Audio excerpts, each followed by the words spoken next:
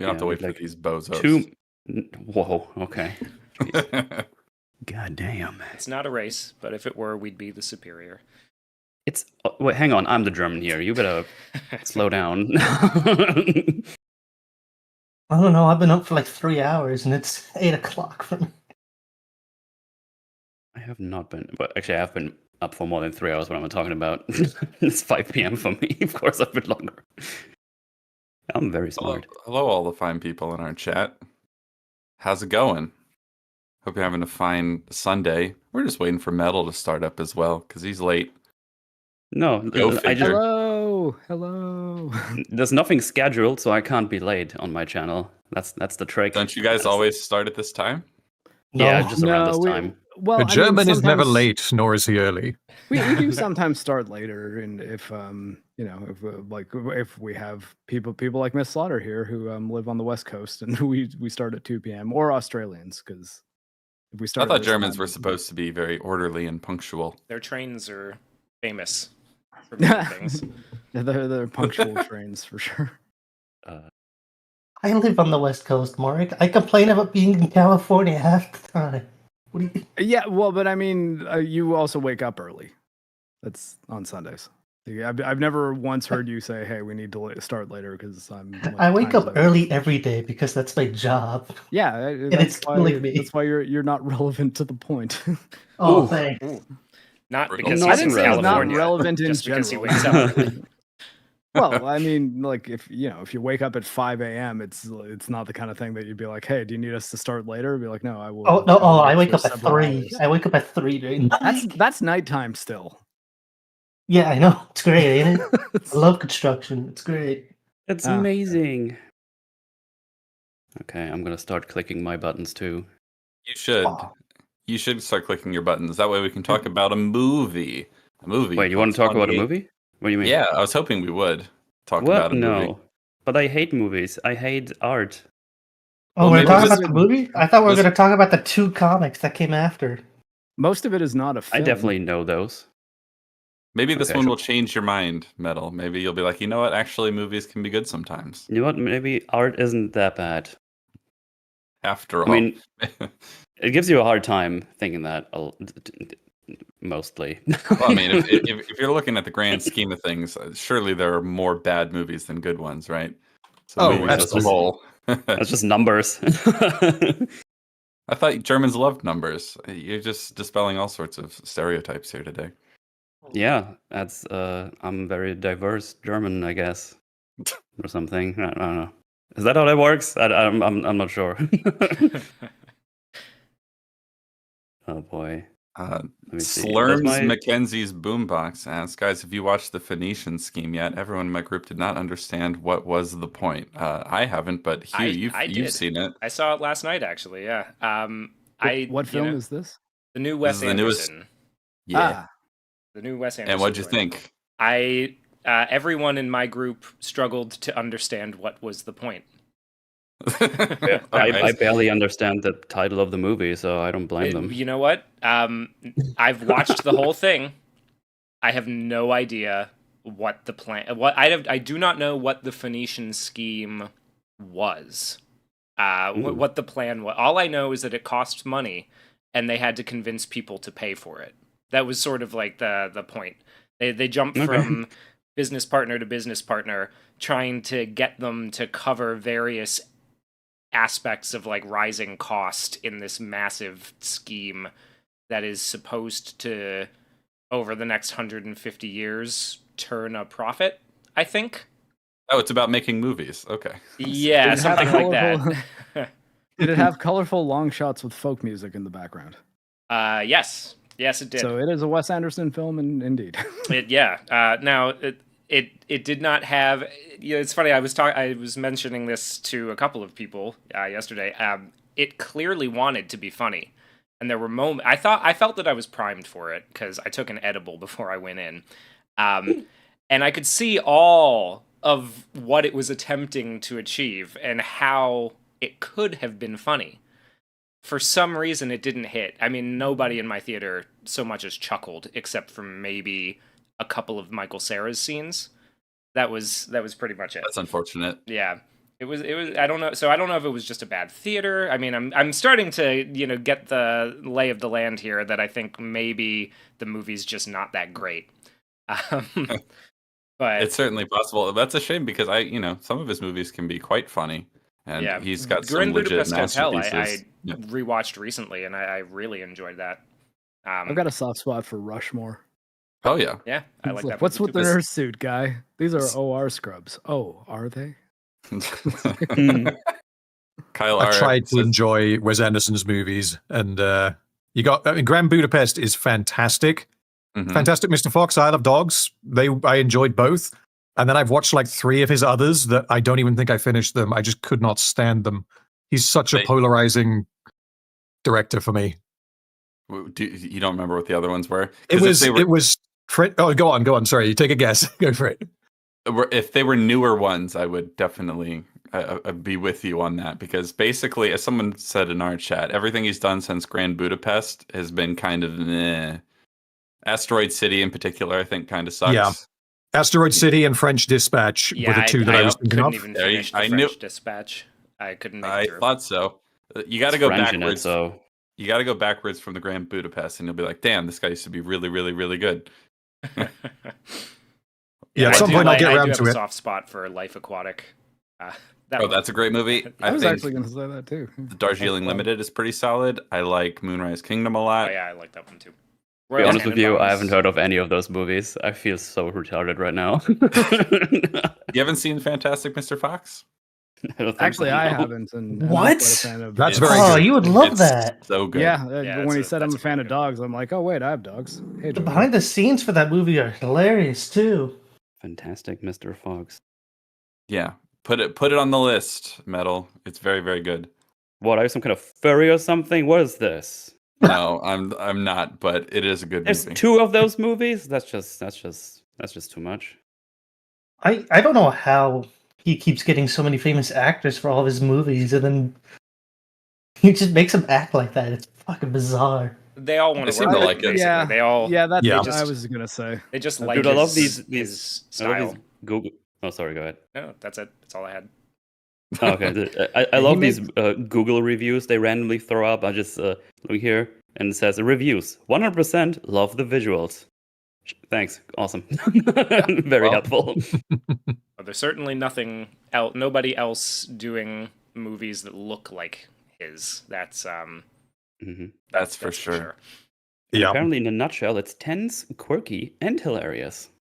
I don't know about see- hilarious, but quirky. that one's for sure. You can describe all of his movies like that, whether they're good or bad. Yeah. They're all quirky and they all, scream, this is a Wes Anderson movie. It just depends on whether the story's any good. If we're speaking like purely about visuals, he probably has the most distinctive visual style of any director that I can think Oh, of yeah. off the top Yeah, of my head. for Because sure. you're going to Easily. recognize like Tarantino because of the writing and like the dialogue.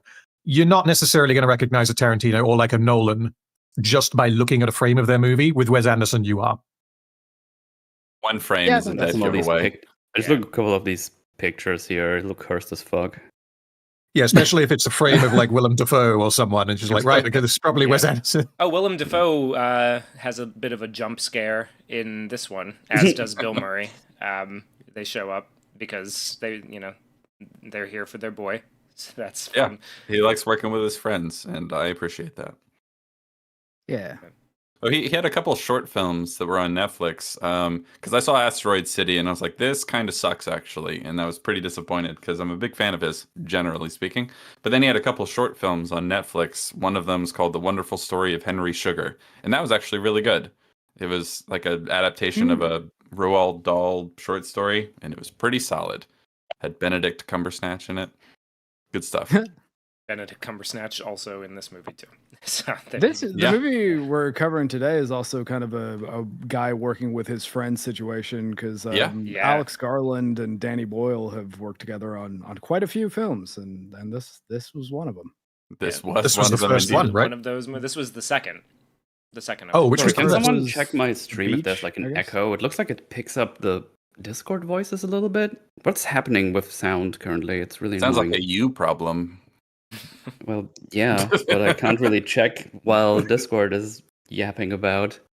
Was it The Beach before Yes. 28 Days Later? Yeah, The Yes. Beach, And based I on was- Alex uh, Garland's novel.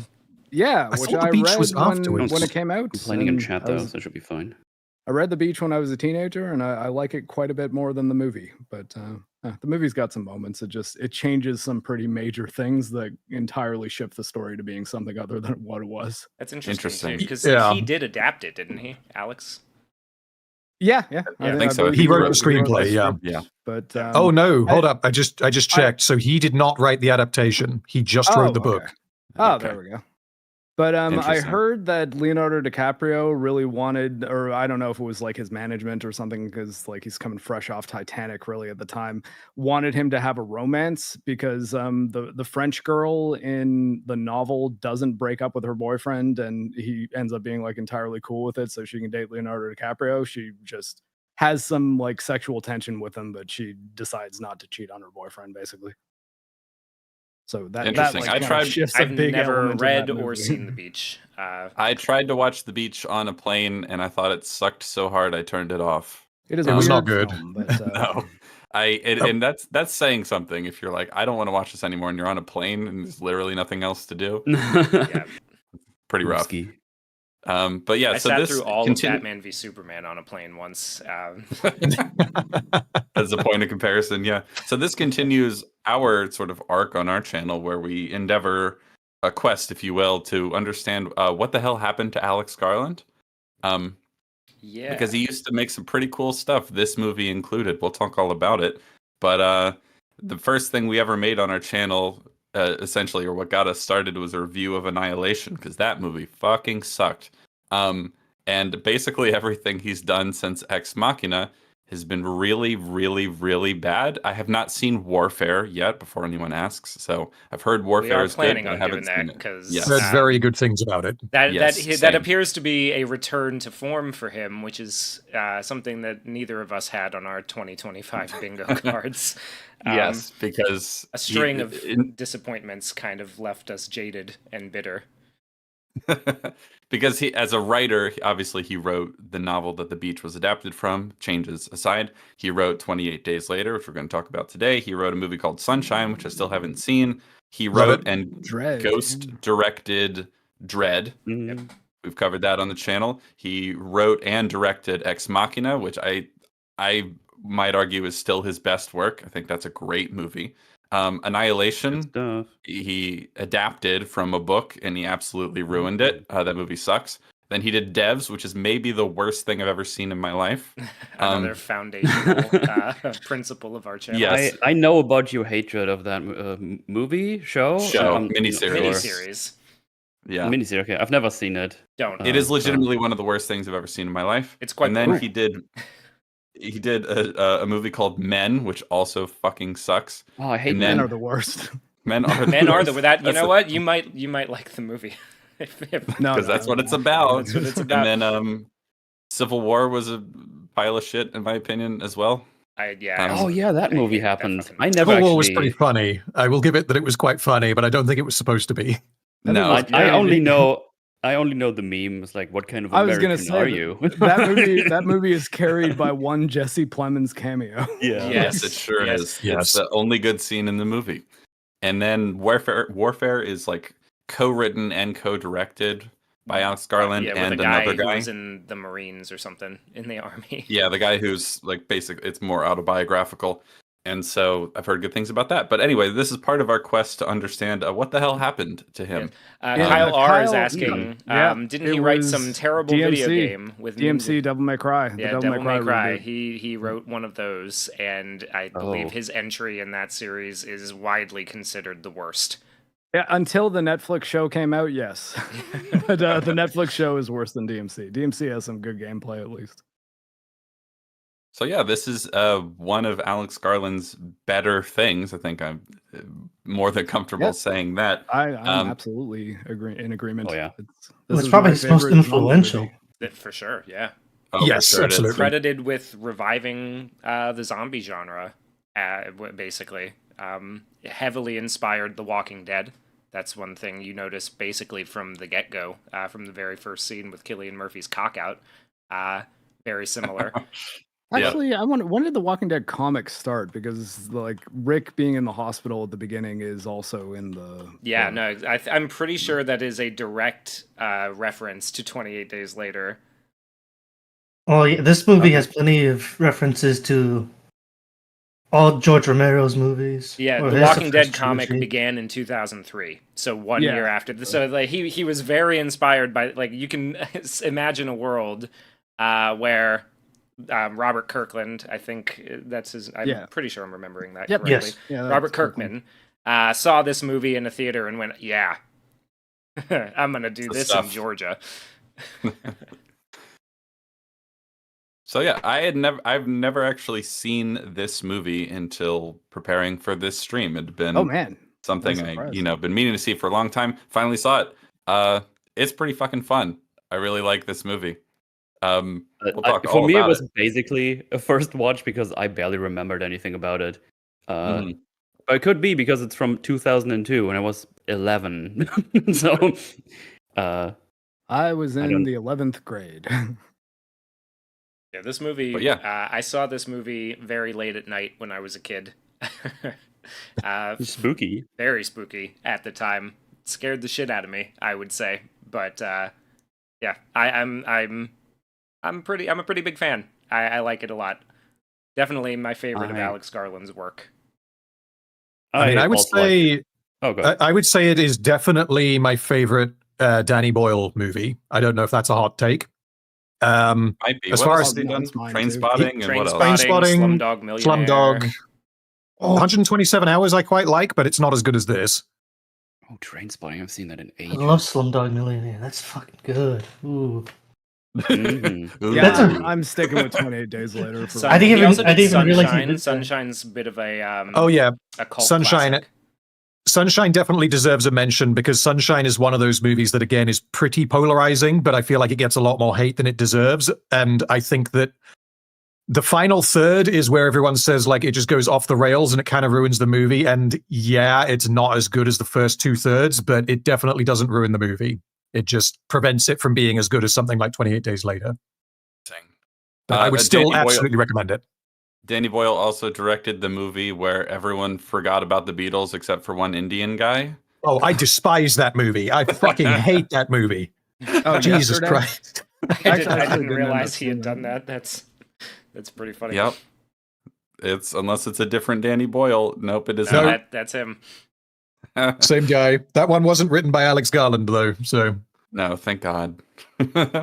So Danny Boyle's an interesting filmmaker because he tends to do something very different every time stylistically, and I think this is probably his crown jewel in that regard.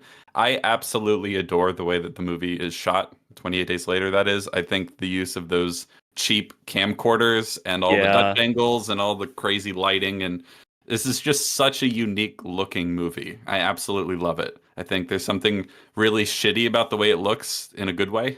Yes, they Yeah. really maximize the shittiness of their cameras. The little Oh, yeah. Canon XL1s that they picked up at fucking Circuit City. You know, Well, one of Yeah. the reasons they did that was because they can only get the streets closed for like an hour at a time. Yep. yeah. And so it's Oh, that was actually something I was wondering about if they actually were able to close the streets Yep. for a while, They or shot if they this just within did like some all trickery. of those big empty shots of him at Piccadilly Circus. Those were done very, very early in the morning in like, I want to Mhm. say 45-minute bursts, something along those lines. Okay. And Like early they on a could set up the Sunday. equipment Yeah. at 6 minutes, and then they could leave right after. exactly.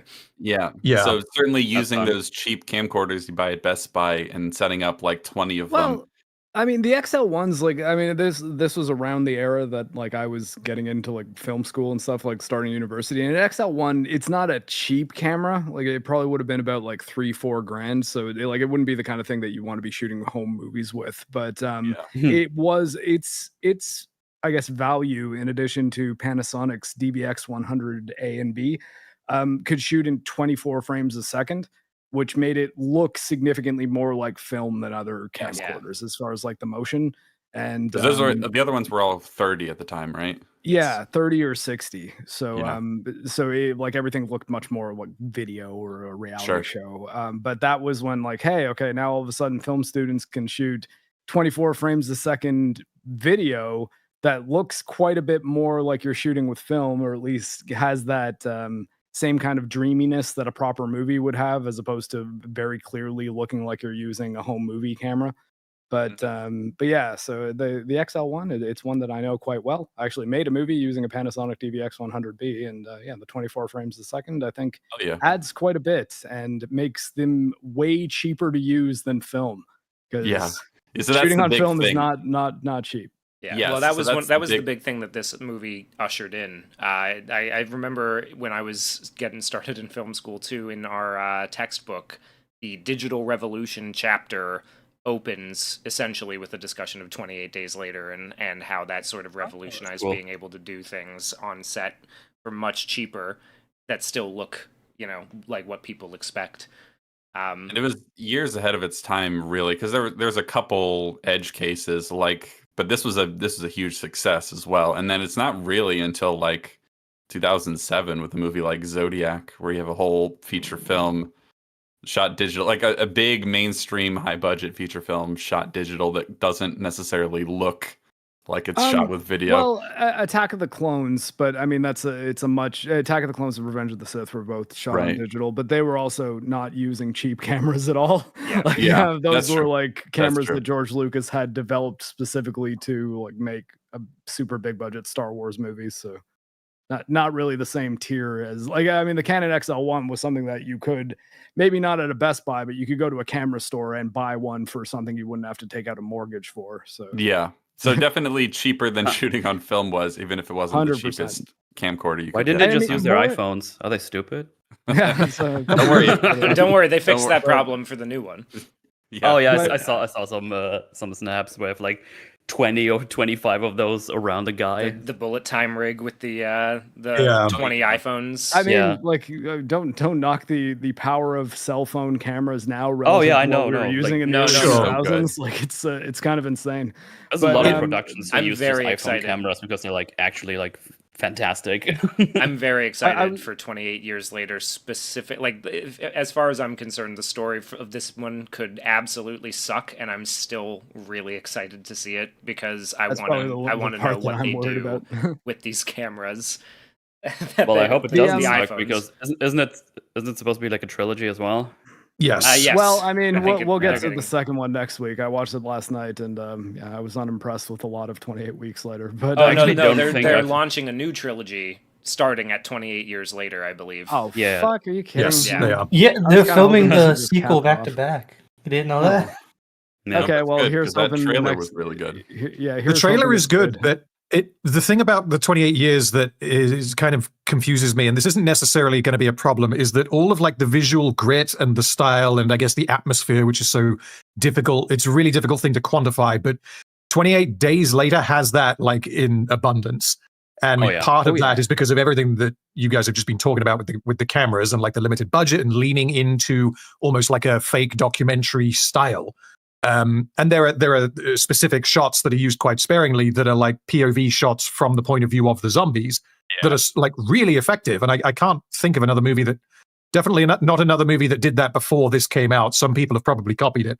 But then you see the Appropriate trailer use of for cheap 28 years and it all looks like super crisp, super clean. Visually, it kind of looks like we were mentioning with Wes Anderson. It looks like kind of every other movie. It doesn't have its own visual identity, I guess, just purely going from the trailer. Maybe the film will be great, but visually, I'm not really feeling it.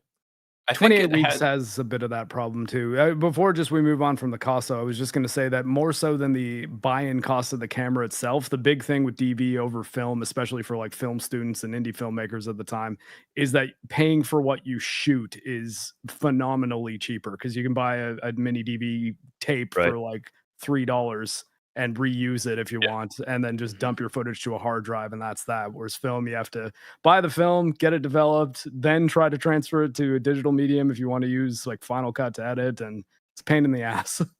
Oh, for sure, yeah. Yeah. But I mean, there's a sort reason of- why they like to use digital these days. It's just way easier. Oh yeah.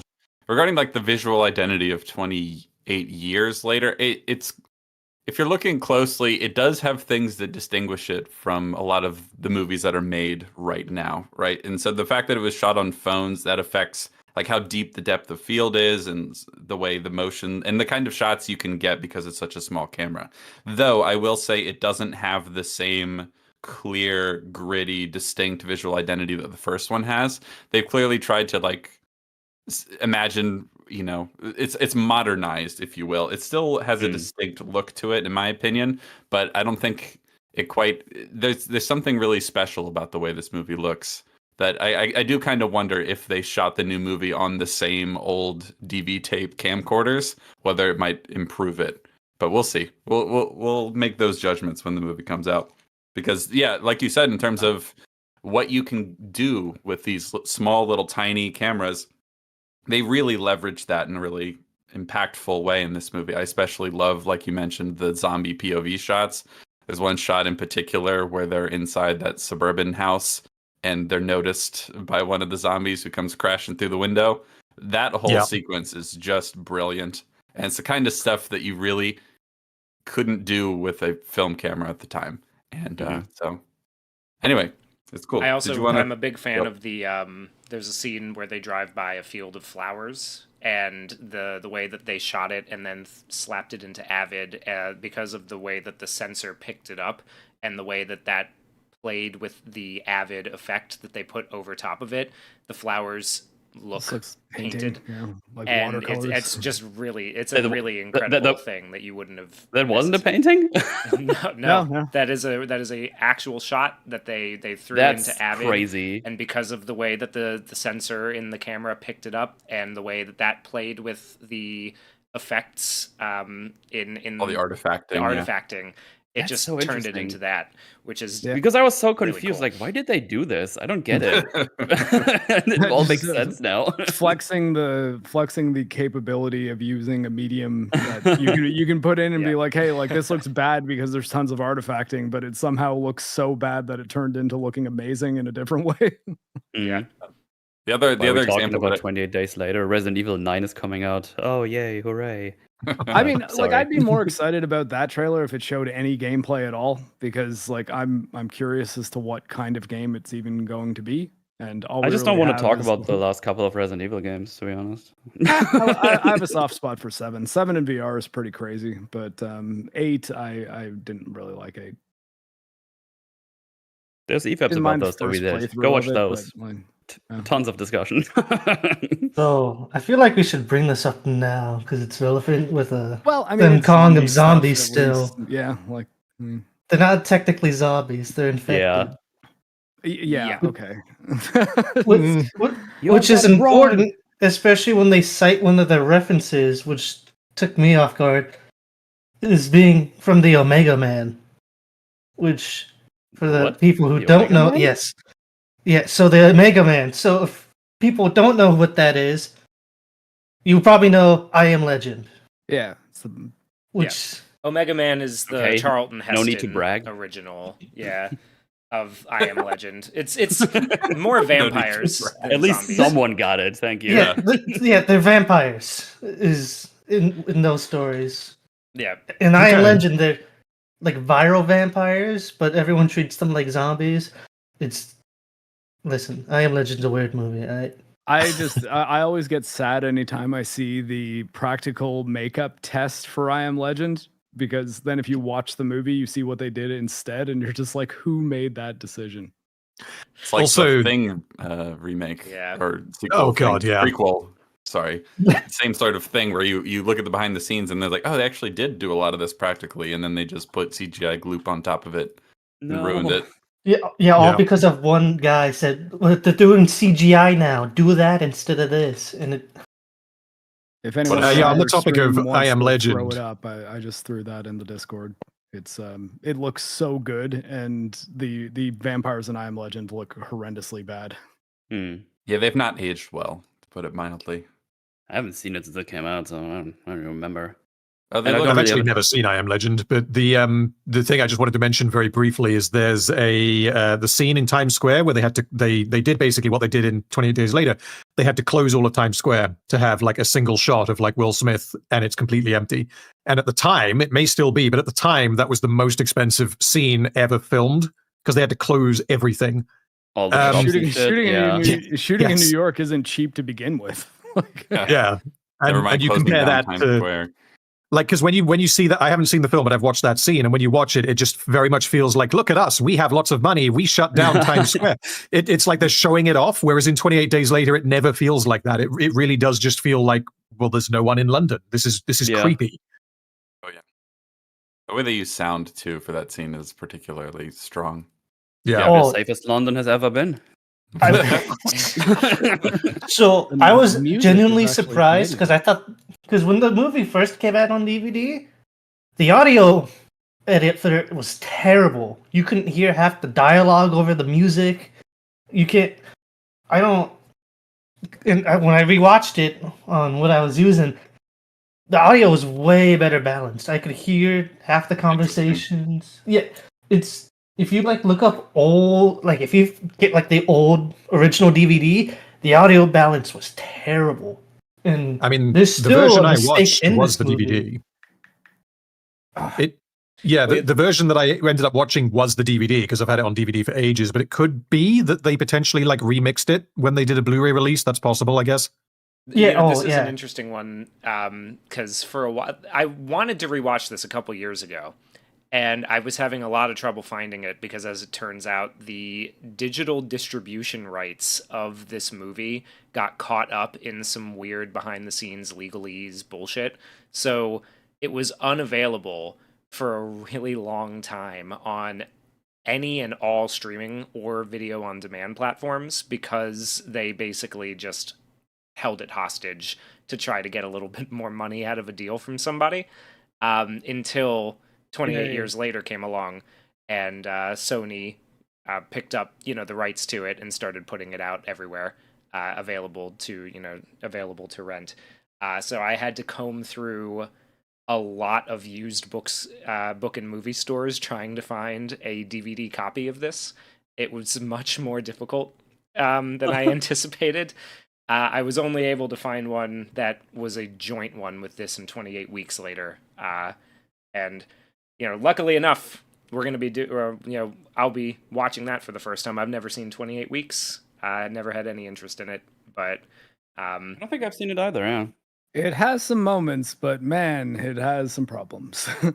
What you're saying is, when I next go to my big flea market in town, I should probably look out for a look out DVD for it just in that, case see if I some can bullshit find any. like that happens again, and Yeah. they decide to pull it off of every streaming platform. Oh, yeah, I've been it's on building Blu-ray a now, physical too, isn't collection it? again last couple of Pretty years. Am I crazy thinking 28 Days Later is also on Blu-ray? Probably is. It probably Oh, is. okay. Wait, It really is, quick. yes. I found so the first thing that comes up if you look on Yeah, Amazon, it is. 28 Days Later, 28 Weeks Later combo, it's $38. Oh, that's only that says $38. And then I see a copy just by itself, and it's $96. Yeah, the 28 Days Later Mm. Blu-ray on Amazon right now. One left in stock, arrives before Father's Day, $95.89. Oh my god! On Jesus. Canadian Amazon, we just have C options. So. And I should check $70 white prices. Oh, but Well, you can there save is a- with used and get it for $50. $70 for the one option to buy it on Canadian Amazon right now. 70 Well, That's Canadian crazy. still. Well, let's check Germany as well. I got You can buy 28 one weeks. third of Mario Kart World for that. We got 28 Weeks Later for 17 euros on Blu-ray. Nothing for 28 days. I can rent it for $4 digitally on Amazon Prime. Oh, So here we that's go. fine. See, this is where I look out being Californian. 28 Days Later, widescreen special edition, $27. DVD There you though, go. right? There is a The perk to living in DVD. California. I was after about to all. say because it was a Blu-ray, they wouldn't specify widescreen. The Blu-ray of that same edition, $112. Oh my No, but I'm God. saying the Blu-ray doesn't specify that it's the widescreen version. I mean, right? 'Cause- No, it does for me. really? Oh, I got some. I thought DVDs were only doing that because at the time a lot of people still had 4:3 TVs, but by the time Blu-ray came around, it's like, who's got mean- one unless you're an old console enthusiast and you kept a CRT? Maybe because it's a British film, because on my Amazon here, it's coming out as cheaper than all of you guys. It's £33 for the Blu-ray. It's in stock.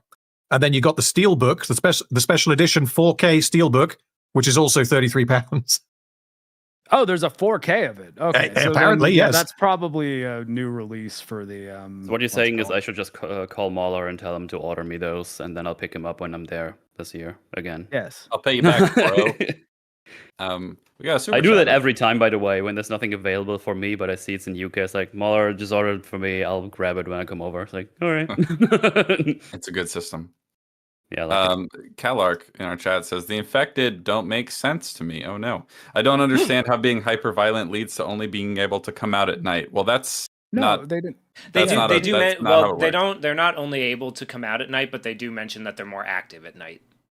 Yeah. Yeah. So I think that's one of the few things that makes sense in 28 weeks later.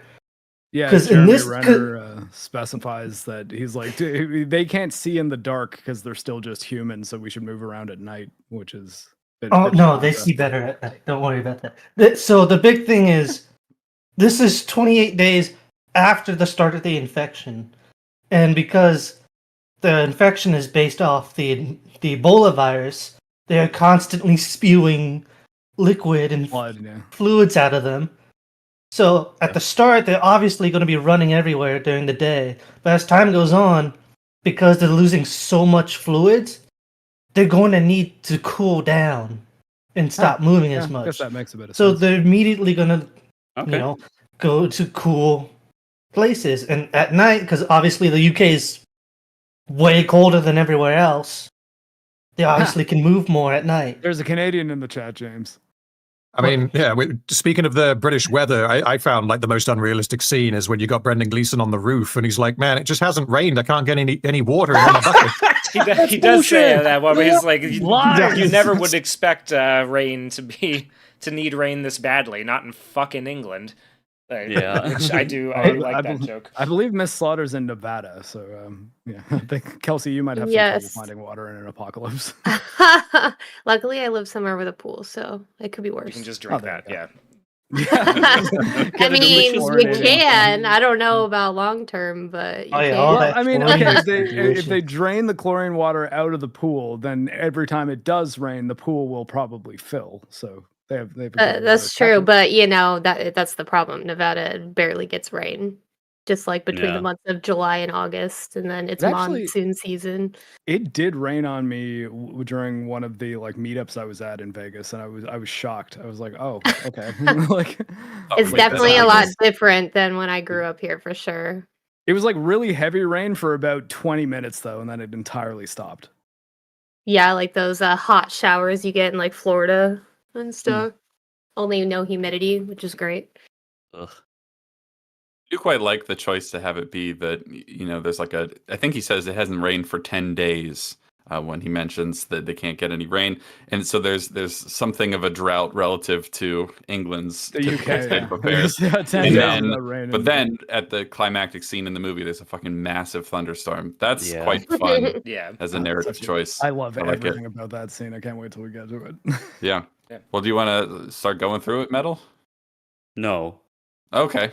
Well, I guess we won't. Thank you all for joining us. Yeah, see you around. Goodbye, everybody. Yeah. Back to trying to Drive get for the more Lies of P nothing. DLC. Talking about the aesthetic earlier, I really like the fact that they decided to cast lesser known to like not known actors to keep within the immersion and the realism of the situation within the movie. So I liked that a lot, and also gave those actors a chance to Yeah, and I mean, prove themselves. So Cillian Murphy. yeah, and he went on to be a pretty big. superstar. Yeah, Yeah. basically. I mean, So the only actor that was like pretty, like a decade into his career, Brendan Gleeson, had done a bunch of films Yeah. in the 90s. there's like two actors that are like pretty known, and yeah, Frank's one of them, and I Christopher think one of the Eccleston. soldiers. Christopher Yeah. Eccleston, yeah, but the that was big boss of pre- the soldiers. Yeah. This was like almost a decade before Doctor Who, though. Yeah, or but his he season did of it. still take a emergency pay cut towards the end of it in order to be able to stay in and keep the movie going. He was, he was the kind of actor who demanded a bit more than they were able to afford, and he did, thankfully, because I think he's very good in the it's a good role. He decided to take a bit of a pay cut just to stay in and finish it off. I think what's crazy about his character is I always remember him as being this horrible person, and then I watch it and I'm like, oh yeah, he definitely does some things that are like sort of unforgivable and terrible, but I also kind of get him every time I actually like see it. And I don't know if that's just because Christopher Eccleston's a good actor and like sells his perspective, but yeah. I think it's partly that, and it's partly that Alex Garland is the key word here, was smart enough to write a villain who was not just a villain. Yeah. There is a little bit more to him. Yeah, Well, he seems regretful. The one what he guy has is to do. more just flat out villain dude, like the Yes. ginger guy. But, Mitchell. Yeah, Well, but the Christopher big thing- Eccleston's got a bit more depth, I think. The big thing I'm struck by watching this movie for the first time, having seen many of Alex Garland's later works, is that at one point he knew how to write human beings as characters. Like he understood what people were like and how they talked and what made them tick. He forgot that somewhere along the way. I'm not exactly He sure wrote when. Ex Machina and then realized that people love it when he writes like automatons instead. So he just Everyone will be a robot now. Where was Pedro Pascal? That's the secret. Yeah, he's But not in this movie, sorry. I was pretty impressed by the writing for all the characters. All the character writing, the people felt like people. There's so I was much kind of worried. emotional, like there's heart to the characters and to the way Yes. they interact Jojo. and they build with each other. I think that he has really lost that step, and it's kind of it's very refreshing to go back and see that he was capable of it at one point. I was a little worried this movie would be kind of miserable, like a lot of post-apocalyptic things can tend to be. But especially there's like a middle section. There's a bit of a lull in the violence and action. Yeah. And it's kind of wholesome and nice. I like it. I like the people. It does a really good job of like balancing the obvious pessimism with optimism, with that whole section in the middle, and also the Selena's character arc that I think is done very, very well. Yeah, unbelievably well. Yeah, so good. And it doesn't even really take up a huge amount of time. It's just that because she is used quite a lot to drive the plot really at the start of the movie, and then she becomes I guess you could call her a damsel in distress at the end. But then also her arc throughout the middle section it's really, really good. And it's not the kind of thing that you would expect necessarily going into a film like this, especially after how bleak, like, the opening 15 minutes is. Well, and even absolutely. how bleak she is for the whole first like half hour of the movie.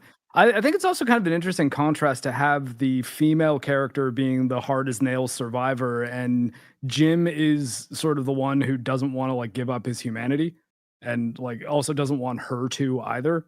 And I thought that was neat. And yeah, Jojo. My favorite moment for her is, because she starts off kind of tough as nails, cold, doesn't want to make emotional attachments because she just has seen them all fail. She has no she reason might have to kill someone immediately. And she and does. she sees no reason to hope. She thinks that surviving is the best you can possibly do, right? And then she makes a couple friends that she actually starts to form emotional attachments to, and then there's the possibility of salvation, or at least safety, right? So there's a possibility of a future, and then she gets really invested in and attached to that. And then when a particular character meets an unfortunate end, she kind of relapses hard back into not wanting to make any emotional attachments, because she's like, oh, that's what happens. That's what you get. Go ahead.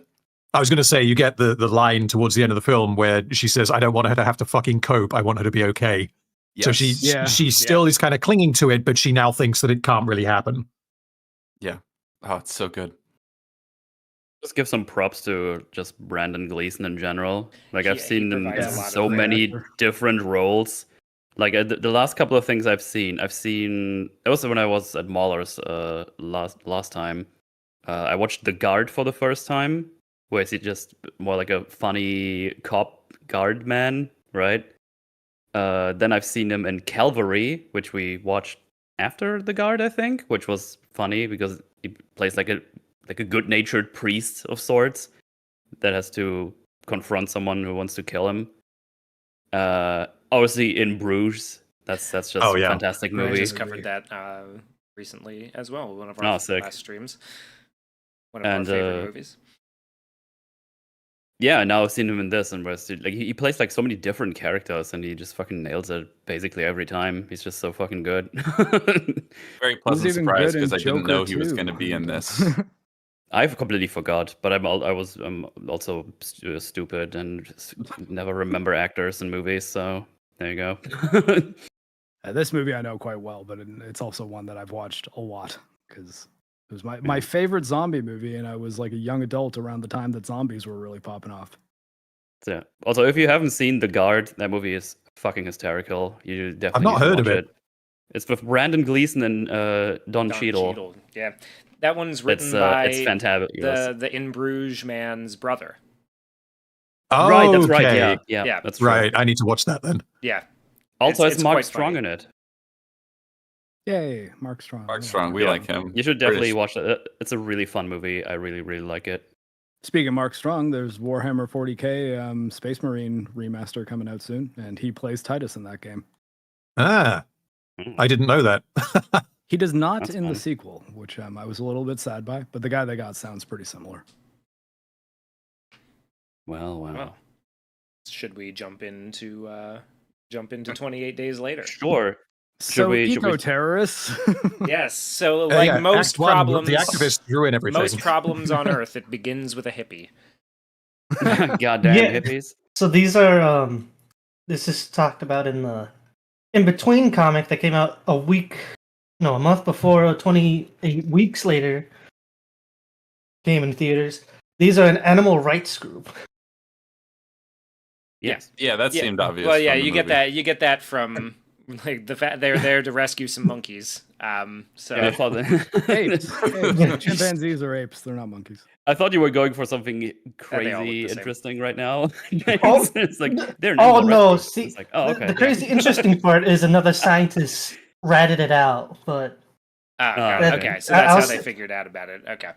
yeah. Gotcha, but I'll gotcha. save that Hook for up with one of the closer PETA to- girls. I save that for the end of the movie more so because Yeah, so Gotta I like continue. how we start with a monkey getting a clockwork oranged. I think that's pretty cool. Yeah. Okay. So this is a part that maybe in like if the comics provide a little bit more context to it, because one of the things like it's clearly meant to be a virus that they're infecting the Mhm. monkeys with, right? Yeah. so But they're also infecting the way that he describes it. They're kind of just strapped. This chimpanzee is strapped down and being made to watch footage of basically the Muslim world, just the Middle East going crazy, or like riots and violence and everything, which leads me to believe that it's not just a virus because the guy refers to it as rage, right? This feels like a little bit more of like a scientific abstract thing. I was wondering what everybody else makes of it because he never specifies rage virus in this scene. He just says rage, almost like a way to like we're Stupid trying to fucking cure disgust- this sorry. emotion in human beings by infecting monkeys with that. There's The it's a only bit of a thing- tightrope because in the film they make there's multiple kind of references to like the thematic idea that the zombies are not they're not zombies, they're not literally necessarily infected. It's like an analogy for people being people and people just being violent, people being angry, things get out of hand, and then things like this can happen. As for how it literally started, because I mean it's a good question. This guy says that like in order to combat it, you have to understand it. I think he says when he's Yeah. explaining Yeah. what. Yeah. So I feel like what they presumably did is injected the monkeys with something and then subjected them to really violent imagery to see if the monkey would not react. So they're trying to make rage not spread because they've given it some kind of inhibitor to make it not violent. And that obviously didn't work, which is why it then spreads. That was kind of my take from it, but it's not very intuitive because the super scene is very, clear, very yeah. quick. I mean, I'm fine with it sort of being just like, oh, it's an infection. It's a different kind of virus. I feel like I would prefer that maybe to the loose insinuation that we're curing anger in the human Well, species. because- Well, Oh, I yeah. mean, The reason why think I would that- go there is because we know that it's in the blood. Like Yes, that, yeah. we can't even speculate on that. The characters tell us, the film itself tells us there is something in the blood that makes you freak the fuck out and turn into a rage zombie. So yeah, they it's have, also hyper contagious too. Yes. So, yeah. Oh, yeah. Oh yeah, So 15 to regardless 20 of what seconds. the dialogue says, and they you are they put something in the monkeys. fucked. Chad actually, Chad has some good ideas what to show the monkeys instead to make them angry. They could show them a Hassan stream or any Brett Huber stream, or they could make them watch. Show They can make them watch defense of Rebel Moon. terrorism instead of actual terrorism. Just So, Yeah, they're just giving the monkeys brain rot. That's basically what they're doing. Yeah, so like you see I a bunch of shit you buildings not. explode, and then it cuts to, yo, you know what my favorite flag is? Hezbollah. Look it up, and the monkey's like, So sorry. I shit you not. Random basically hit it on the head with how the Oh, comic really? explains it. How So surprising that he got it right. yes, But so everyone the- knows I can't read. So the comic explains they're trying to make an inhibitor for rage and aggressive emotion to basically like calm down like prisoners, and basically it's for use for riots is the idea, so they could stop riots. Okay, so a little bit Well- like what they do at the end of Serenity, where like Yeah. okay. I thought of the same thing. So Oh what my ends God, up that's happening such a though good is movie. Movie wrong. they try to test it on a prisoner that they illegally bought. The prisoner escapes and they end up killing him, and then the guy's like, we should have just used chimps. And what ends up happening is the guy gets the idea to use Ebola as the transfer mechanism because his coworker sneezed, and obviously obviously putting the inhibitor into Ebola causes it to mutate and have the opposite effect. Hold on a minute. So does that mean that their original plan was that they were gonna create an inhibitor that makes people like unable to become angry, so they're just like really nonchalant and like I just don't really care about anything, that spreads throughout this very like violent mechanism of vomiting blood on each other? So you just have Yeah, I was people about to who are say, like like, just super chill, puking blood on each other, and then don't they do something like that in Rick and Morty? I swear something like that happens Well, in Rick and Morty. using a virus as a medium to spread a cure isn't like it's not unheard of conceptually, but of all the viruses, Of all you're the gonna viruses to pick, the like, hemorrhagic Ebola. fever. It might that is not one that be- my maybe just my try the old- common cold first. I don't know. my old army No, unit has I need flat to out be been vomited blood on. deployed. The army unit that I was in was flat out deployed to other countries because of Ebola outbreaks. Like it's the kind of thing that like when Ebola starts getting widespread, they like call in militaries to try to like contain it. It's a no joke Yeah. kind of virus. You might want to start with just a cold. Which is Yeah, why they viruses. tested on chimpanzees first. Well, But- they Well, I tested mean, it yeah, on a like, you're- person it's- first, and then had the idea to do the chimpanzee, right? Isn't that what you said? So they added the Ebola part after the person. Oh, okay. So Right. Wait, was this a Chinese lab or was this also the UK? UK. No. On Cambridge specifically. And for YouTube, we are talking about fiction here. I'm not. Allegedly, not making allegedly. any lab leak theories about reality. Allegedly talking about fiction.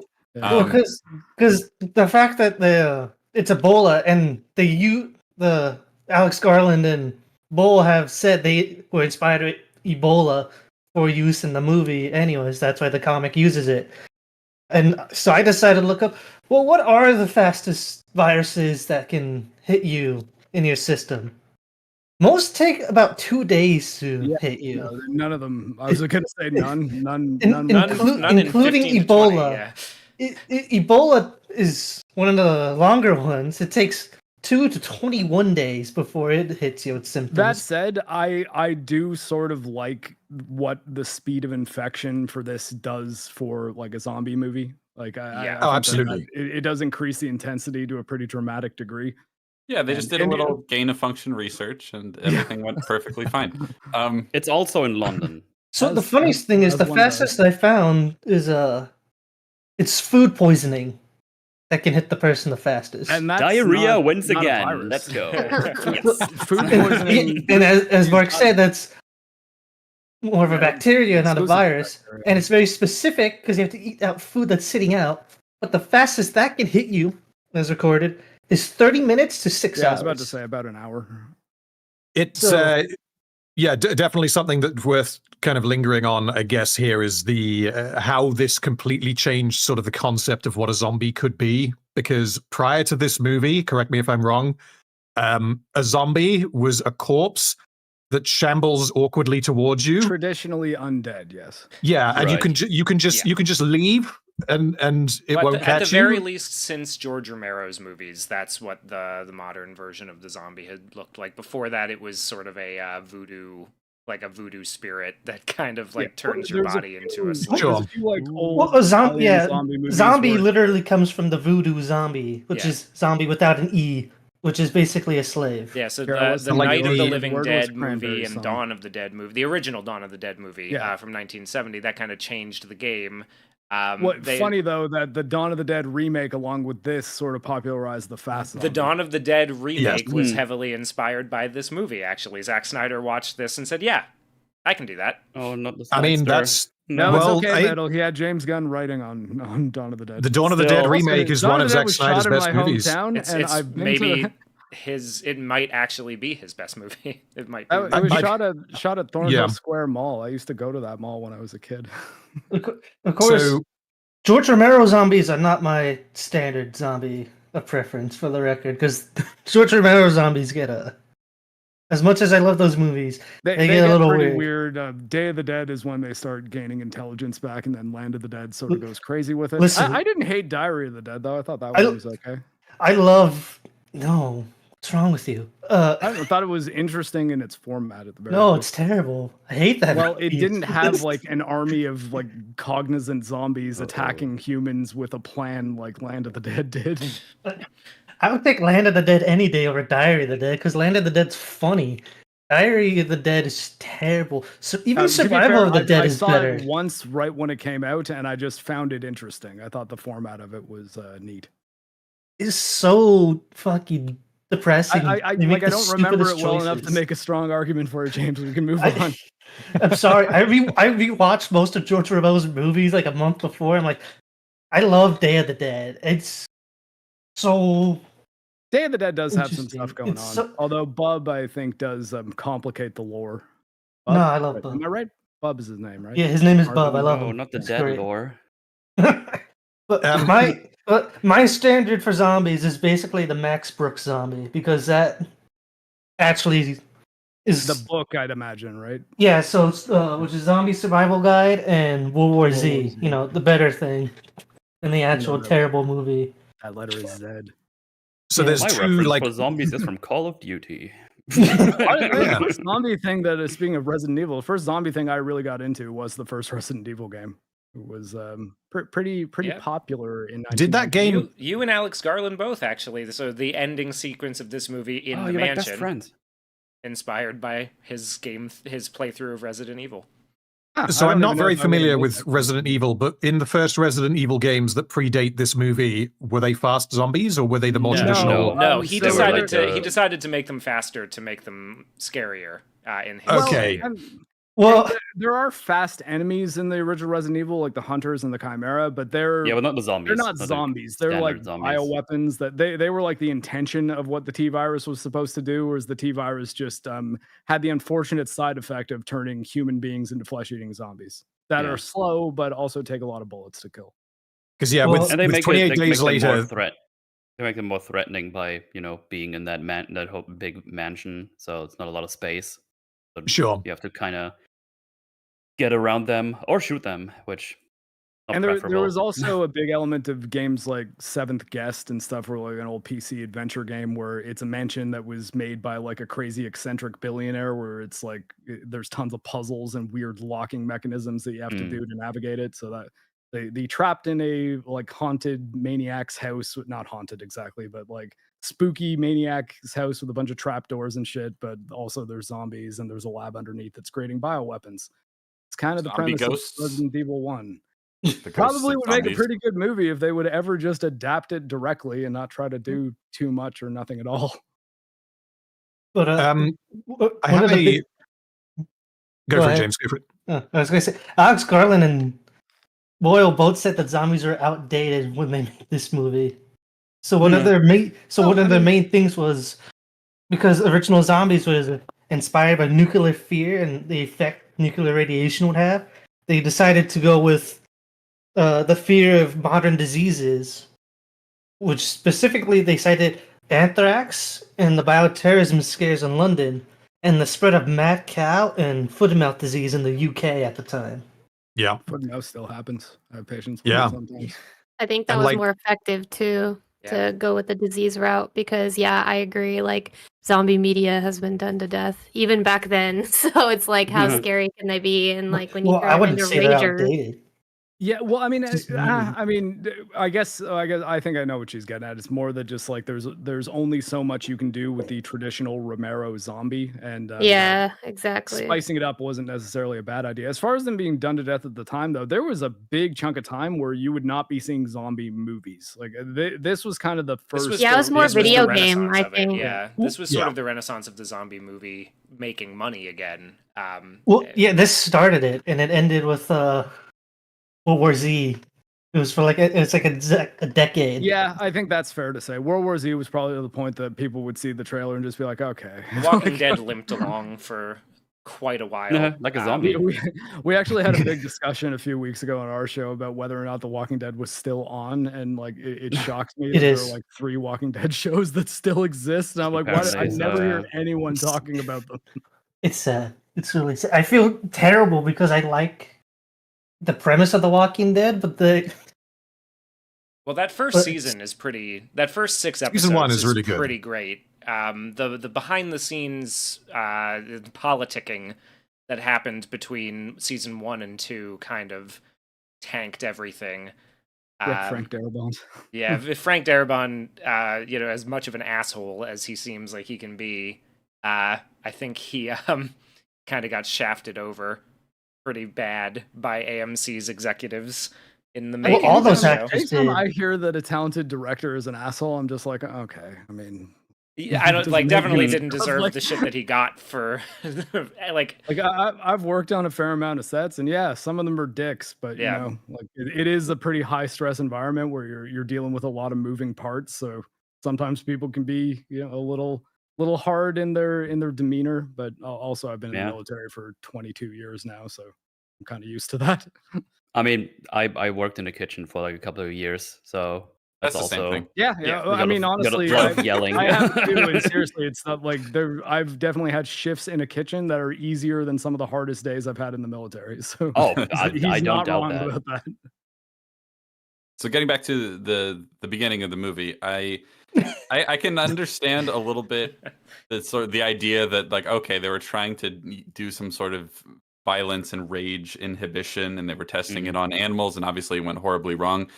But I didn't really think about that when I watched it. I thought, okay, it's a virus that spreads in the blood, and also they're clockwork orange-ing a chimp for no Yeah. discernible reason.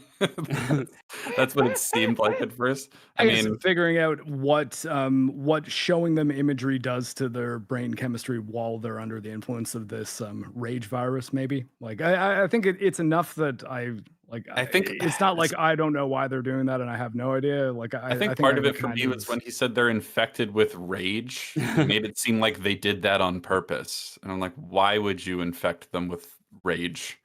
yeah. What are we hoping to learn I mean, here this would be exactly? a fucking gain of function research joke, but yeah. Yeah, I mean, I do appreciate that everything goes horribly wrong because Because of animal hippies, rights yeah. hippies think they're doing the right thing and they make everything Yeah. worse. That's funny. I like that as a narrative choice. I think Well, that's it's just strong. true. I do wonder though if it might have been better if we just started with Danny Boyle. I mean, sorry, with Cillian Murphy waking up. Yeah, Like, honestly, I remember that being the beginning. I completely Yeah. forgot about this whole beginning You part. remember a fucking dick being in your face? That's the first thing you see. in the movie. Yeah. Yeah, That's you know, strong. honestly, first of all, more first-time actors should hang dong in their movies, as far as I'm concerned. Commit. All The in. problem with starting, because I had the exact same thought when I rewatched the film a couple of days ago for the first time in about 10 years. And yeah, the problem with removing this opening scene is it then means that there is information in there regarding how the virus does what it does and what the rules surrounding it are that you would have to fill in elsewhere. Well, they kind of do. I feel like some of it is already Selena filled fills that elsewhere. in when she describes it to him in the shop. Like, she kind of explains what is going on and how it transmits in the first couple encounters. I think that they do a pretty good job of clarifying. I think this scene just sort of gives you context for the origin of it that may not be. I don't know if it's entirely necessary. But most Tell of me the you characters don't want to seem see fine with hippies that. get killed? Sorry, Mechanically, I would agree that it's not necessary. I think thematically it probably is, because again, it leans into the idea that this is just people who are angry, and this is the consequences of rage as a very literal thing. Yeah, And okay, I but think don't that know if you I remove like this, that idea of like, oh yeah, sure, that it's questionable, like because it pops up a couple of times. I'm like, it's better. It's just like a normal zombie movie. But if you remove this scene, then it kind of is just a zombie movie. You don't have that extra layer.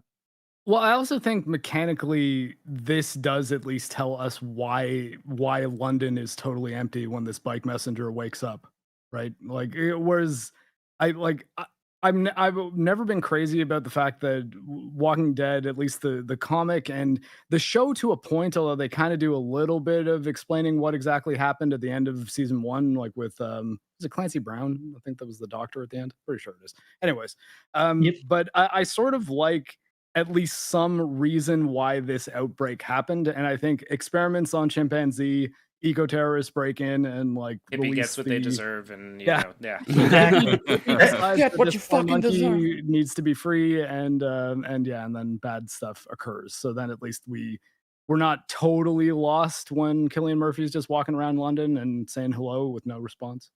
counterpoint. I think it maybe locks us more into his perspective if we cut don't the know. chimpanzees, you mean? Yeah, I mean, yeah, Yeah. that's fair too. You know, kind of like one of the really famous episodes of The Twilight Zone, Where Is Everybody? The guy just wakes up in a small town that's completely deserted, and we sort of follow him around for a while before he eventually figures out what the hell's going on. It's pretty effective, and I think that's one of my favorite bits in the whole movie is the waking up sequence and wandering through empty London town. It's nice. It works, and I think maybe it would just lock us into his perspective a bit more. Like I said, That's fair. I like the opening sequence enough.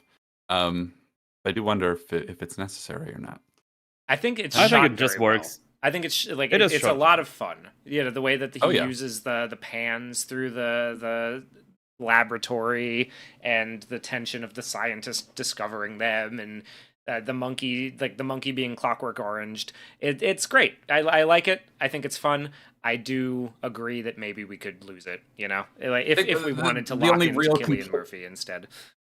Jim. I think the only complaints I would actually have about it is when the scientist is trying to say, no, you don't understand what's going on, and then he gets kind of vague for the sake of a dramatic scene. He's like, what are they like? He says that they're infected with rage, and then he just kind of lets that hang for dramatic effect instead of trying to be more convincing. You know, and for a while, when I was a kid, I thought that I was like, oh, rage is just a virus, like the rage virus that just exists in this universe. That's like it's like its own separate disease. It's like a sci-fi scary virus thing. And then I noticed this time that when he says that, one of the eco-terrorists just goes, "What the fuck is he talking about? What the fuck does that even mean?" I was like, oh, no, I don't think that's what he was going for. Actually, I think. I think he kind of does a bad job of trying to explain the situation and stop them. I think he could have tried a little harder considering the stakes, but that's really my only complaint about the sequence. It is fun. I like the imagery of the chimpanzee being Clockwork Orange. That's pretty fun. Well, the big thing is, I think if he said they're just sick, then they're gonna try harder to get them out. It's like, oh, you made them sick. We gotta rescue them more. So well, they're sick, but if it's a virus that is well known as being something that can kill you in 15 to 20 seconds, then maybe like it has a little bit more impact. He could have used his words a little harder.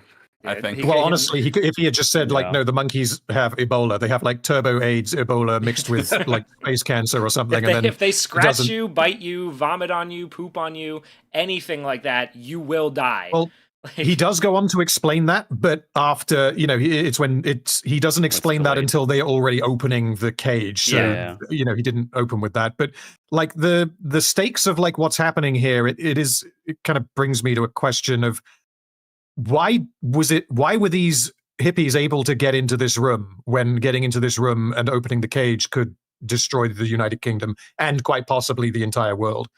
Do you see what I mean? Like, why was this not some like high security, whatever the hell, where, you have to go through 10 locked doors to get in or something? And we never see it happen because it happens prior to the start of the film, but the film opens with, okay, idiots walk into a high security lab somehow. Well, they do know that it's like they cover the cameras, right? So like there's a plan to get in, right? Like they have a plan. They have some kind of semblance of a mission. But I agree. I think you're right. Like if this is as high priority as all that, and they're doing, especially if they know that they're using Ebola as a transmitter, that seems like something that maybe you want to lock it down a little harder than just a little more. Well, because the hippies not having a clue what they're dealing with, like that's fine. The scientists do know, and they have to know. So I almost feel like it was. See, this is like something that could have been potentially expanded on a little bit more if the film had a little bit more money behind it, or if, like you guys were suggesting, you just remove the scene because then it no longer matters. It's like this happened somehow, and then we move on to the actual story with Cillian Murphy. But yeah, because we see it and we don't, it's not intuitive how this could possibly have happened. The only way around it really is to just say, well, okay, the scientists were careless idiots, which. Yeah, okay, you can do that, but there's careless idiots, and then there's careless idiots, Yep. With you on that. So a hippie gets infected by a monkey, because of some lax security procedures, I think. It's fair to say. And she vomits on another hippie, and all of a sudden, the UK collapses. So it's quite a fragile system over there. I do think it's a really fun, clever little bit that the title comes up on screen and also just functions as the like text telling you how much time has passed. Yeah, that's kind of neat. That's a clever little. Yeah, that's a lot of fun. Which you do lose, like if you don't include that sequence of it beginning, you do lose that nice little touch. So I think you're right. So it's also notable that this movie takes place in the UK, where guns are not really a thing. Yes. If this took place in Texas, then it's going to be a very different movie. That's like the whole thing with like infected and zombies and stuff. Like if that would happen in like America or something, it's like they're just gonna all get shot pretty much. I mean, pretty quickly. The fast-moving ones would still create some problems because, like, especially if you're dealing with a bunch of them. But you still wouldn't have a worldwide collapse. The most unrealistic aspect of The Walking Dead is that these slow-moving zombies managed to take over Georgia. Take over America. Georgia in particular, like anywhere in the South. Like now, get on my damn lawn. Because the only reason something like George Romero or The Walking Dead works is because the entire premise of both of those is they literally don't know what a zombie is. Yeah. And it's always a small contained location too. Or at least it starts off that way in the first movie, Yeah. Small town. Yeah. And with Kirkman, his literal premise is George Romero doesn't exist. Yes. Zombies were never popular in media. So literally no one knows how to handle whatever the hell these things are. That's actually one of the reasons I really love this Korean show called All of Us Are Dead, because the second the zombie outbreaks happen, it's like high school kids and they'd like get together in a classroom that they like barricade and they're like, okay, so we're dealing with zombies, right? It's just kind of like Train to Busan. So how do we kill them? Like immediately start like putting together plans. I'm just like, all right, they actually that's fun. I like that. Zombie media. Well, yeah, they play into that in Shaun of the Dead as well. Don't say that, the Z word. It's really silly. Shaun of the Dead, another one, there's a line at the end of that, actually, when they're watching the news, and one of the anchors says something like, reports that the virus was caused by rage-infected zombie monkeys are being dismissed as total bull, and then they change the channel right at the end. That's funny. I don't even remember that. That's great. Yeah, And then in World War Z, the funniest way with that spreads is because all the countries are distrustful of each other, and there's more than one way they spread. And because in Max Brooks' zombie version, which I prefer more, it takes like 2 days for a person to die and turn into one. And one of the ways they describe how it gets spread in that book is also through the black market. So if a person keels over and dies, a bunch of people will run over, take their organs, and then leave and ship them out to other countries. So now you got a bunch of infected organs being spread across the world on the black market for people who need surgery and being spread around everywhere.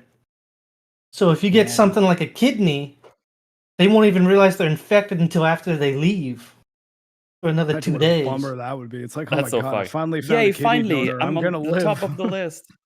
And you're a zombie. You put a zombie kid. Oh god, no! Wait, have you guys seen Dead Snow? Yeah. Or Oh my Oh god! yeah. specifically Dead Snow Part 2, Red versus where Dead, yes. That yes. yeah, where the guy who survives the first movie is found with his arm missing because of what happens in the first movie. And then he wakes up on the operating table, and the doctor's like, "Don't worry, we stitched your arm back on." And he realizes that they stitched a zombie arm onto him because Oh, he no. was next to a dismembered zombie. They got it mixed up, and then They for the rest of the stitched- movie, this arm is just freaking out and just doing Trying things to on kill its him. own. It's Yeah, really the funny. arm Yeah. tries to kill him. Yeah. Specifically the Nazi zombie. Yes. Yeah, general. doesn't it keep trying to do like Nazi salutes? I can't Yes. remember. Yeah, Yes. It keeps trying to do that, and then he resurrects a bunch of Soviet communist zombies to fight the Nazi zombies. Right. It's coming back to me now. It's been a while since I've seen the second one, but I do like those movies. I think I need to watch those. That sounds hilarious. No, the very ending, funny. of the second one is, God, it's pretty fantastic. That sounds The fun. romantic ending. So we find Cillian Murphy in a hospital. Yeah, Cillian Murphy, cock out. Cock out. Yeah. Living his Swinging best the life. dong. Oh, you know what could have fixed the beginning of the movie, Cat? They should have showed Cillian Murphy get hit by the car and then have some That could, infected then run you in the could have background. had him bike cycling through. He gets La hit by la the, la la la. Happy I'm day delivering me in package. the- Ho ho ho. Oh, Happy little bicycle courier. I'm delivering the package, and you'll see it in a minute. Hey. Yes, so Cillian Murphy wakes up in the hospital and he's all alone, and he slowly wakes up and he's walking around, looking around. Everything's completely empty. All He the pounds phones the off. first of many Pepsis that you will see in this film. Yeah. Yeah, you got to make that budget somehow. So That's how you know immediately, it's dystopian. there's like immediately like little things that I really, really like. First of all, he just goes around. If you just look around the scenes, like there's like things thrown over, like everything looks like an actual like shit happened. You know, like people are just running through here, just getting shit out of the way, just getting out. Then he goes Distinct lack to of blood everywhere. yeah, exactly. He goes to the payphones. He doesn't only try one of them; he tries all four of them, which I was like, good man. That's a good like little thing of detail where it's like, yeah, you probably want to try all of them in case the one just is broken. And he also realizes something is definitely wrong. I'll just grab a couple of cans of Pepsi and some of these chocolate bars or whatever is on the floor as well, because I think I might need those. Yeah, it's, And it's it's very also super possible that thirsty something bad because- has happened, and I might need food and sugar. Yeah. And God only he knows just- when the last time he actually had any, because he's been essentially in a coma, right? And For a month. yeah, for for a month, Well- so he's a hungry, thirsty boy. We actually don't Presumably know. a month. Yeah, we don't know how long he's been in a coma for. The film doesn't ever specify that him going into the coma had anything to do with the outbreak. So he could have been in a coma for like 2 years. Oh, we I guess don't that's- know. Yeah, I guess that's Yeah, true. yeah. Yeah. Possible. It Mhm. was long enough, it seems, for him to grow the beard he has. I think Yeah, that's yeah. fair. Well, I would assume that it's around a month-ish that he's been in a coma, but even then, he would have severe muscle deficiency already. Yeah. Well, he Because- does Because look of his rather slick. coma, The Well, cause of they his mentioned coma that. is a car accident because he's a bike courier. Apparently, he was in a car accident right before the outbreak, so that's why everyone's gone while he's still in the hospital when he wakes up. Well, because that's something that The Walking Dead does. Rick is unconscious for like a month too, and when he gets up, he immediately flops because his muscles would have atrophied, Yeah. and so that's probably my only complaint is because we don't. It would be Cillian Murphy's muscles would have atrophied, and he would have trouble walking even after a month.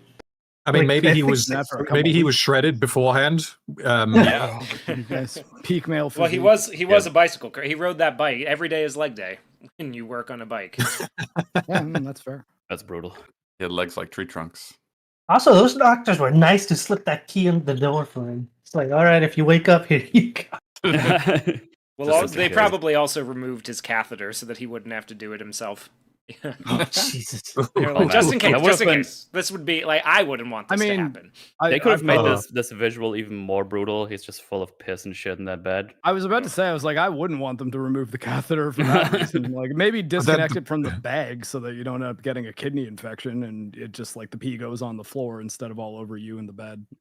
Well, you know, that is something that's like not at all shown in the movie. He does Yeah, not we might react be- to we how might the be locations would digging into- smell. He doesn't might be- react to how They places do a does. little bit of smell. that when they go to his house. They Yeah. cover their Yeah. mouths with or their noses because I believe he does it in the church as well. yes, a little bit. I don't think he does, because he just when he looks in that church, he's just like, what the fuck is going on? I did get the impression that they kind of played down how bad a lot of these places would smell. No, they- I mean, it's just London. He's just used to the smell. He was like, yeah, that's all right. Maybe nothing is wrong after all. Oh yeah, a couple of corpses, man. It's I mean, maybe it It's a smells Sunday better church than for you. normal. There's less pee and poo on the floor. Smell of death is just part of living in a big city. Yeah, Yeah, he's just confused because everything looks so clean at the moment. He's like, wow, that's just I could walk on the sidewalk. This is crazy. There's no cars in the street. It's not packed to the brim. How is this possible? But yeah, he wanders through an empty London. I quite like the sound design here and just how dead quiet it is. Yeah, it's Really, really effective. And then this is probably my only other major criticism of like the way the movie is directed and edited and all that sort of stuff. I don't know if I love the way music is used in this movie. It's Oh. Interesting. there's some great pieces of music that I like, but This song especially in this particular, actually. this opening sequence, I feel like it just might have played a little better without any music. I feel like this movie could actually get away with no music if it wanted to. Not that I'm saying I don't want to have any in it, but there's something about the way the music ramps up and starts getting more and more intense and frenetic just in the sequence of him walking around an empty, downtown London that doesn't, I don't know, I find it kind of distracting. I find would it- say it that between evokes his Sorry, mental go ahead. state. I think it evokes his mental state a bit. That like it's really kind of clicking in that it's like, oh man, like everything's fucked. And Yeah, it's like yeah, he I says mean, I things get like, the choice. I "Godspeed, just, you Black Emperor. It's it feels very much of its time for me, like a early 2000s sort of like seedy punk rock kind of thing, right? drone rock. yeah. It feels very much like that. Where I will agree, Canadian band too. Godspeed you Black Emperor. They're from Montreal. hey, where I They're would agree, really that good, too. I've seen them live. The music kind of gets a little over the top for me. Is like right at the end where it sort of becomes a bit of a music video in the mansion. Same song too. Like, Yeah, same song. Yeah. I don't That's- mind it so that's- much here, but That's my feeling about this sequence is that it starts to turn into a little bit of a music video in a way that I don't think is. It's just not what I would have gone with. I think because so much of the quiet and the stillness and the eeriness is more powerful to me, but it's a minor complaint. Because I think quite you do still get a good couple minutes of just quiet eeriness though. It's not like it doesn't feels like a little charm- bit. It feels charmingly like early 2000s to me. Like there's something nostalgic about it. This sort of like I can imagine Alex Garland in his hybrid like beanie with a brim, back in the day, and his eyeshadow. There's just something about that for me that like it feels like he put his heart into it. That version of him, anyway. While Well, Orange Chat says real life coma patients need constant care. Most fiction pretty much hand waves that away for the sake of the story and treats a Yeah. coma like Snow White or Sleeping Beauty. Yeah, I think this movie does that a little bit. Yeah. Yeah, that's fair. I think the music wouldn't be so noticeable in some parts if it wasn't immediately contrasted with an amazing sound work right afterward in the church. Yeah. Especially because you can't tell if the bells ringing are part of the soundtrack, which they are, versus actual bells ringing. Mm. It's because that I scene really is good. I really love this scene in the church, which we're getting to. So basically, he walks around. He eventually finds, like, at the center of a square, they have a whole bunch of people have posted a whole bunch of clippings of dead loved ones and stuff like that. And then he finds his way to a church, and he's walking through the church, and So right before that, really fun part about the missing people posters. That was inspired by a Chinese earthquake when people were missing. The issue that caused the controversy around this movie, as you know, this movie came out like 2002, Hmm. which means it was filming around 9/11. So people were really offended by that because they Oh, thought, really? yes, because 9/11 happened and there's a ton of missing people. Huh. And Well, even and Boyle that's himself. And because when that happens, you're not allowed to do anything anymore and have to wait 17 years. Yeah. Exactly. I don't quite understand the offense because like there's nothing about this that is making light of any of that. Or it Mass doesn't feel deaths, missing cheap at all. people. Yeah. It just seems like that's what people in do, poor right? taste. Like, Sure. Yeah. Yeah. Because even what I said, if he had knew that was going to happen, he wouldn't have put that in the movie. Because in this movie, there are a lot of scenes that he's taken from actual real life catastrophes or events that happened. We passed over one because it was a simple one. Was when he was picking up the money. That's inspired by a picture that was taken when what the hell is that guy's name? When Pol Pot was kicked out of his regiment and that whole thing. There's a lot of scenes that are filmed reminiscent of actual it's interesting things like because that. that doesn't seem like so. Well, I can understand that maybe people were like sensitive to it at the time. Very sensitive. Yeah. Yeah. That seems like maybe something that shouldn't be super controversial just because those are just things that human beings do in That's just desperate what would happen. times. It's just Well, it feels like a natural consequence of what this would have would have done.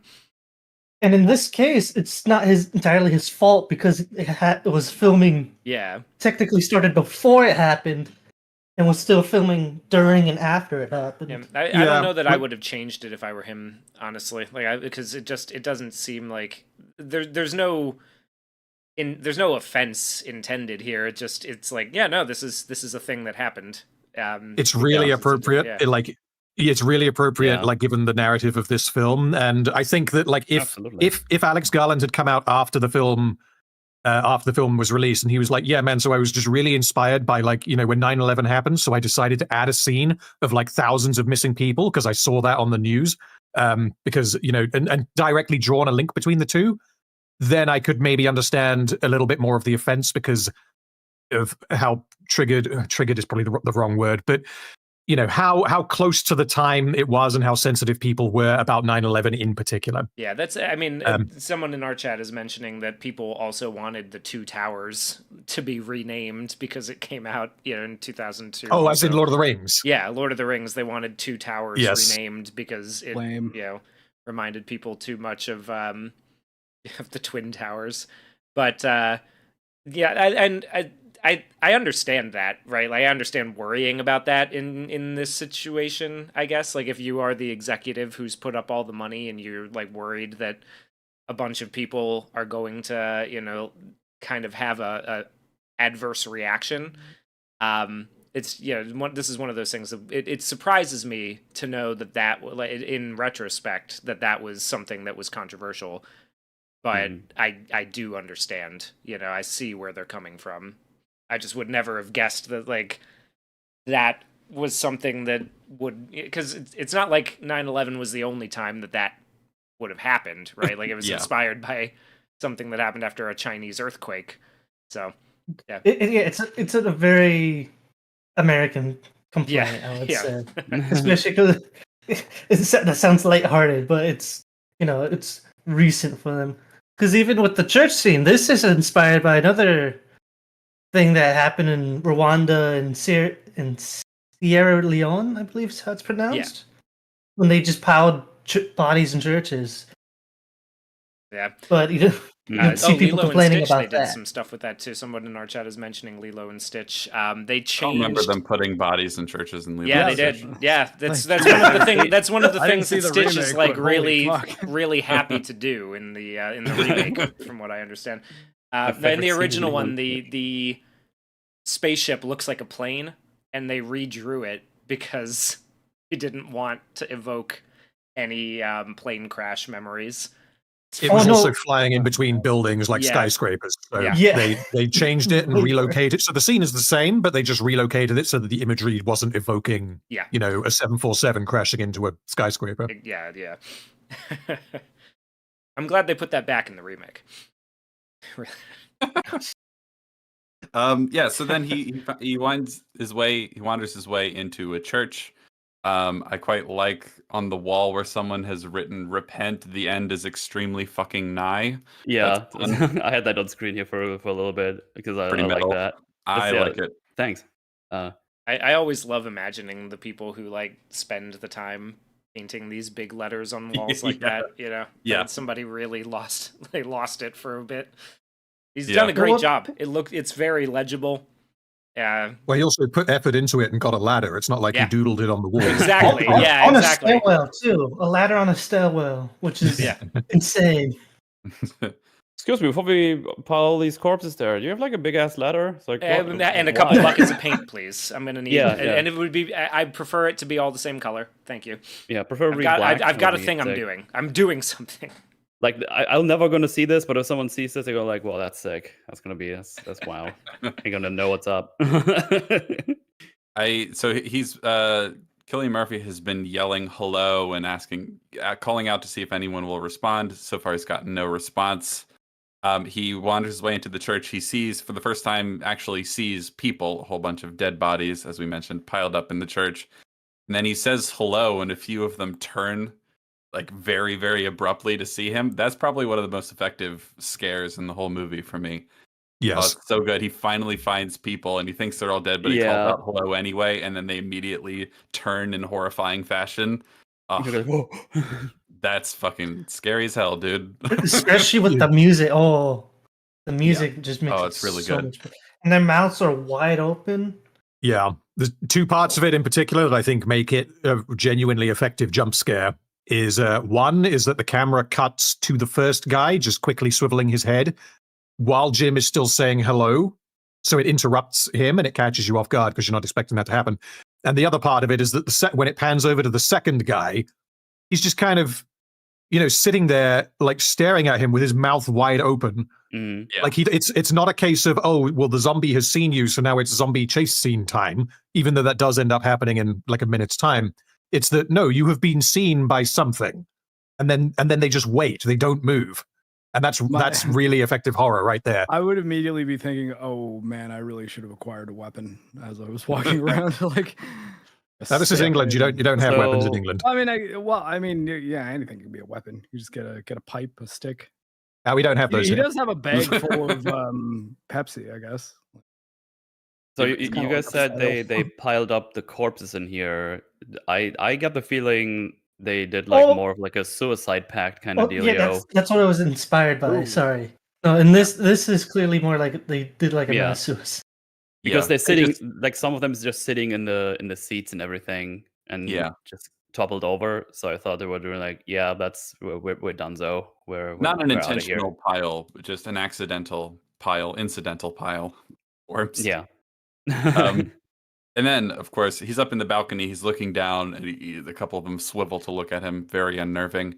And then a door opens, and priest zombie comes charging at him. And of course, he doesn't think these are zombies at first, but he's clearly running at him, like frothing at the mouth, Mm. trying to bite him. and so he hits them with. He's got a bag full of stuff, right? Isn't Yeah, that it's what his he hits bag them full with? of Pepsis and Yes. chocolate bars. The Beppis bag. Yes, the Beppis. See, Pepsi does prevent riots if you just use them right. There you go. That's a deep cut. Nice. Hashtag join the conversation. One of the Jenner girls was right all along. Don't So- remember which one. It was one of them. Oh, that was such a classic bit. I love that so much. The commercial stopping the riots with the Pepsi. It's great. So what I really like about specifically the priest is that his motions as he's walking towards Murphy, it looks like he's dragging his feet, and his arms look like he's making the motion of go away right at. Yeah, But he's doing a that little like was the what door. Frank ends up doing later on. And I quite And then like as the you way said- that the zombies act in this movie, with like a couple small exceptions. I think they do a really, really good job. All Well, the 'cause zombies Yeah. performing the Glimmer zombies. of humanity in there. Yeah. because in this case, it's like the rage has to build up. That's why those zombies down there just stare at him. But like it has to build up. And specific with the priest, he's dragging his feet. He's making the motions to go away. And as he gets closer, he speeds up. He's dragging him less. His arms are just outstretched more. So as soon as Murphy runs out the door, you see it's not just the two he originally sees; it's four of them. Yeah, there's a bunch that give chase. Yeah. Yeah, I so also love his really like reaction. just his general reaction. Yeah. Like a lot of times when you have like scenes where they first encounter a zombie or infected or something, they're just like, "Hey, what's up?" Haha. They're like kind of like, "Hey, can you tell me what's going on?" But he immediately just kind of takes a step back, like, "Hey, you're Father? weird." Father? And then he, Father. father. And then he hits him and he says, "Oh, shouldn't have done that." Yeah, exactly.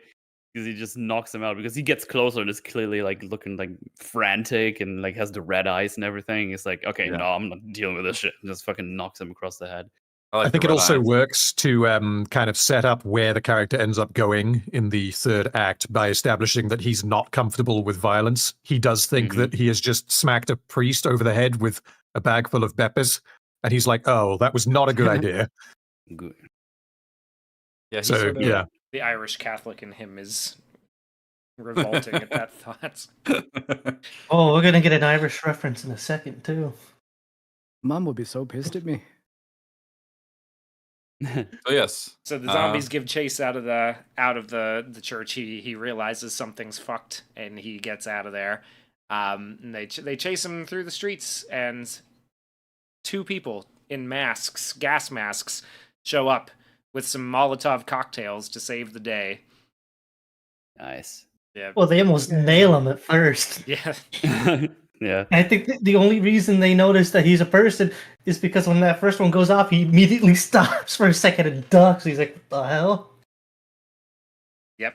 Yeah. Yeah. One thing I want to signpost here, because this is going to come into one of the criticisms I have later. The fact that they're wearing so much like protective gear and gas masks Yeah. in this bit of the movie, and then not later in the movie for some reason. That's true, actually. Yeah. Yeah. We'll get back to That's that. something it's something I noticed as well. So, But yeah. the bigger issue is with Frank. Yeah, we're gonna Yeah. get into that. Yeah, Well, yeah. I mean, I guess to be fair though, like when they leave the house, don't they like not have time to gather all their things? Later, 'Cause, like, later, we're not there yet. Alright. Boo-dee-boo-boo-dee-boo. We're gonna get to it. Well, I guess he has time to find clothes. Signpost, shut up! Sorry. Pin it with the flag. Yes, so he is saved by two people wearing masks and armor and stuff who have Molotov cocktails, and they throw them at zombies and they set on fire, and it looks awesome. And they blow And then- up a gas station. Oh, and boy, does the movie get its money's worth out of They blowing up sure a gas do. station. It's like Yeah, 28 budget. camera angles. So many Effective angles. use of Molotov cocktails, sinners. There's a Nice. Molotov cocktail used in the film Sinner that infuriated me. I was like, oh my god. So I for have the still not record, seen that movie. Not good. they actually got Things the to it, they got vampire the rights is to actually blow worse up this than the gas movie. station. Did they really? Well, I mean, Yes. I mean, it looks very real. I mean, it looks Oh. like they blew something up for real. So this stunt right here cost about 250,000 euros to do, and they legitimately blew up the gas station. Didn't tell the Yeah, police, Oh, oops. and because they didn't want responders to immediately come there to ruin the shot. So Well, I mean, wouldn't that be why you would tell the police? Yeah, just to be like, hey guys, this is going to happen. Don't worry. they had a single fire team there already, but they thought that if the police were already there, they'd start putting it off immediately because they literally blew that shit sky high. I mean, I think that the trick with that, usually when, especially with its low budget filmmaking, is if you don't have the ability to get proper permits and everything, and you like, I mean, granted, I'm not talking about blowing up a gas station, but there's one scene in the movie I made where we shot this like fight scene in an alleyway, and the cops did get called on us, and they came into the alleyway, like pulled guns on me and told me to freeze, and I'm standing over like 5 people who are pretending to be dead, and I'm just like, okay, we're shooting a movie. Get the cameraman to like walk out, and I was like, guys, please get up slowly. Please show them that I have not killed you all. And the cops were actually like super cool about it. But I'm assuming this is the kind of situation where, especially if you're doing something like blowing up a gas station, you have to get permits. So you can't just do this guerrilla style, right? So it would be the kind of thing that if you've got the permits from at least the city and the property to do it, why would you not tell the police, be like, hey, we're shooting a movie of this thing. You're going to see a big explosion. It's fine. Don't worry about it. Control. We have a safety team. We have fire on scene. Mm. Like, Well, it's interesting because this is, I guess you could call it a relatively low budget movie, but adjusted for inflation, it was like a $14 million movie in today's money, which isn't, that's not nothing. I think the fact that it was shot on these cheap, kind of crappy looking cameras, relatively speaking, makes it feel like it's a lower budget than it actually is. Like you might be forgiven for thinking this was like a $1 million movie. Yeah, $8 million is more than I would have expected. Like a point of comparison would be something like Saw, which also feels like a low budget movie, but Saw was made for $1 million or £1 million or whatever it would have been. Yeah. When So they while got we're their on the money's subject of the worth. money, the box office return on its $8 million budget at the time was 84.6 million. 84, yeah. That's pretty good. Yeah, That's Really good, yeah. What, 10 times? Yeah. Pretty good. So, Yeah, but they certainly got their money's worth with this gas station exploding. I quite love how prolonged the explosion is by the use of like 28 different camera angles. Like they can stretch it out for like a full 30 seconds. It's pretty solid. and this Good would stuff. not only will this not be the first time, it would not be the last time they get in trouble with the police. And Those rascals. yeah, so and then the scene of them hiding behind the windows and the walls, he took inspiration of that from a Northern Ireland bomb blast. Nice. As you do. So then they're hiding out in what is that? Like a convenience store that's been Yeah, it's like a small. At Tesco Yeah. or something. Yeah, in a subway. Which Yeah, is it's Iron Brew Hudson in there and News. everything. So this is where we get a little bit of the exposition in terms of what's going on here. This is obviously the first time that Cillian Murphy's character encounters people who aren't rage zombies. So we get a little taste of what their sort of rules are here. Well, and the first thing that happens is they pull him in, they slam the gate down, and the guy in the gas mask goes to tell him a joke. He says, a man and a giraffe walk into a bar. The giraffe gets absolutely pissed and passes out on the floor. The bartender says, "Hey, you can't leave that lion there." And the man says, "No, that's not a lion. It's a giraffe." Giraffe. He has no reaction to it. Understandably, he's a little bit shell-shocked. And the guy takes off his mask and goes, "Absolutely humorless," and walks away. Again, one of those moments where I sat there and just thought, like, wow, when did Alex Garland forget how to be funny? It's even better than that because he says he's completely humorless, and then he says you two should get on like a house on fire, implying that she is completely humorless as well. It's fun. And at this point in the film, she is. Yeah, and it's very efficient character introduction. They're telling us about her through one line of dialogue from someone else. She hasn't actually done anything yet. And it already Yeah, sets but an we could have expectation also of what just she's going to be used. like. Why didn't we use like a memory store or something? That's That would too have saved us some advanced. time. Too Yeah. advanced. Well, yeah, she could have for taken 2001 writing. taken the Zack Snyder approach and just had them both sit down and tell Cillian Murphy their backstories. Yeah.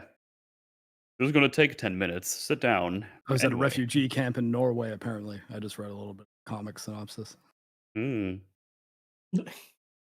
This is when we learn that Cillian Murphy is not a doctor, or he was a patient at the hospital, and he is there because he's a bicycle courier, and he got into a car wreck, and then he was in a coma, woke up today in a hospital, and I like that he says he thinks he might be hallucinating because he just can't quite register that all of this is actually happening. I also And like that understandably so. both of the rescuers here are, well, Selena at first is kind of hoping maybe that because he's in scrubs from a hospital that he might be a doctor or a nurse, someone with a useful skill that could be utilized by them moving forward.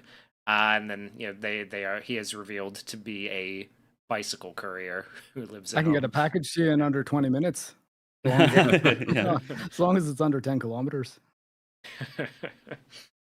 We learn that Cillian Murphy's name is Jim, and then we have Mark and Selena, as we already mentioned. And then they fill him in on what's happened to him. So they say, I've got some bad news. It started as rioting, and right from the beginning, you knew this was different because it was happening in small villages, market towns, and then it wasn't on the TV anymore. It was in the street outside. It was coming through your windows. It was a virus, an infection.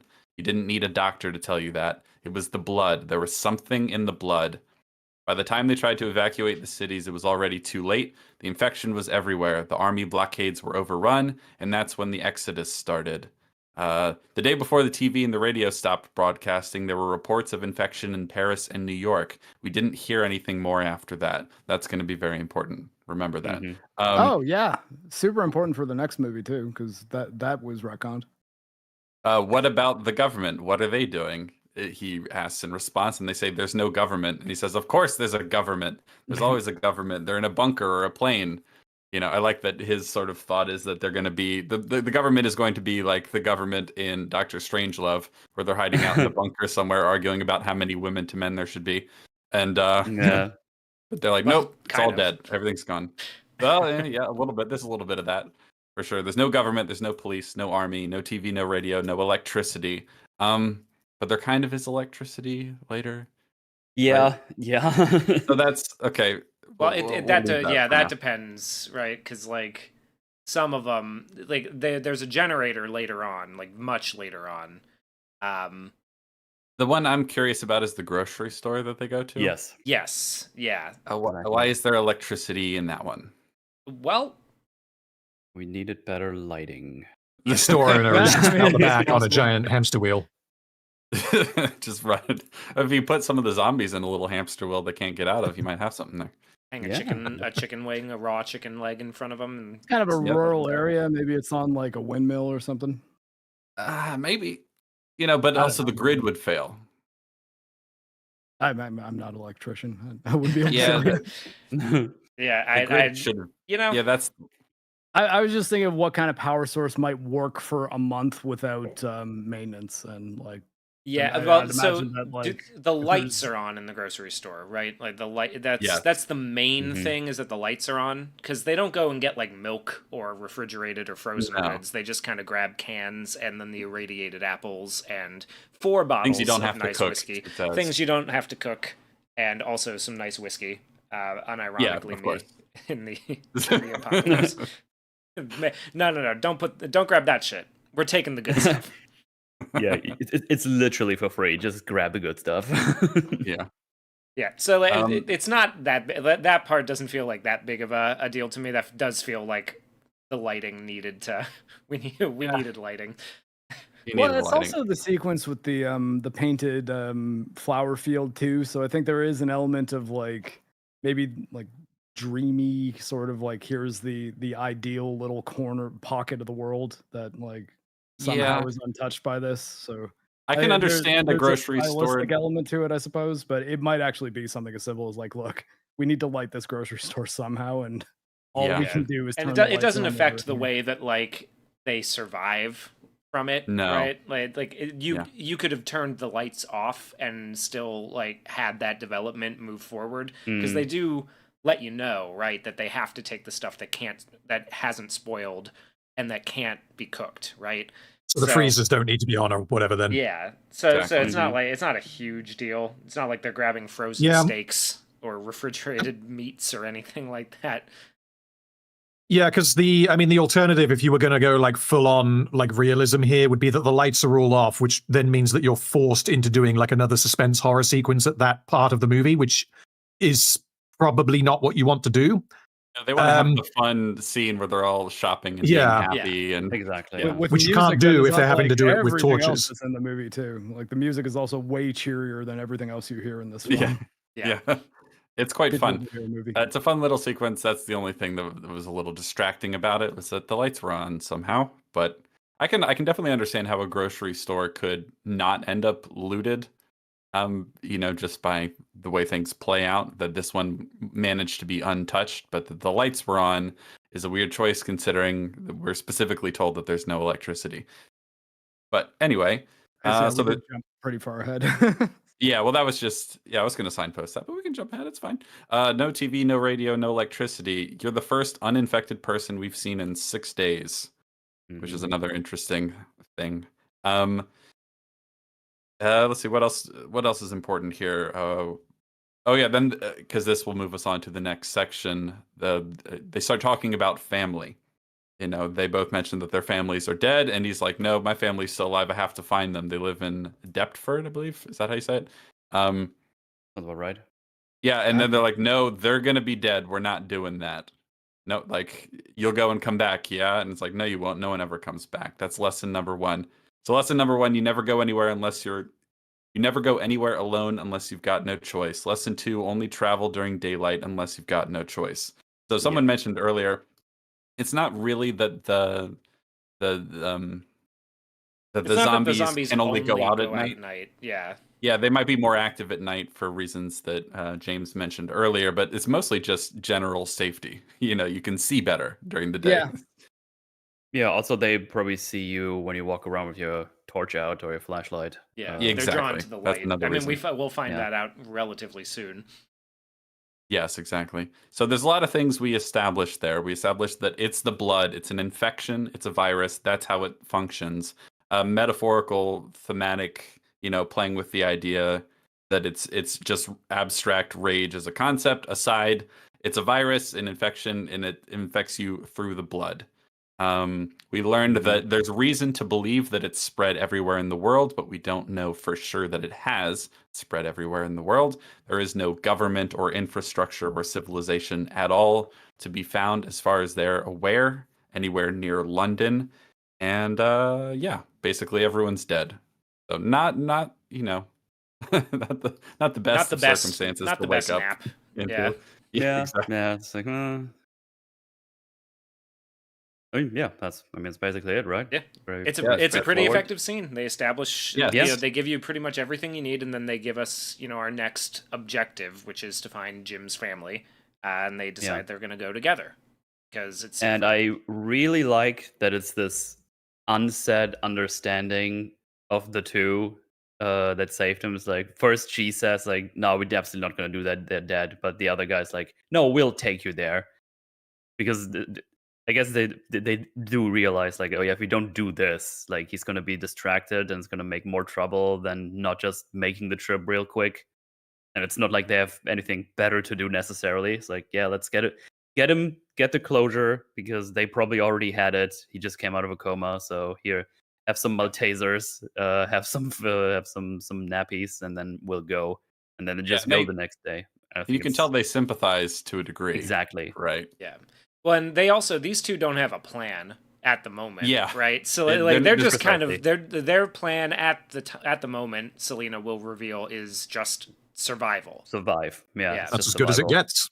Yep. At least hers. I feel like the other guy is similar to the role Jim serves for her later, is sort of maybe saying like, hey, maybe we shouldn't be this like cold and utilitarian. Like, Yeah. Yeah. there might be something to said to giving this guy closure on his family before. Yeah, exactly. But even so, they don't really have a goal they're working towards other than general survival. So having something to go do is probably a welcome relief, you know? Yeah. Mhm. Mission objective. Yes, See parents. exactly. Also, I just have to point it out because movies suck these days. They take this all seriously. There's no fucking quip at the end of the scene. It's No. just like, here, eat and rest, and then we'll go and find your dead parents. 'Cause they make it very clear. It's like, yeah, you're definitely not gonna find them alive. That's just Because they're totally dead, you know. Yeah, did I Yeah. tell you they'd be dead? Because they're they're dead. super dead. Ha ha ha. Marvel humor. It was like, It's oh, a- God. I have it's to an bring it up because like Fantastic Four is coming out at some point And in you're gonna July make or me watch something. it, aren't you? And it's Asshole. just like when I see those trailers of those movies these days, it's just Like, like watch them. it's they're all the same format. They all end like they fade to black, like it's the end of the trailer. But then, oh no, we need to put that little funny scene in there. It's like, yeah, you really don't though. It's like, just stop. I don't need a fucking quip. Like all the fucking characters are the same. Like all of them. Luckily, quip. none of that seeped into the trailer for 28 years later. Oh yeah, That absolutely. was I'm just another so reason sick why of this seeing mo- these this movie is so trailers being exciting. all the same for every character. Which is like, oh, every character has like little quipping going on. It's like, can we have like some of these serious characters? Because they work. You can have quipping characters if you have other characters to counterbalance the fucking comedy. I mean, we got can't the just- giraffe joke. draft joke. Yeah. Pretty good. Which is also kind of funny because it's not funny. Yeah, to exactly. the characters in the scene. It's like It's like he's- ironically funny. It's anti-comedy, okay? Yeah. You're not a millennial. You wouldn't get it. It's also So- amusing because you can tell that this character Mark has just like he's got this joke that he really wants to tell someone, and you can guarantee he's already told Selena. It's like, oh wow, and you guys, but I can tell my joke too. Yeah. God, you say this to every survivor. So they go. So they go to Jim's little suburban house, and the first Yeah. time where we notice that maybe something does not smell very very good, because they're all covering their nose and mouth as they walk up the stairs, and they find his parents. They are rotting corpses on the bed. They have killed themselves. There's some pills and Mhm. some wine on the bedside table. They're holding a picture of little baby Jim. And then he picks it up and he reads the back. Put it on screen. Yeah. He Sorry. reads the back, and Jamie, do you have that? You have that up? I do. I also have it, so go ahead. Yeah. No, you got it, Metal. You got it. Yeah, go Okay, ahead. I have it on screen as well. It just says, Jim, with endless love, we left you sleeping. Now we're sleeping with you. Don't wake up. Ah, Fucking- that's It's so so good. fucking brutal. good. I got fucking It's- chills again just reading this. Like this. It's fucking brutal. is- It's beautiful. holy yeah. shit. Like man, We left you sleeping. We're sleeping with you. That's so good. it's So good. awesome and sad. It's But just then, yeah, and it leads directly into a little bit of an argument with Selena, where she's like, "Hey, they died peacefully. You should be grateful." But he's in the the grief of that, so he can't see that that's actually better than most other alternative yeah. ways Yeah. they could have gone at this moment. So he says he's not grateful, but she correctly points out, like, "Hey, that's about the best you can expect given the circumstances." It's tragic. It's heartbreaking. Like the choice to have a little picture of him that they're holding. That's really Yeah. good. Something a parent might actually do if they're Oh, a yeah. human being. Yeah. Yeah. Yep. Isn't it great when you make characters humans? Yeah. And quite like- another I was moment, we're just rattling them off. Where I'm like, when did he stop understanding how human emotions work? Like, what happened to him? Because these are all like they hit very like the joke bit where he like the one the draft joke and the humorless thing that hits really well for me. The parents. This is a magnificent little bit of, you could call it environmental storytelling, right? This is Yeah. fantastic. Gives you lots of context for what these parents were going through. And then it leads into something very believable between Jim and Selena. It's a very well written scene. It's a very so far we're kind of firing on all cylinders. You know, Mhm. it's working really well.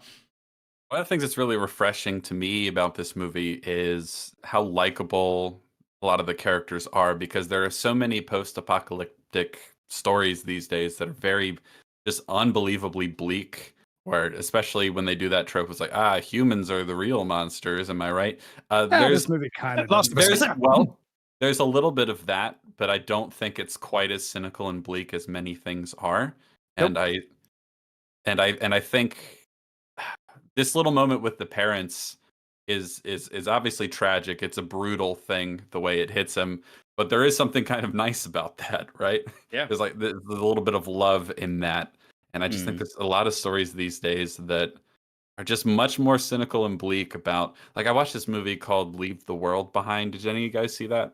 No. No. Anyway, that unbelievably cynical, because it's a sort of post-apocalyptic scenario. I won't spoil it, but basically it's just like, what would happen is everyone would turn on each other and be terrible to each other. I'm just like, I'm sick of that shit. Like, can we have any nice characters who actually would try to protect each other and like form loving relationships between each other? Like, I don't know. I just feel like there's a cynicism that gets really unrealistic in a lot of these post-apocalyptic stories, but this one achieves a really, really nice balance. Wait, hang on. Leave the World Behind. Is that the one where like the two families randomly like hang out with each other because everything is fucked all of a sudden? Yes. I'm pretty sure I tried watching that with Mahler last time when I was over, and I think we stopped halfway through because we were bored out of our minds. Yeah, it kind of sucks. A weird Like, fun fact about that movie is that it was produced by the Obamas. What? Excuse Of all me? the ways I thought that sentence was going to end, that was I would have that is a lost true that fact. bingo. Yep. Yeah, the more you know. That's funny as fuck. Well, I mean, I guess it's great to know Sorry, that I can't get world over this leader just now. thinks That's that, everything nihilistic world leaders is scary, I suppose. Yeah, one of the major production companies of the film is Higher Ground Productions, an American production company which was founded by former United States President Barack Obama and former First Lady Michelle Obama. That's hilarious. And I think Thanks, Obama. considering how like Oh, that joke was right there. Yeah, someone just wrote it. Two people actually. Three now. considering how like pessimistic and cynical the movie is about what would happen to an America that faces a sort of post-apocalyptic Existential, scenario. yeah. I find it really off-putting that they decided to put that movie out, but we'll just leave that there. Well, let's hope it's just that, hey, like we like post-apocalypse movies and we're producing this movie totally unconnected to being world leaders who like are incredible. That best possible scenario is just they like that kind of story.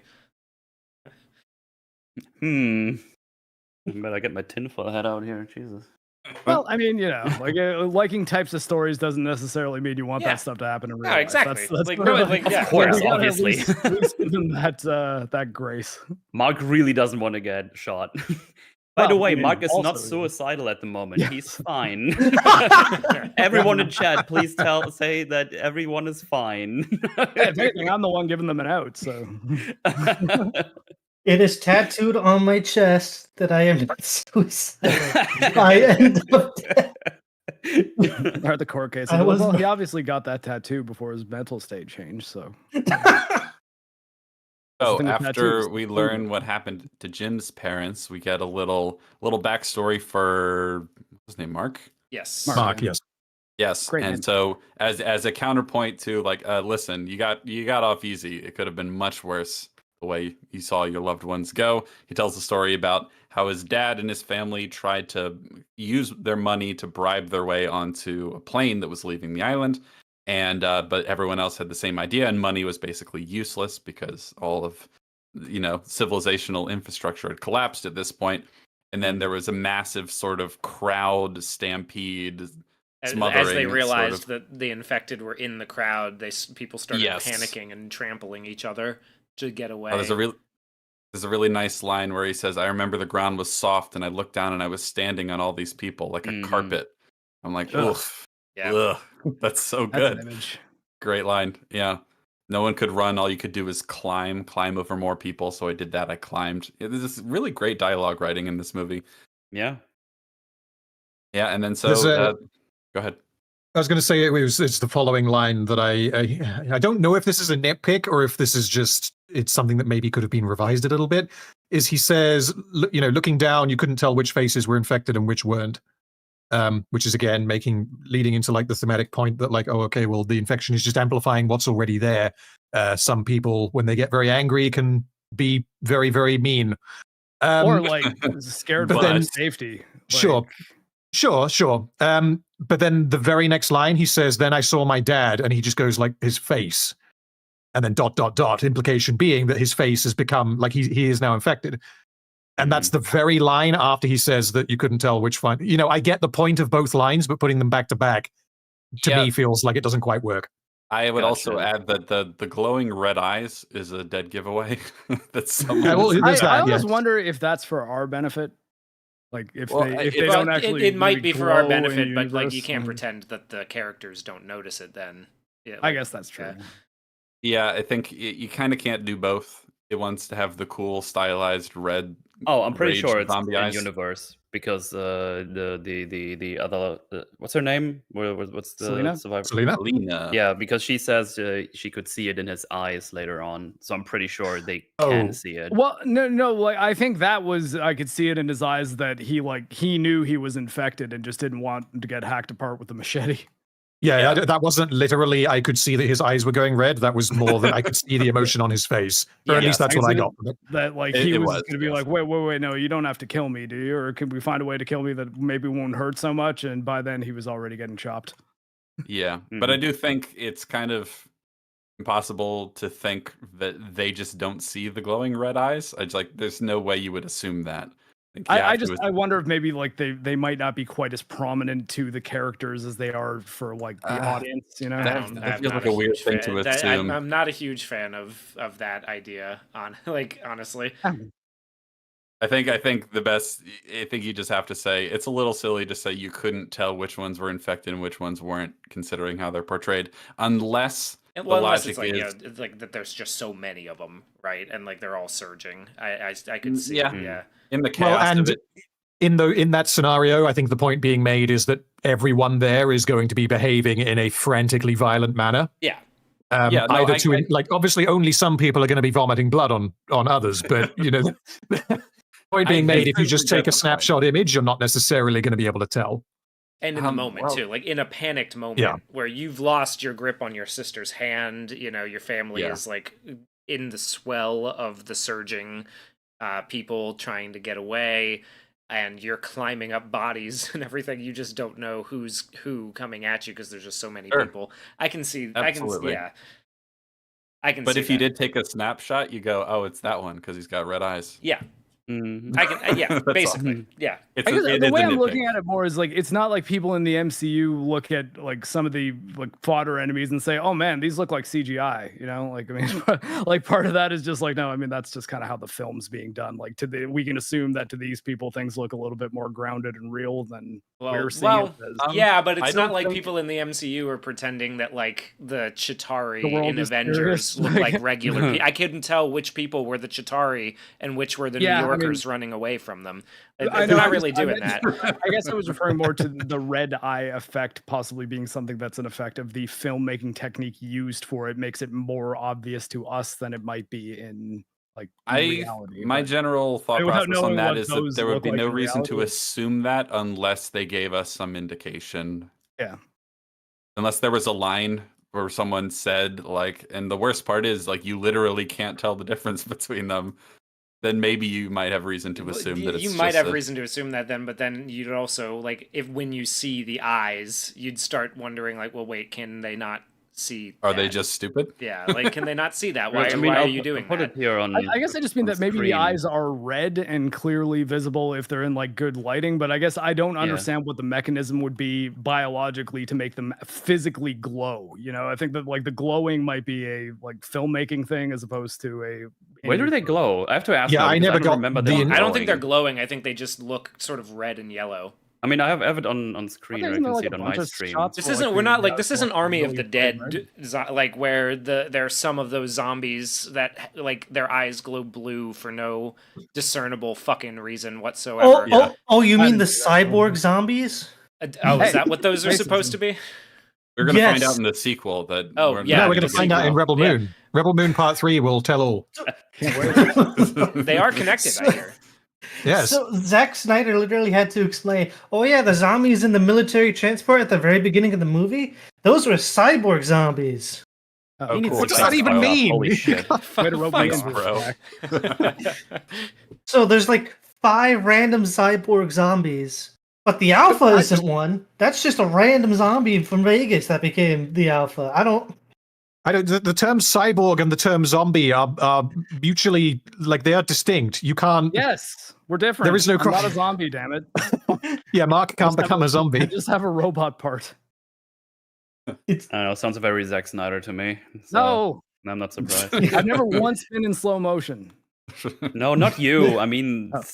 fucking cyborg zombies. That comes just straight of his fucking 12-year-old mind. Yeah, just like spaceships that run on coal. cyborg zombies, glowing eyes. Yay! So you remember that like old Onion video where they interview the writer of Fast and Furious, and it's like a 6-year-old. It's like, I want the cars to go fast, and then yeah, that's what it feels like. But a Well, here- 13-year-old maybe instead. Well, here's at least the it's a problem, 6-year-old Metal. who really likes his family.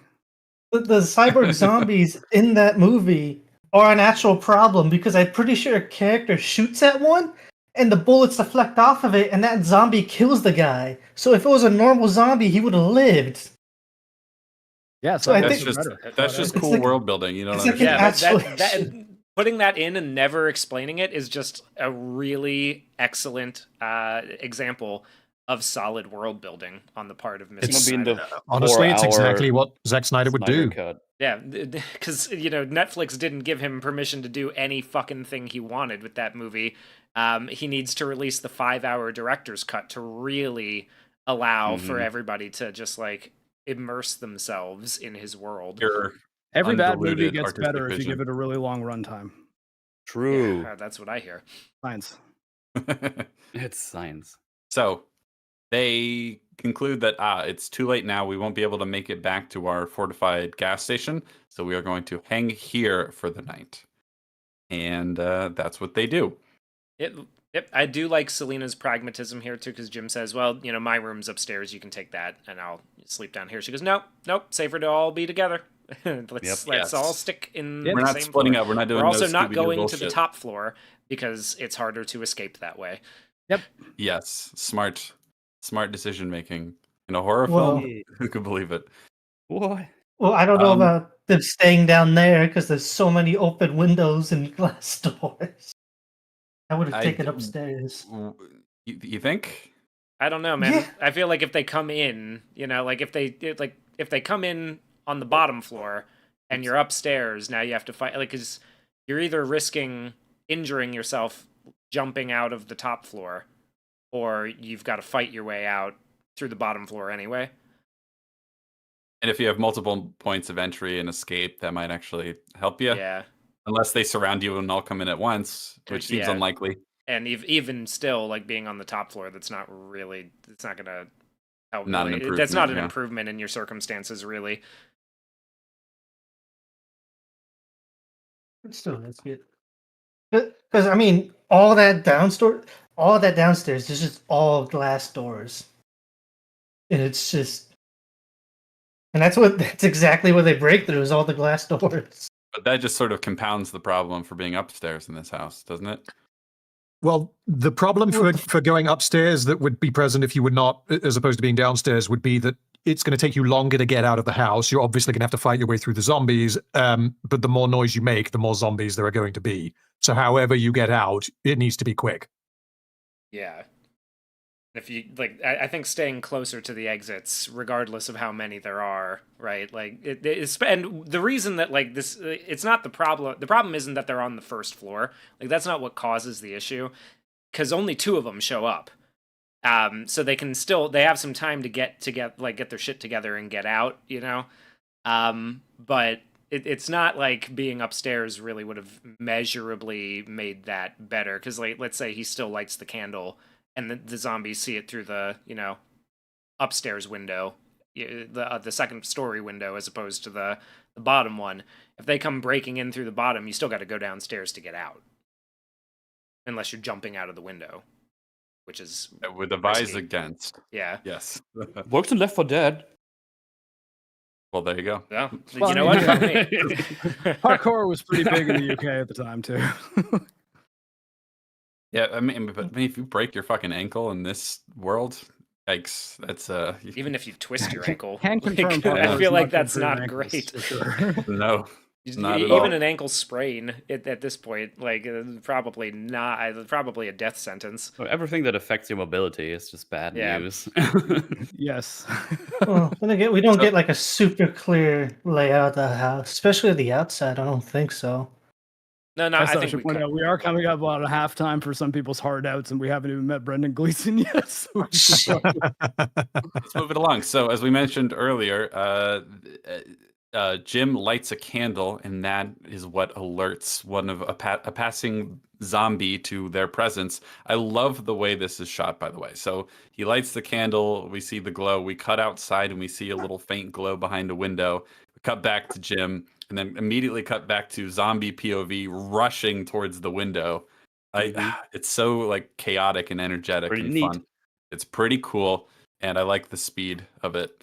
The handheld running directly at the window really makes it feel faster probably than it would be shooting it any other way. It's great. So he bursts through the window, they get into a fight, and he manages to fight him off, and they kill the zombie. Selena But- butchers the shit out of it. Oh yeah, Yeah, she Yeah. sure does. good old And- machete but then- hack. Never fails. And then immediately it's like, were you bitten? Were you bitten? Did you get any blood in your mouth? Right? Because that's the big concern. Has he been infected? Signpost this as well. If just getting a little bit of blood in your mouth Or your eye. is enough to turn you, or your eye, hypothetically, perhaps you should take more precautions in terms of, wearing Yeah. goggles, or a Covering face your shield or orifices, perhaps. something. Yeah, It would- something. Protect your It holes. It would be a little bit less of a problem. Protect your holes is kind of just a rule for life, right? Yeah. Yeah, I feel like it would be a little bit less of a problem if they had not gone quite so overboard on the amount of blood in this scene, because it's going everywhere. She hacks these zombies to pieces. Blood goes all over the walls, and then all over his face. It's a little bit, Mm-hmm. a little bit difficult to believe that he got none of it anywhere, but on the outside. Actually, because I mean, they've obviously got like nicks and scrapes and scratches too. Like, Yeah. it would be think very so. difficult to not be infected while using a machete. Yeah, yeah. I mean, you would think like a baseball bat would be a much more preferable weapon given the way that the zombies work. Yes. Actually, I Selena agree. has way more on her face than Jim does after she just butchers the friend. Yeah. That is true. There's quite the splatter.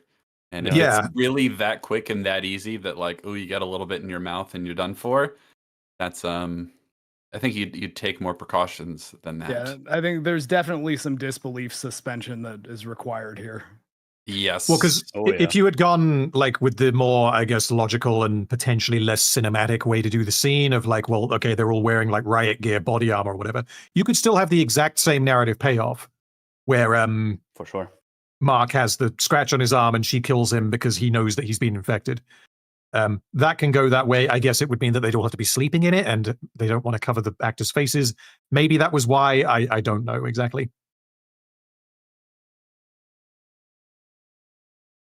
So, Mhm. yes. So I guess the next thing that happens is that Mark is infected at this point, right? No, Oh, not you. I know. Mhm. This I was really not expecting this when I first saw the movie. I think that it's a subversion, like a proper subversion, not a Ryan Johnson subversion. You introduce Mark and you introduce Selena as like, oh, okay, cool. Well, these three characters are going to go on their adventure. And then like 20 minutes later, 15 minutes later, if that, Mark gets hacked to pieces. Yep. He has like 2 scenes in this movie. But yeah, you would not expect that at all based on his introduction. Especially And because the also- scenes are really good and impactful. and Yeah. feel like he's going to be a character. Hey. The only thing And that then, might be a nope. giveaway if you have watched enough movies is that he gets his tragic backstory where he reveals what happened to his family. Yeah. Right. Yeah. He gets his True. Hodor, this is what we're gonna eat for breakfast scene right before he gets got. But I like the choice, so Jim meets these two. One of them is unwilling to make emotional attachments and is humorless, as Mark puts it. The other one is trying to keep lighthearted. He's the one who's a bit more sympathetic to the idea of trying to find his family, even though they're definitely going to be dead. The more optimistic of the two is the one that's killed. That's a strong choice as well, and I think that's fuel to the fire of Selena's little arc, little journey that she goes on. Good stuff. Character death that actually affects the development of another character. Fancy that. Yeah, good stuff. So, yes, as we mentioned, Mark gets scraped on the arm, and it's clear to Selena. I forget exactly how she says it. I didn't know he was infected, but he did, and I could see it in his Yes. eyes. That was basically the line. That's such a great choice. I love that. Like I could tell that he knew, so I didn't hesitate. And I like that she doesn't hesitate. That says a lot about her character as well. And that's partly explains why she struggles with and has to actively work against making emotional attachments, because she has to be this cutthroat. And I like that she has the same sort of attitude that what's his name has in Starship Troopers. Is like, I would ask any of you to do the same for me. Ratchak. Oh, yes. Exactly. Good comparison. So Mark's dead. No, What a shame. Mark's dead. They got to move. Let's get out of this house. Grab some clothes. Get out of those scrubs. They don't know why you're still wearing them. Let's go. They'll be back soon and in greater numbers. We're comfy. The sand people will be here soon. It is Oh, you know London what's a after all. detail? Back soon. There's a in greater detail we numbers. forgot to mention that is really nice for Jim. Is when Jim sees his dead parents, he immediately covers their bodies with the blanket. Yeah, he does. Yeah. Yes. Which, Yeah, it's a nice little touch. Humanity. because he's a very sensitive, well, not super sensitive, but he's kind. He's a enough. little sensitive boy. Early 2000s UK soft boy. I mean, he gets pretty brutal in this movie. Oh, which I by quite the end, like. yes. He does. Yeah. Again, it's a nice contrast, He has establishing an him one arc. way. Yes, and there is a sort of slow build to it, which I like as well. We'll get to it. So, they're on the move, and then they see a light being flickered in the very high up room of a tower block of flats, and they're like, "Oh, we should head towards that." So they go to that building. They find a whole bunch of shopping carts piled in front of the main stairwell, and they sort of work their way through that, and they have to climb the giant stairs. There's a fun little moment where she's what does she say? I was like, "Do you need a break?" He says, "No." He says, "You?" She says, "No." And he's like, "Actually, no, I do need a break." Yeah, by I the way." do. Now I need a break. I was trying to be tough. Fun little moment. And then so they finally get all the way to the top. Well, they're on the way. as they're stopping for a break because he's got a bad headache, he's kind of crashing. He hasn't had anything to eat but sugar since he woke up from the Bepist coma. and chocolate. Yeah. So they've got she's going through her backpack full of supplies, which is just soda and candy bars. And as they're going through, some infected come charging in to the bottom of the stairwell, and they got to start running. They gotta get the fuck up those stairs, man. Let's go. Mhm. And Selena starts moving, pretty much with no real concern for whether or not Jim is keeping up. He's having a problem because he's not feeling great. And as they get to the top, there's a guy in some riot armor, looking like a badass. Yes. It's pretty cool. Hell yeah. And he tells him where to go, tells him the flat number, and he posts up with that shield and his BD stick, and he kicks the shit out of some zombies. Hell yeah. It's pretty cool. It's pretty great. Yeah. That's awesome. And I like the tension does not stop, right? Like when that happens, because they run in and they start trying to get into the apartment, and the girl won't let them into the apartment because she doesn't know where her dad is, and so they're freaking out like, no, come on, let us in. it just keeps building. It's a really nice scene. And then he yells back like, "Okay, go ahead, let him in." They come in, and it's Brendan Gleeson, and he's a friendly, Brendan Gleeson, yay. cheerful, happy guy. Instantly bringing some levity into that. Oh, it's so fun. I love love like the love that 180 contrast. turn Yeah, from what we awesome. just experienced to the Christmas music and him being like, Yeah. "So how about some Santa creme de Claus menthe?" archetype guy. That's not too. much. Like, This is what we got. It's just so funny because like a ski mask like this just looks threatening, especially on like a big guy like him. And then he gets it off, is like smiling. So I'm Frank anyway. I'm Frank. What have we got to offer? Yeah. Where are the So, glasses? two, Middle so cupboard. two No, nice the good details. ones. yeah, get the good ones. We have guests. Another two nice detail. Well, one's nice, the other one's more messed up. The first one is Jim doesn't go all the way to the door immediately. He stops at the corner Yeah. and gets his bat ready. Serena just straight up takes off. So he's staying behind to watch Frank in case he needs they some get help. past Yeah, him. that's good. And then the next part is them drinking the celebratory glasses. That was filmed on 9/11. Oh. Okay. I would have guessed. And Boyle was, as he described it, uncomfortable with filming the Mm. scene with all the news reports coming out. Yeah, I could see how that'd be a little distracting. Yeah. It might dampen the mood slightly. Little bits of like production design that I really like about Frank's place. Obviously, they have all the Christmas lights hooked up and everything, but I quite like the fish tank that's almost empty, but the fish is Yes. still. Yeah. That's such a great choice. And this movie is full of all these great Dutch angles and other sort of fun, slightly over the top filmmaking techniques. And so like this like crooked image of them in the background and like the little goldfish in the bottom of a fish tank that's almost empty, like basically gasping for water, if you will. Yeah. It's great. It's a great little detail. It's like, oh, time is running out here. Like they're safe here for now, but they can't last here forever. It's communicated very simply and very effectively in just one image. I like it. Yeah, it's good stuff. Also shows that Frank is a nice, caring boy. He could have Yes. just been like, nah, the fish, who cares? But no, he gives the fish some water that now he can't drink.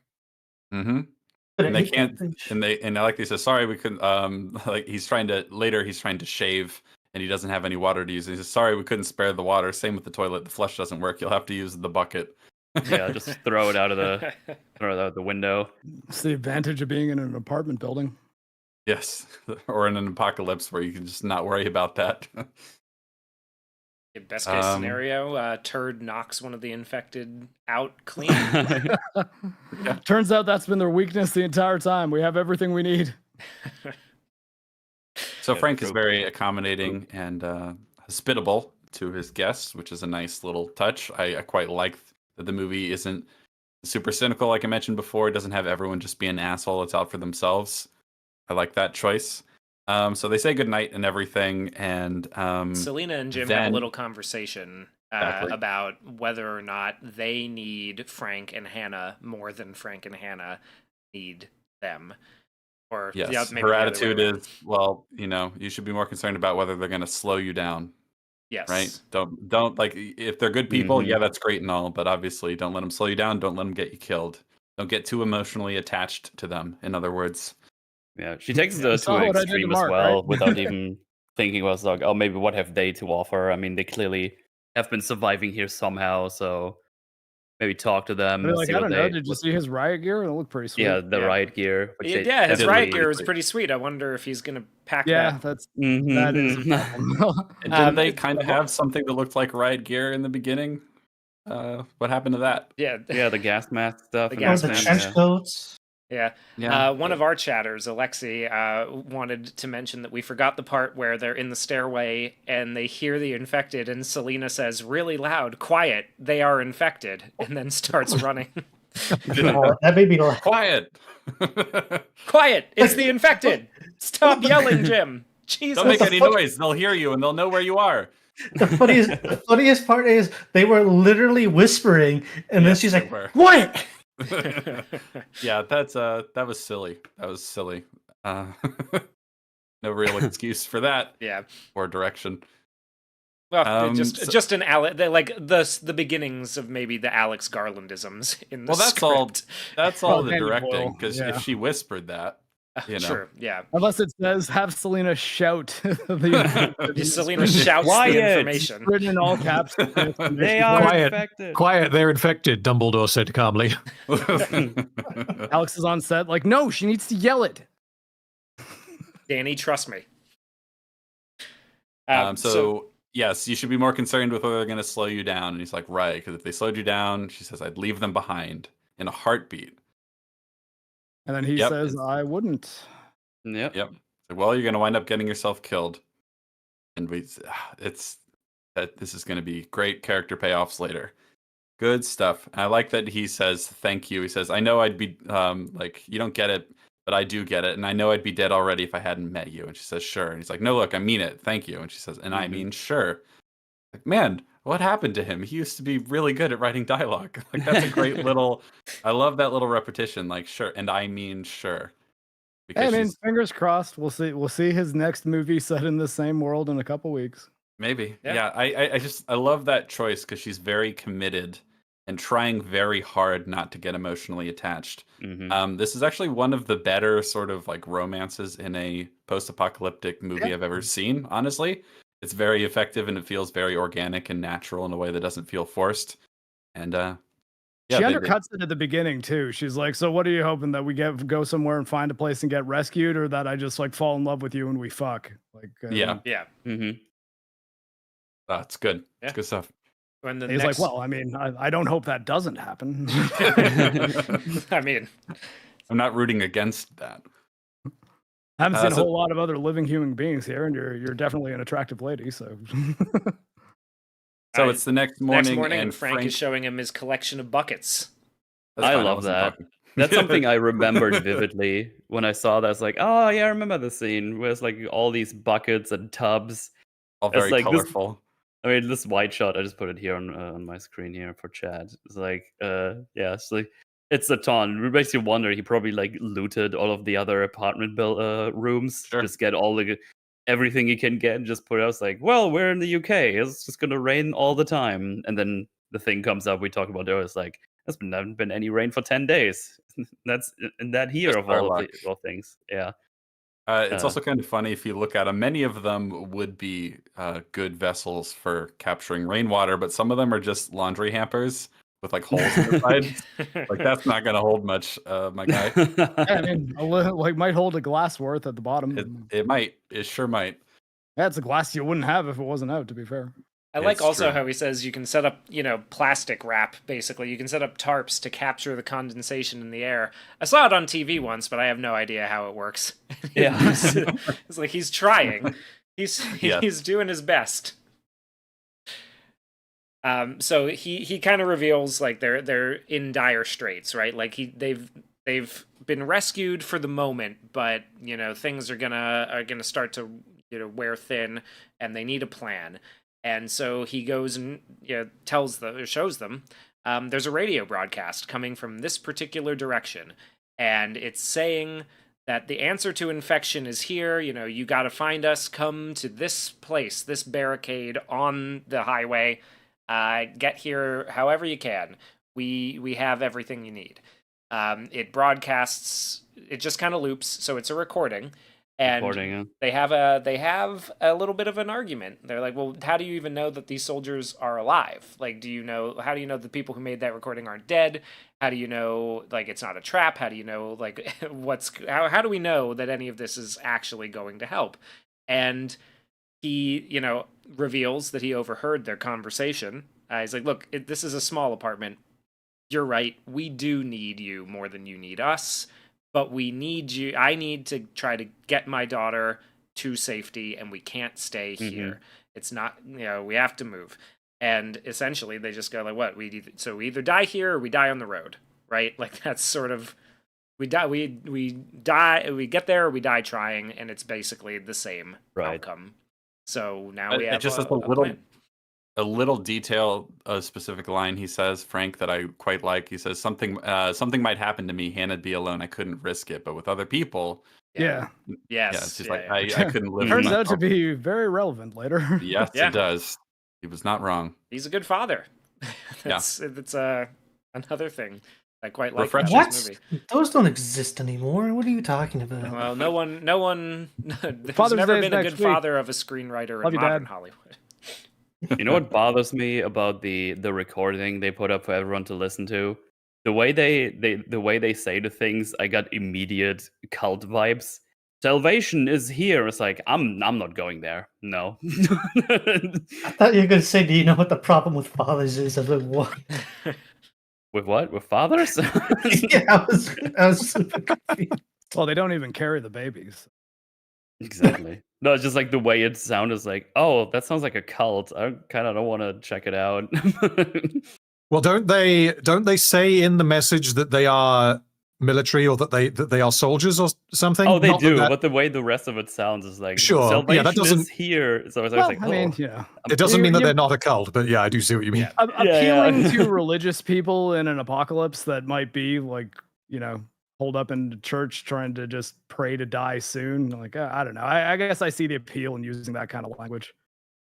Yeah, but you Salvation also sounds saw pretty them kill nice right now. themselves in a church before. So Well, Like, yeah, but oh, the soldiers didn't see that. Like, they're the Well, ones writing the and message. when I know. it is revealed what the purpose of the recording, like the secret purpose of the recording, actually is, it becomes a little more, why you might want to appeal to emotional logic like that Mhm. becomes a little more apparent.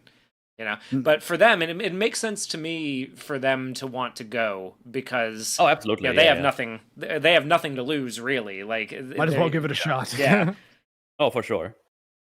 And the only one who's kind of down on the idea is Selena, but even she is like, well, this is better than nothing. Indeed. Yeah, this is So- a step on the road to survival. This is Yes. one day at a time. And they're like, well, how are we going to get there? Then we revealed that Frank has a taxi cab. He's got. Yeah, they take the riot gear and everything useful with them, and then they leave. Right? Right?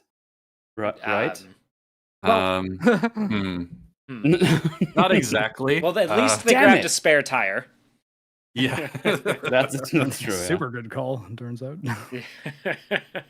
So yeah, beams aside, they do not bring the riot gear, and it drives me a little bit insane. Yeah, they don't. Nor did they bring the gas masks originally. Yeah, they don't have that. And this is going to be important later that they don't take more precautions against, I Mhm. don't know, a tiny little speck of blood getting on you. Or in The wrong yeah, Oh God, yeah. this fucking. I don't. I'll wait. Yeah, we'll wait. So they're driving mostly through the abandoned city. They eventually get to a sort of underpass, and they're like, well, this is the most direct way out of the city. We could take a sort of longer, more meandering route. And so they have a brief little argument about whether they should try and risk it by going underground or take the long way. And they decide, fuck it, we're going to take the underground route. So, Well, they is Yeah, Frank puts it in gear and gets into the tunnel, and then they arrive at what you might expect would be in the tunnel, which is a bunch of piled up wrecked cars. The argument was pretty. Oh, nice argument, but have you considered this? Have you And just hits considered the gas. I am driving? yes. So they go into the tunnel and they stop for a moment when they see this pile up blocking their path. And Jim gets kind of snarky, and he's just like, oh, wow, hey, who could have seen that coming? Maybe let's take the other way and be safer about it. And Frank then basically goes, but have you considered, and hits the gas and drives over it, which results in one of the tires exploding. And, honestly, that's probably the best case scenario Yeah, I was for about how to that say. could I have was about to fucking say, I was gone. like, Yes, honestly, they make like, a lot of noise. This plan actually worked far better than it probably should have, to the point that it might be London taxi propaganda. Yeah, one tire explodes. Not all four, which you might expect from driving over a hunk of shredded metal and shrapnel. not even that. You would expect like fuel lines to be cut, Yeah. transmission to be punctured. Yeah, All kinds. You got out of this relatively scot-free, but then they get the flat, and he's just like, "Oh shit, damn, Who could have seen that coming, huh? The problem Yeah. with this scene is like you can tell what they wanted to do. They started at the end and they were like, well, okay, we need them changing a flat tire while the zombies are coming because that will be really tense, and it is really tense. It's a really effective horror moment. The problem is that I'm guessing none of us think that they adequately justified. No, you don't have a choice. You have to go into this tunnel. No. Yeah. No, I do not. They kind of hand wave it and say, well, there's a tunnel. Well, there's cars. Let's just go.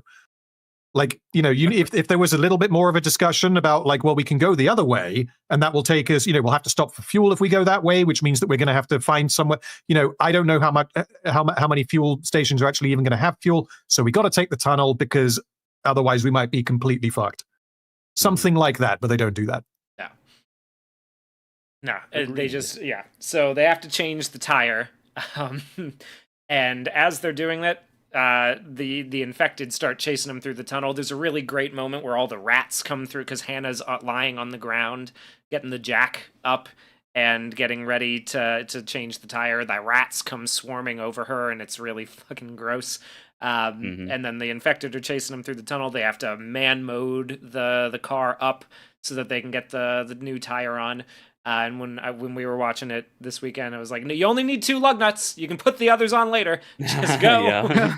Two Just go for now. 2 is the minimum. Let's just get them on. Let's go. And they do. And they get away. And they taunt the infected a little bit. Maybe unearned taunting. Hey, take that after we're being stupid. Yeah. Take that. even we showed can't you. beat us. For my lack of trying. Yeah. So And they made it. interesting though is the fact the infected stop chasing them almost immediately after they get out of the tunnel. Yeah, that's Yes. one of the only times I actually don't quite like the behavior or the acting from the infected in this movie. Unless you guys are aware of one, I don't understand why they stop running. I mean, I guess like not sure. they Out of get sight, out of tired, I mind. guess, Maybe is like the answer. car kind of goes around the corner. I don't know. No, it's still in view from their perspective.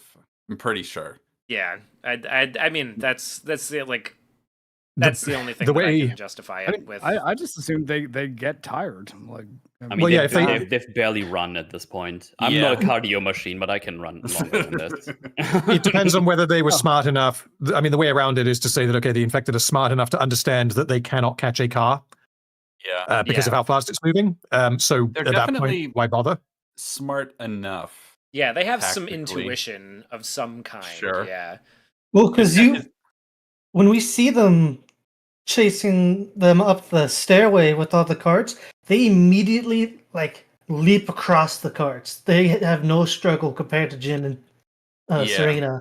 They just get up there. They have some intuition, but they are mostly about the chase, and they can't catch up with the car. I can believe they can recognize that, if only barely. Yeah, I just have a feeling that they just keep running at full tilt, and you could just cut. You could just have them running a little harder and The- then cut, and it would have The been fine. problem, the problem with doing that though is that then it would be implying that they are still in danger, even though you can see that they're not, because obviously they're in a car. Well, if you you- end the scene with them running and not slowing down, not giving up, not stopping, then the audience Yeah, might be I thinking don't that know. those infected are still chasing them. That's I think probably why they made that choice, but whether it could have been done better, I don't know. It pulled me out a little bit because I'm like, would they stop? They're actually not all that far from them at that point when they kind of slow down and stop running.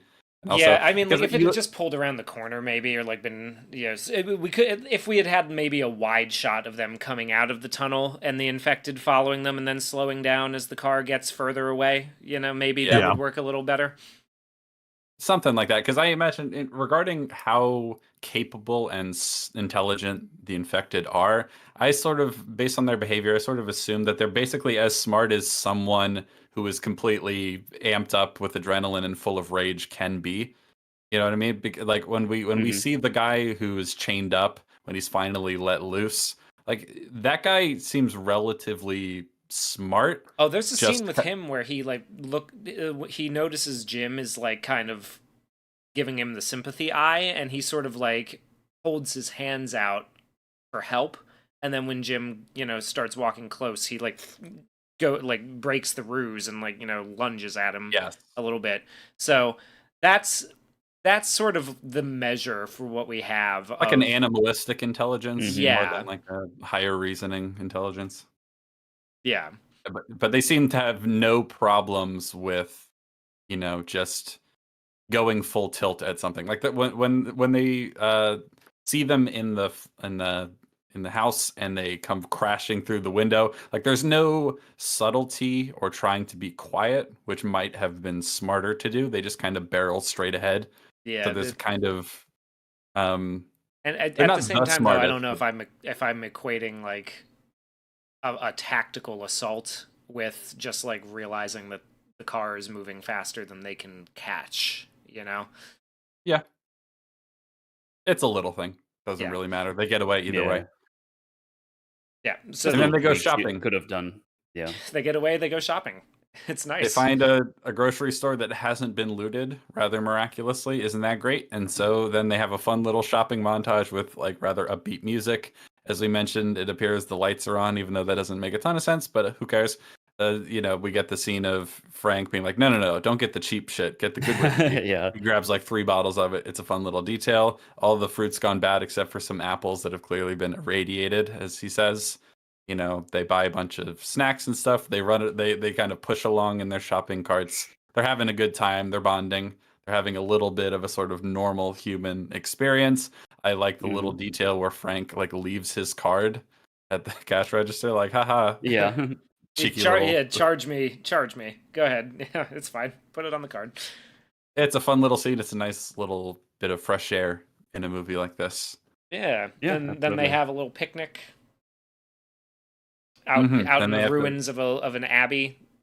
They're eating. Yeah, Frank's eating some apples. There's some horses. A family of horses running around. That's a nice moment too. There's also where we get the crazy flower Yes. picture video thing. I'll put it up here for chat to see. It's like the old. Yeah, I was not aware this is like an effect of the camera. I was just confused. It's like, I why think did they it's- put a painting It's a here? combination. It's a combination of the Yeah. camera's sensor and then a filter in Avid, Mhm. kind of playing with the way that like the artifacting in the camera picked like the it up. old kind of like mosaic effect in old Photoshop, if anyone remembers that. Anyway, Avid's an editing program for those who do not know. yes. Someone asked in the chat, do the infected have any heightened senses? I don't think so. Um, They don't don't make think that so. explicit. I guess like yeah. This yeah. is very angry. So the only things, quote unquote, for sure that we know is clearly their metabolism is like working completely optimized. If it takes them basically 2 months to die, Yes. time-wise, I mean, which 3 weeks without food, like assuming they're getting water somehow, that's not that crazy. well, that's the issue. Is they're constantly spewing out fluids. Oh, I guess yeah. So- Yeah. So the only explanation why they could survive so long is outside of London being, a murky environment, is them hiding in the shade all the time. They're really, really angry. They're Yeah, good. No. And that's how. and in the case of them when they're Too not, angry to die. yeah, which is funny because that's shown in the church and with the priest. When there's no one around, they just kind of just lie there. Yeah, gotta conserve And- those fluids. Conserving Yeah. calories. Yeah. Yeah. So I don't know, because the movie is so like loose with what the virus actually does and how it functions. That's easy to just sort of go, it takes them a while, because that's just how it works. Yeah. Are they like they're eating something? Yeah, as opposed to, for example, when it's like, okay, well, why hasn't his body atrophied at all from being left alone in a coma in an empty hospital? Yeah, when there's- that's one we gotta just kind of give them. It's like, okay, yeah, he probably was is really up and fat. around far faster. Yeah, he than- was super fat. He was actually super fat and also shredded at the same time. He had crazy superhuman He's a bike sleepwalker. courier Okay? legs. He gets up and goes for a little walk every night, and that's a coma walk. Jay Jameson So- in our chat says reptile strats, eat your big meal and digest it for a week. Yeah, there you go. Well, the funny thing is they've never shown eating. Even when attacking people, they don't eat them. They just beat them to death for How the they most bite? part. Oh, they eat them later. They save it. Yeah. You gotta kill them first. Yeah, how long Oh. it takes to eat a human being? What, So- I'm just gonna eat him alive? What am I, an animal? And then the only thing that's ever shown for them to be quote unquote enhanced, at least in the one comic, is their sense of smell.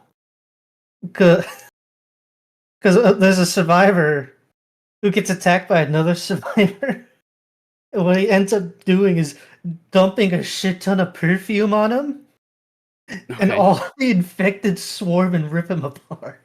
Oh, Interesting. And that's like the only indication of anything they have heightened. But even then, I'm like, well, most of these characters haven't really showered, so I guess the infected couldn't really tell do them address apart that that way later. either. In a line, at least. So it's just Oh, yeah. So they have their little picnic. Then they stop at a gas station and they find a Well, tanker truck. Jim's gonna have his nightmare scene at the true. picnic site first. Yeah, he has a stylistic little nightmare. It's pretty cool, pretty interesting shot. But yeah, he's taken some Valium that Selena took from the pharmacy, and Frank wakes him. And the reason I bring it up is because Frank wakes him up from the nightmare, and Jim, in his drug-induced stupor, just kind of goes, "Thanks, Dad," and goes back to sleep. Oh yeah, And it's that's a pretty really sweet. nice Sweet. little. It's a really nice little moment. and he holds on to Serena too. Yes, Selena. Selena. Yeah. Yeah, that's a nice little touch. I like that, and I like the smile on Frank's Yeah. face after that. Pretty good. wait, did you already go through the other scene with the gas stop? No, that's No. next. No, that was first. Is it? The Before picnic the is picnic? after. The picnic is after you the ruined gas the whole truck. thing. Oh shit! It is. Idiot. They're fired, metal. I just backed up. I Way backed to up. go, Hugh. The gas scene Oh, is damn. right after the flowers. Oh, Look damn. what you did. Shit. You ruined the whole stream. So they Yeah. go to the gas Oh, never station. mind, metal. You're fine. Anyway. They go to the gas station. They find a truck, presumably full of gas, and they go to siphon some from it. Meanwhile, Jim is going to wander into this very clearly this is not going to be like the grocery store where they got a bunch of food because it hasn't been ransacked. He goes in here and he's like, oh, they have cheeseburgers in here. It's like they're not going to have cheeseburgers in here, Jim. Silly goose. And Wait, so he goes in. Why is Chad angry at me? I was right. I- Why are you I- booing me? exactly. I was right. Why are you me? I was right. And so Jim, he goes in looking for cheeseburgers, and or it's not. Just accept it. So he's wandering through. He covers his face here because the smell's so bad. He finds a few dead bodies. He finds a woman holding a dead baby. And That's a then reference to real life. that's a true. mass- Babies have Once- died yeah, in real once life. the baby No, dies. no. So that scene is inspired because Boyle saw a mass body of Kurds after they had been gassed. So Why does it I don't sound know. like you're laughing when you say it? Because it's- Wait, are you Turkish? I don't know. What's going on here? I don't know why he keeps like referencing real life things. Oh, I guess he's just Because pulling real from- life is Look, tragic. I mean, it does Yeah. make it does lend it some believability, right? Like, I think that's one of the reasons why this movie works as well as it does, is because by pulling all of these images, all this imagery from real stories of people who've survived disasters like this, it kind of gives it a realistic feeling. You know, it's not just a Sure. writerly kind Yeah. of thing. It's Mhm. this is something that happened in real life in a situation that this might be like. So this is how human beings would react or behave, and what they might see and And experience. also, if you did a lot of research into stuff like that for the sake of writing or making this movie, you saw certain images that really stuck with you. Yeah, behind the scenes, he actually Clockwork Oranged himself. So he was right with this. He was the chimpanzee the whole time. Oh Well, no! No. Well, maybe Never that's did why this cameo in movie feels so human, is because he felt human while making it. He got too big to keep doing research. I I'm can't fine. take. I made can't tons of take- great stuff. I don't need to research. I'm good now.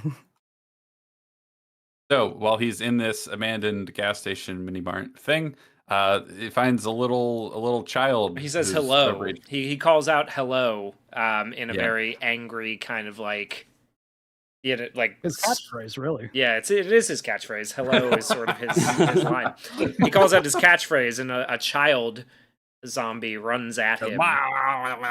And he holds it down and beats it to death with his bat. Mhm. Well, He comes out and they're like, "Did you see anything in there?" He's like, "Nope, Mm-mm. nope, nothing in there. No, let's nothing I get out want of to here." remember.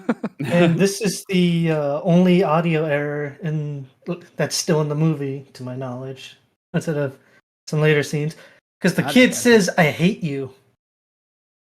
I did not hear that. I didn't catch that.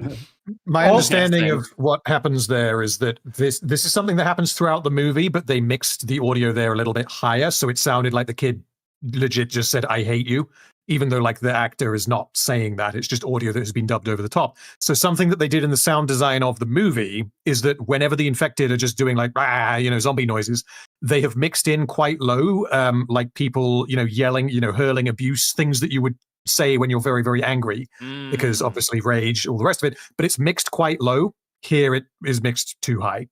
Interesting. That is that. Yeah, that's okay. neat. Okay. That is very Because interesting. because the subtitles pick it up too. It's in the subtitles where he just Yeah, it's in the transcript I'm looking at as well. Okay, if it's in the subtitles and the transcript, then that would suggest that it's deliberate, which Yeah, I well, find a bit Not confusing. necessarily, because sometimes because the- you wait ball or not you wait Was ball. yeah, some, yeah. I, like as somebody who Subtitles. used to create subtitles and closed captions for films and TV shows like this, sometimes you hear stuff and you're just told, as best as you can replicate it. It doesn't necessarily get based Okay. entirely off the script. So Yeah, because Boyle has said that was a mistake. That's not supposed to be in there. Oh, okay. interesting. Odd that it would be in the subtitles then, because that would be something they'd be able to review before publishing the DVD. maybe Well, editors it suck might sometimes. Maybe. if he had the time and didn't just kind of like blow it off and was like didn't just go like what I need to overlook the subtitles. It's fucking fine. I'm busy. I got other stuff I'm doing. Like Yeah. just push it out. Can someone else read them for me? Make sure there's no spelling mistakes. Yeah. I got to make Yesterday, the movie where everyone forgets about the Beatles. Yeah. All right, I got shit to do. So it's an interesting thing here. I don't know if anyone else got this vibe, but there was a little in this scene when Jim goes into the abandoned gas station mart. Did anyone else get the feeling he was kind of looking for trouble a little bit? He's Yes, definitely okay. that's definitely That's the point. okay. Just making sure, because No, I can see that. Yeah. it felt like he was kind of hoping something like this would happen. Not necessarily that it would be a child, but he was kind of hoping he could. Get I don't some know, zombie get out killing some of- experience. Yeah, get out some of the rage he has at Yeah. everything that's happening. Get out some of the aggression.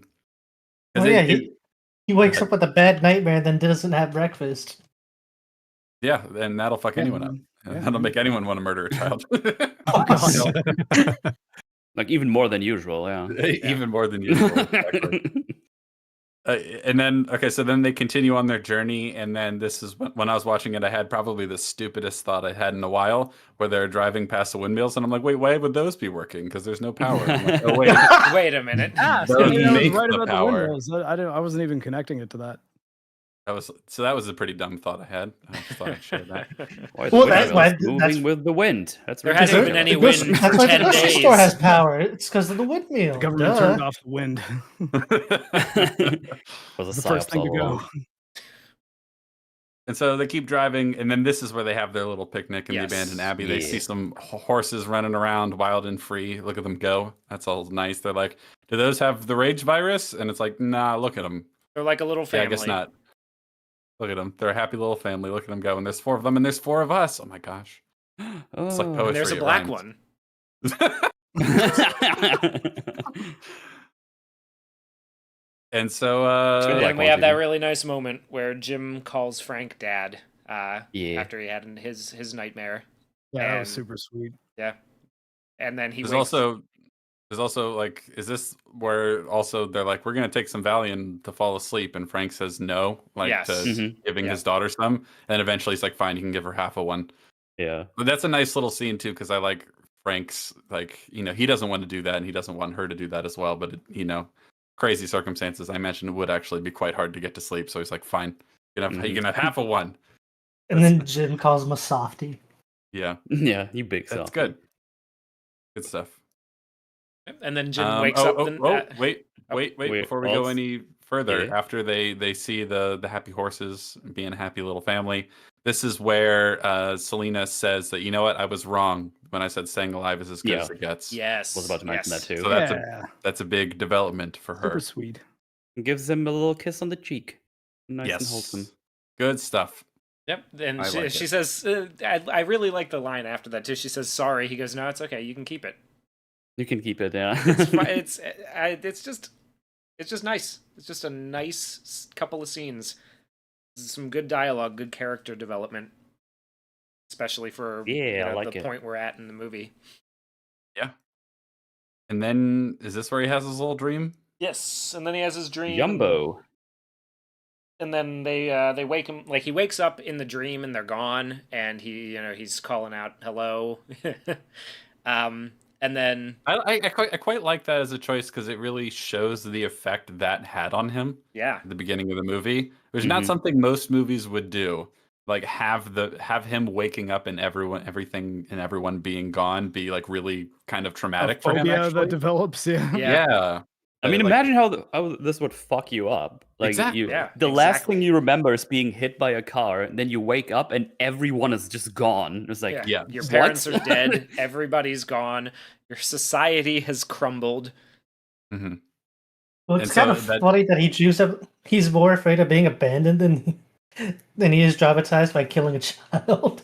Yeah, like I don't know. It just that makes a lot of sense to me for his character and how it plays out. And I just think a lesser movie would have him, wake up and everyone be gone, but ultimately it has no real lingering effect, But Yeah. here it's like that turns into a recurring nightmare, like a fear of everyone being gone again. It's good stuff. Yeah. And then we get a nice little fake out again where the car horn honks and he wakes up yeah. and he has to grab his stuff and jog into it as they're driving away. Yeah. Did I miss breakfast?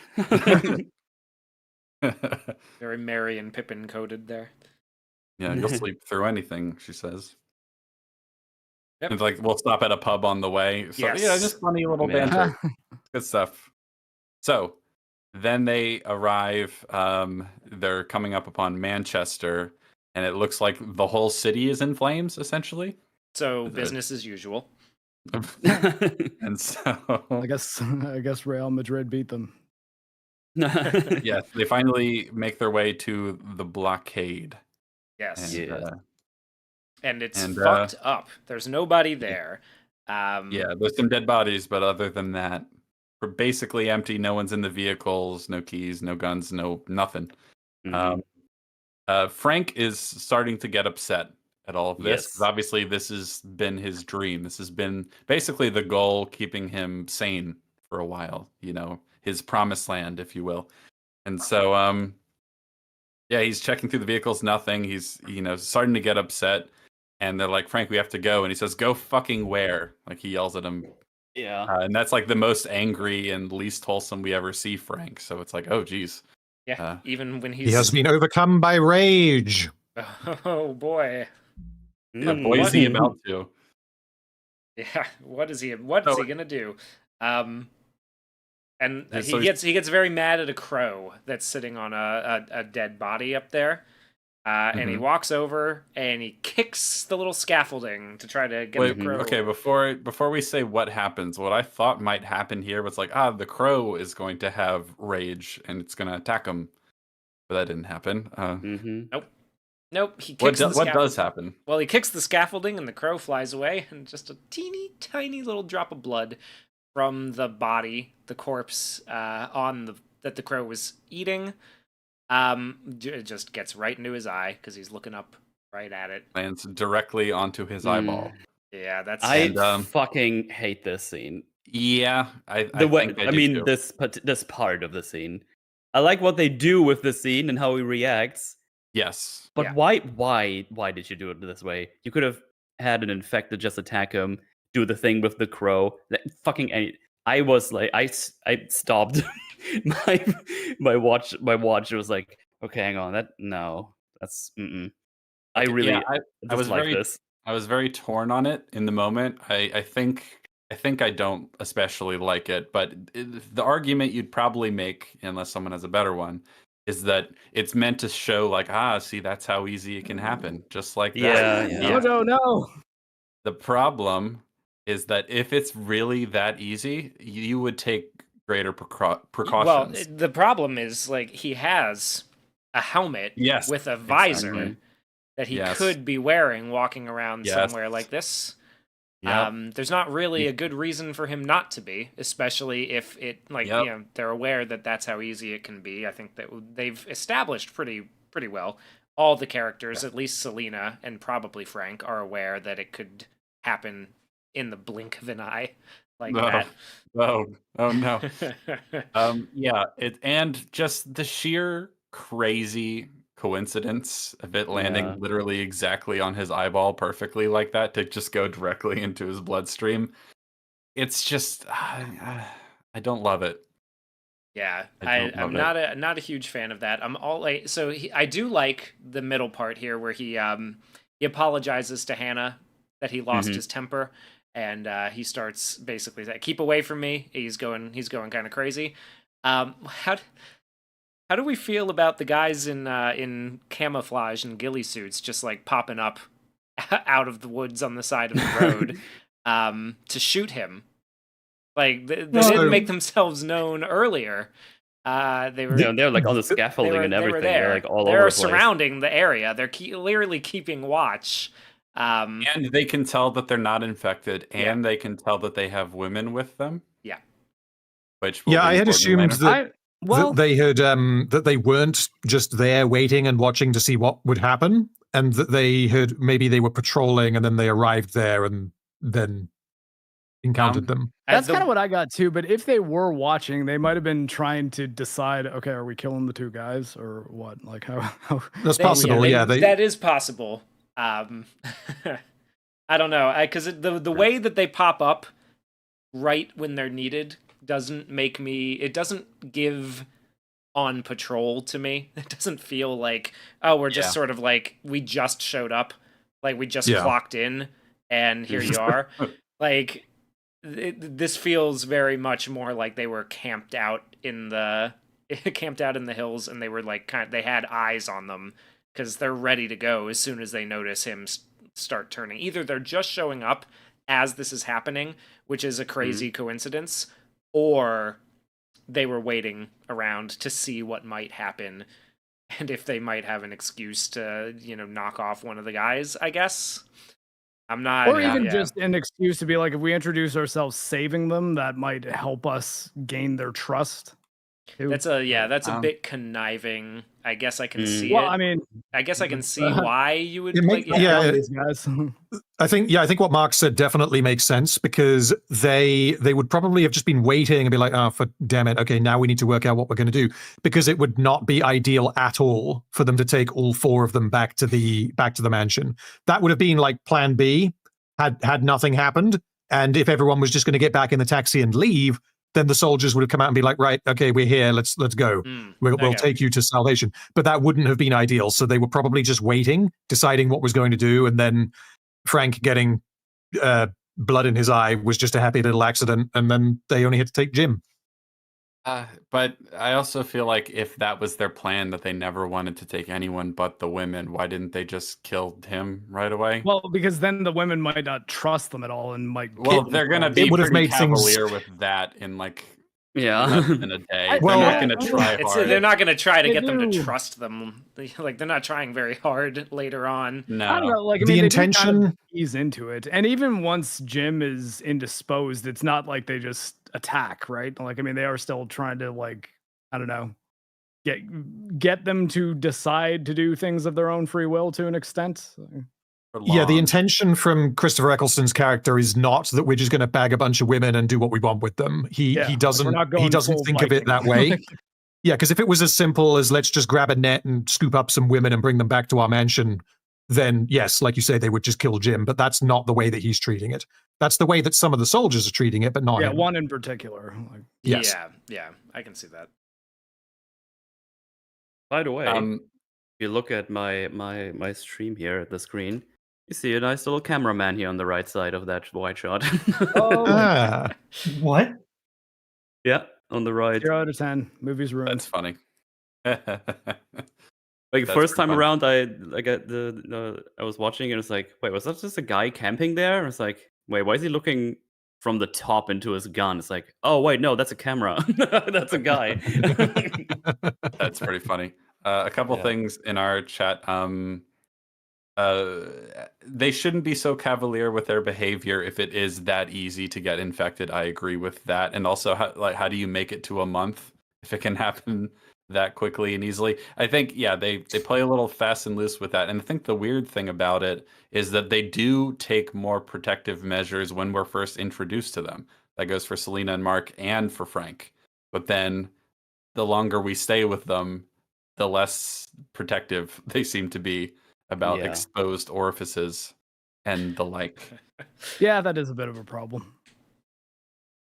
But anywho, Frank's dead. Rip. Oh, All right. He got Rip. very, very, very, very unlucky.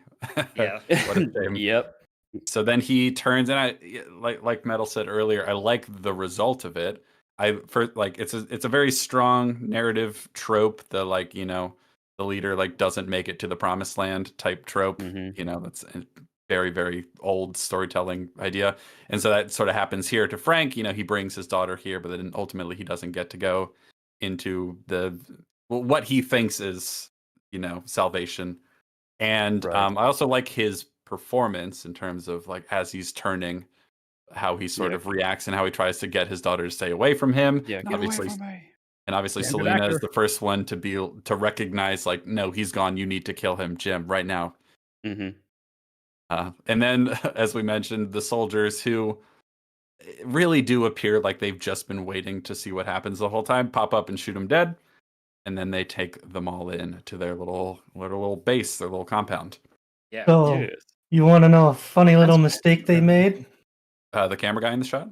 No, after that, because I didn't even know that one. It would be hilarious So- if you just pointed that out. There's a cameraman when you look at the shot. No. See, so this one's funnier. So when That's our they're tactical when the camera. soldiers are opening the gate to let the cars in, do you recognize one of them? No. No. have to It's bring up the shot. Mailer. Wait, what? One of them is Mailer. huh? Who is this? Mailer's the Yeah, zombie that they Mailer had is the chained up. zombie. Oh, Oh, Well, because that would be he would stand out because Right, so right he's the only he's the black. he's the only one who's played by a black Oh actor. shit! so that would, Yeah. No, there's two. there's another First one. off, there's two black guys. there's a guy who runs out of ammo. are there? Yes. Oh, sorry, I thought there was only one. Never mind. Ignore me then. So, Mailer, that actor, is one of the guys who opens the gate. That's funny. His actor originally had a few scenes in the movie, but Boyle liked him so much as the infected, he just cut all those scenes out and then made him more shots as an Prominent. infected. I mean, he So was this, good. so this is the only. This is one of Arguably, the he only gets the mistakes kill I can shot think on the of. villain. Yes. So he liked him better in shackles. Is what you're saying? What did I'm he just mean by asking. this? Racism. So we are onto their little Yeah, we're in base the now. mansion. We're in the base. The mansion, yes. Mhm. And our heroes are looking rather glum because they just lost Frank. As you would be, they take him to go get showers and everything. We get to see Cillian Murphy's butt now. We've seen the back and the front of him, so that's good. We like that. They put him in normal clothes, and then he has a conversation with, what's the name of the guy? The actor? You've mentioned him several times. Christopher already. Christopher Eccleston. Eccleston. Yeah. That's the one. Yeah. Yeah, it gives him a So- tour. He shows him the kitchen with one of the soldiers in an apron. Is it like what are we having for dinner? Surprise, sir. Surprise, sir.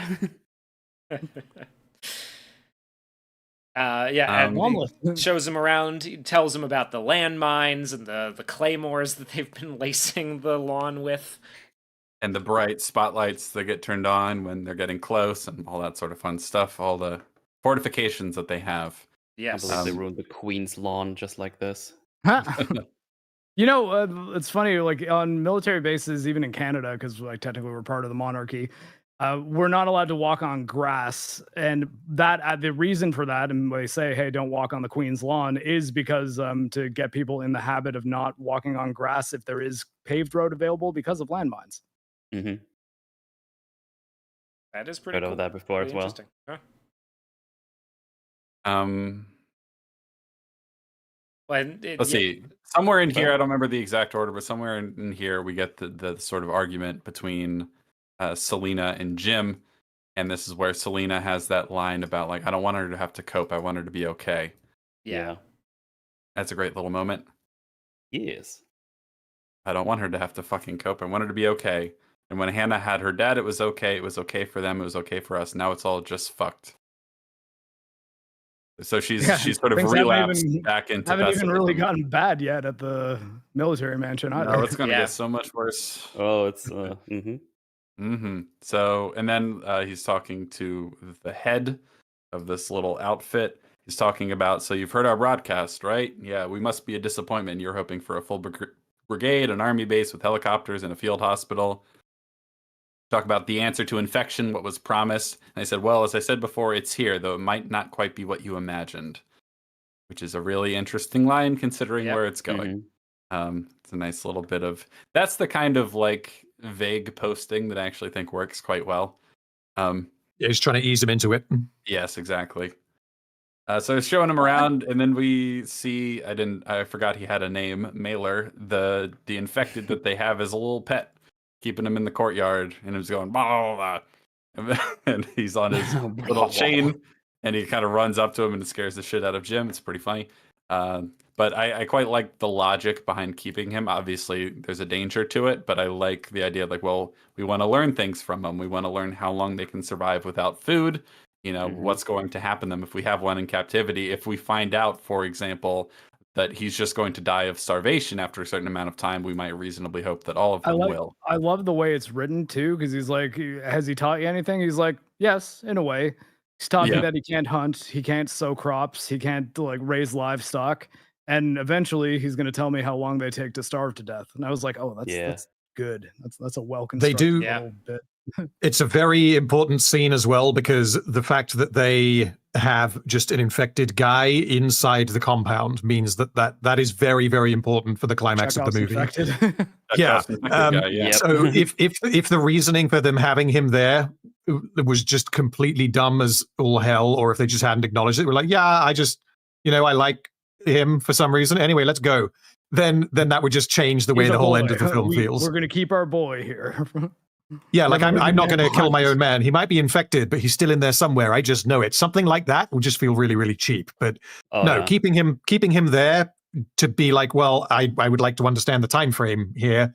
That absolutely makes sense. Well, it ties it in. It ties it into the beginning, right, with the scientist, where in order to cure, you must first understand. So he has to, keep the study going, right? It's the pragmatism of it is a nice touch, and it's not like foreshadows the end cold as well. pragmatism either. Like you can tell that this guy cares about his men, especially as we're gonna find out, like relatively soon after this is when he tells Jim, like, look, they were gonna blow their heads off.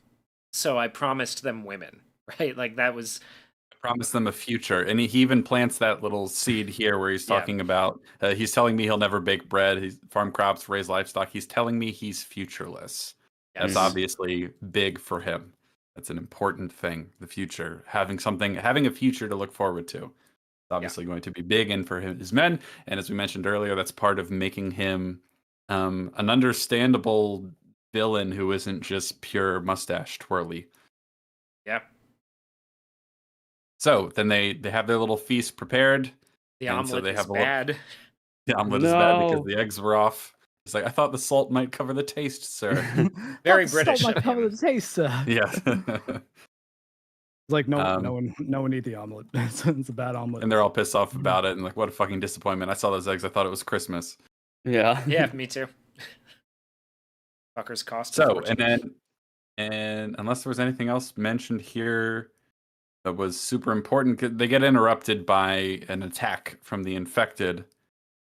Oh, but there's a couple of things that we established here. One of them is that the main guy, the sort of leader of this group, he has this attitude that, like, look, I saw people killing each other before and I see people killing each other now. There's nothing really all that different, which clearly ties into the theme that Random has mentioned a few times, though I think it works better as someone a little delusional like this guy would say, rather than something the movie actually thinks. Well, If that it's makes sense. it's gonna be undermined a bit by the other soldier, right? The one Yes. soldier who kind of has his wits about him still. Yeah. Yeah, it's undermined by him when they go to execute him and Jim later. Yes. Right. Yeah. So it's a good. It's very good for establishing the villain and his perspective, right? Yes. Absolutely. And then, but the movie isn't telling you like, yeah, no, like this is how it is, and this is what it's gonna be like. It's Yeah. kind of being like, no, he's delusional. He's Yes, kind of I agree. lost his mind. Yeah. So But then then they I get can- interrupted. Go ahead. I was going to say I can totally buy like a soldier in this scenario having that perspective, because for him it is very cut and dry. He's not particularly interested in going into the nuance of it. He's just treating this as if, well, this is a whole bunch of people who have decided to attack other people, which is what I'm trained to deal with. So that's what we're going to do. Yeah. No, it works. It's totally in keeping with how the character is presented.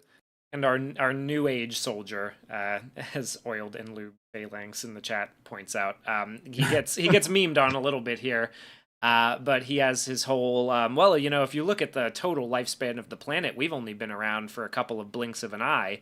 So really, like this is returning to a state of normalcy if it wipes us all Right. out. Yeah. Sounds like eco-terrorist talk to me. Yeah.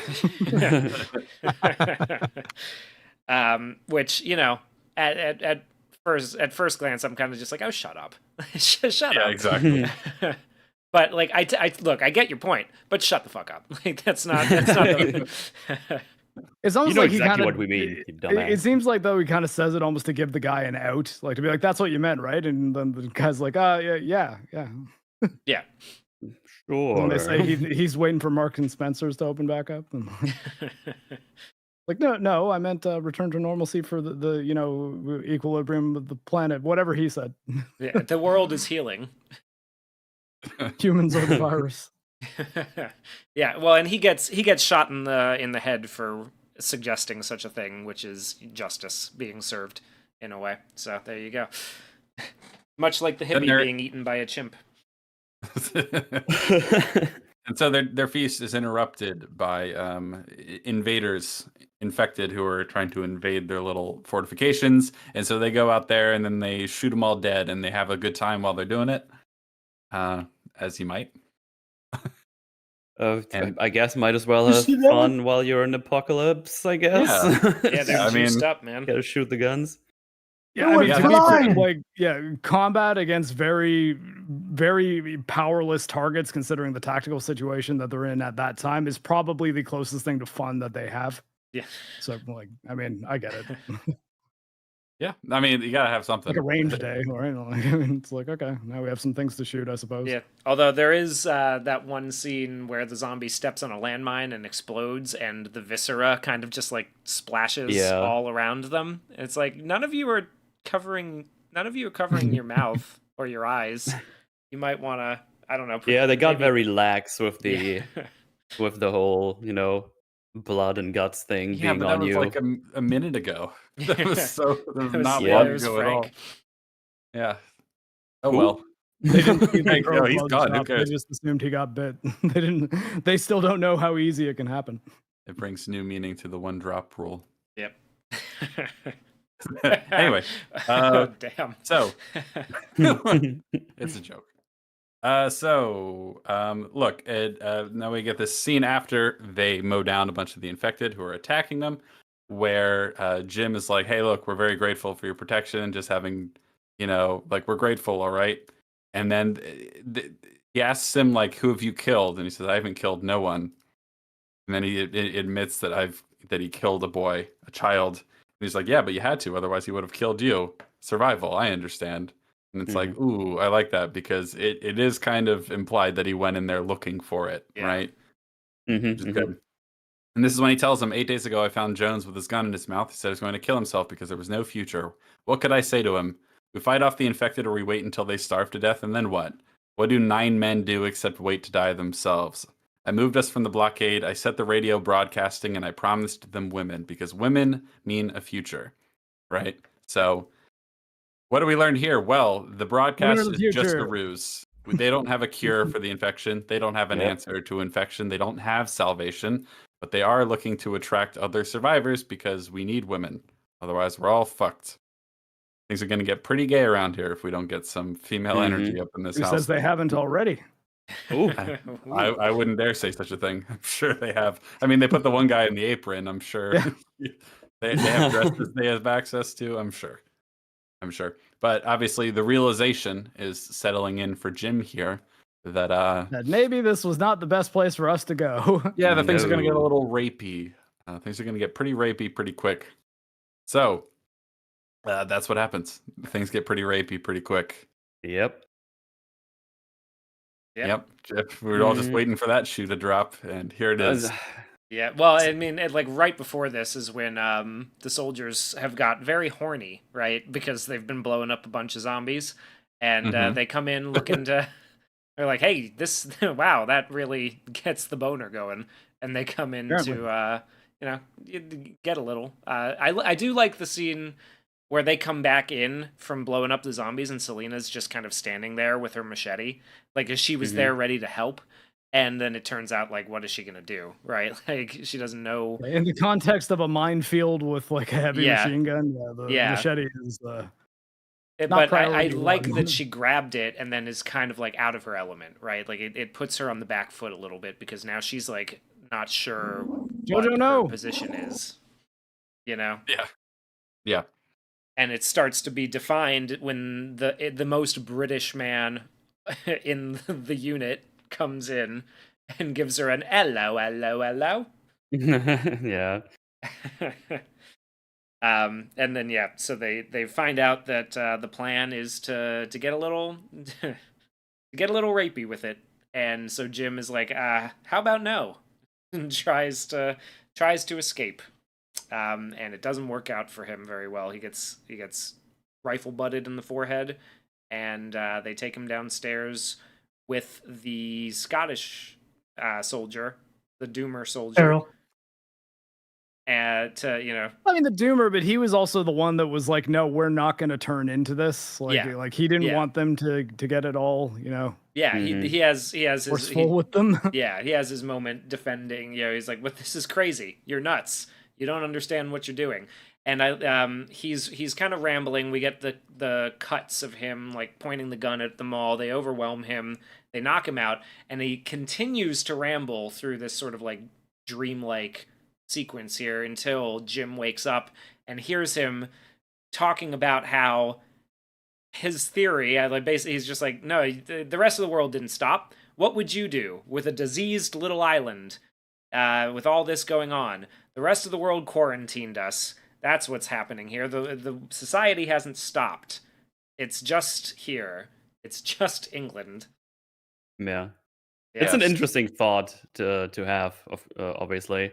We are like contained in this island, so that's why like hearing the reports from France thing kind of threw me off. That honestly I didn't even catch when I'd watched this, because 28 weeks later does kind of assume that it was only England. This film does as well. I had previously thought that 28 weeks had retconned it. That was my view, but having now rewatched 28 Days and refreshed my memory, 28 Days is pretty.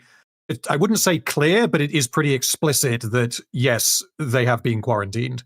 Yeah. Because you can see there's a shot later on where you see evidence of aeroplanes, Yeah. which Yeah. that would not be a thing. And then also, right? Do I want to spoil the ending here or save it? We'll save it, but I think you're absolutely right that the movie wants you to believe that actually the twist reveal is that this only happened here, or at least it only got this bad in England Yeah. or the UK in general, because of the ending, which we'll get to, and also Oh, what was I gonna say? logistics, really. Yeah, well, they mentioned earlier the reports that there were infections and that this has spread to New York and Paris, but there's nothing saying that it overwhelmed the US and the rest of the continental European countries as well. It's just like they might have gotten it under control. Or it simply could just not be true because they Turns don't out even that know. was just a Possible. New Yorker. He was Well, yeah. fine. What I That was figured just was a that random subway homeless guy. Yeah. Someone could have sneezed, someone got scared, and there was a panic stampede. No. I mean, what I figured was that like the radio was broadcast said that to tell anyone in the UK that there is no point trying to escape, which would then make it easier for them to be quarantined. I mean, that's not bad. Maybe it's possible. Either way, I think the movie does make it pretty clear that it only happens here. And obviously, weeks and 28 years are also going off that assumption. So I think it's pretty reasonable to conclude. I'm interested to see what they're gonna do, or like what 28 weeks later does with it, because I still haven't seen that one. So Yeah, same. But I haven't seen it either. But also, you can tell from the trailer that years is also going off that assumption. yes. Well, I that- mean, what do you mean by that? I'm going to try to not spoil weeks when I respond, but because I know at least some people. If you watch the trailer for years, I think there are a number of things that imply that the British Isles were quarantined. Oh, okay. I mean, that could still be a thing, but yeah, I guess here, watch weeks. Well, unfortunately, I know the answer because I've read some of the interviews by Boyle. So. Oh, okay. Well, I know that I've seen something about how there's like a small island off the coast of England that is sort of isolated from the mainland, and that's what we're going to be following in 28 years. So that they're like it's people from the island village going to the mainland and seeing what's happened. That's the most that I know about like where the story's going to go. It's Anywho, I don't want even say what inspired him exactly because that would spoil it. Yeah, so let's we'll just save the weeks talk for now. Look, we're almost at the end of this one. yeah, so we're almost done here. because there's people on the episode who have not seen Weeks. I don't want to like blow the stuff that happens in it.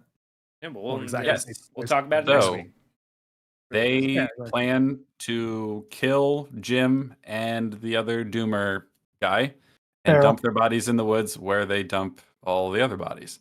And that's the plan. They get there, they're about to do it, and one of the soldiers decides he's going to stab the other guy to death instead of just shooting him. One of the other soldiers is clearly not thrilled with that idea, so he shoots first. Yeah. And then the sort of like miscommunication kerfuffle allows Jim to sort of run away and manage to get away. And he does a clever little thing because Jim's a clever little boy where he hides among the dead bodies and they run past. And he's like, I got you, bitch. And he manages to escape. I like that. I like Jim's sort of cleverness and resourcefulness. It's nice. And I also like the idea here that you have a sort of split between a guy who's going to kill these guys in a more sadistic manner than is necessary, and the other guy who opposes it and just wants to kill them more. Just shoot him and be done with it. Yep, exactly. So, that's a strong choice. I like that. So here's the two fun things. One, Jim loses his shirt somehow while his hands are still bound. Hey, look, Julian Murphy's a handsome man. They wanted to milk it. So, he got hot. All right. And then the next one is where the police get involved again. Because after they shot this scene, the prop team forgot to pick up the bodies. so a lady who was driving by saw it, panicked, fucking crashed her car, and then called the police. So the police had to come down and interrogate the prop team. That's wild. When I tell you to dump a body in the marsh, you dump it in the marsh. That's insane. Oh, Whoopsie Yeah. daisy. Oops. no shit. So- Frank, we didn't forget the bodies, the prop bodies, right? It's like, no, I'm pretty sure Yeah, I but I told think we someone to got get them. rid of them. Where are no, they? no, it'll be I was fine. like, whoa, hold on. You didn't get them? I thought you were the. Oh. So Jim manages to escape. He loses his shirt at some point, as has been mentioned. He jumps over the wall. Does he use the shirt to get over the barbed wire? Is that what happened?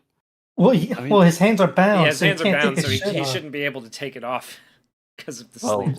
listen, he's quite the contortionist. All right. So There's So a shot the- of the shirt on the barbed wire, and what I took that to mean, discounting the fact that his hands are bound, is that he tore the shirt on while climbing over.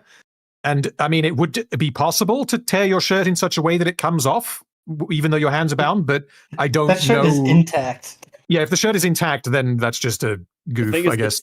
It's also razor wire. Razor wire is Yeah, it's- fucked, dude. That shit is disgusting. So it. It's So he's- actually he's lucky he didn't get fucking cut up trying to climb over that without his hands. He did get cut up a little bit, though he probably might have gotten cut up a little bit worse than he did. But he's been wounded. Like there's Oh, did You he have know. some cuts? I did. he has some cuts my bad. on his shoulder and stuff like that. He had a couple on his face. Obviously, one of them. Oh is yeah, from just see being it here. Okay, hit with yeah. the gun.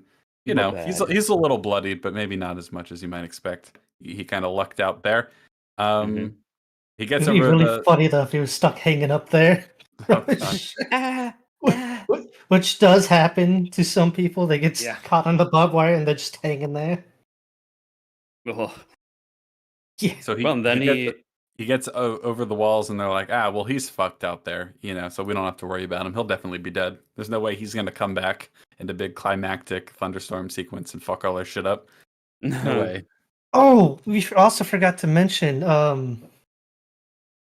fucking Major West, Eccleston. He mentions how the Manchester fires have caused all the infected to move into the countryside, and that's why they're getting the occasional attack. Yeah. Oh, True. Yes. Yeah. Okay. True.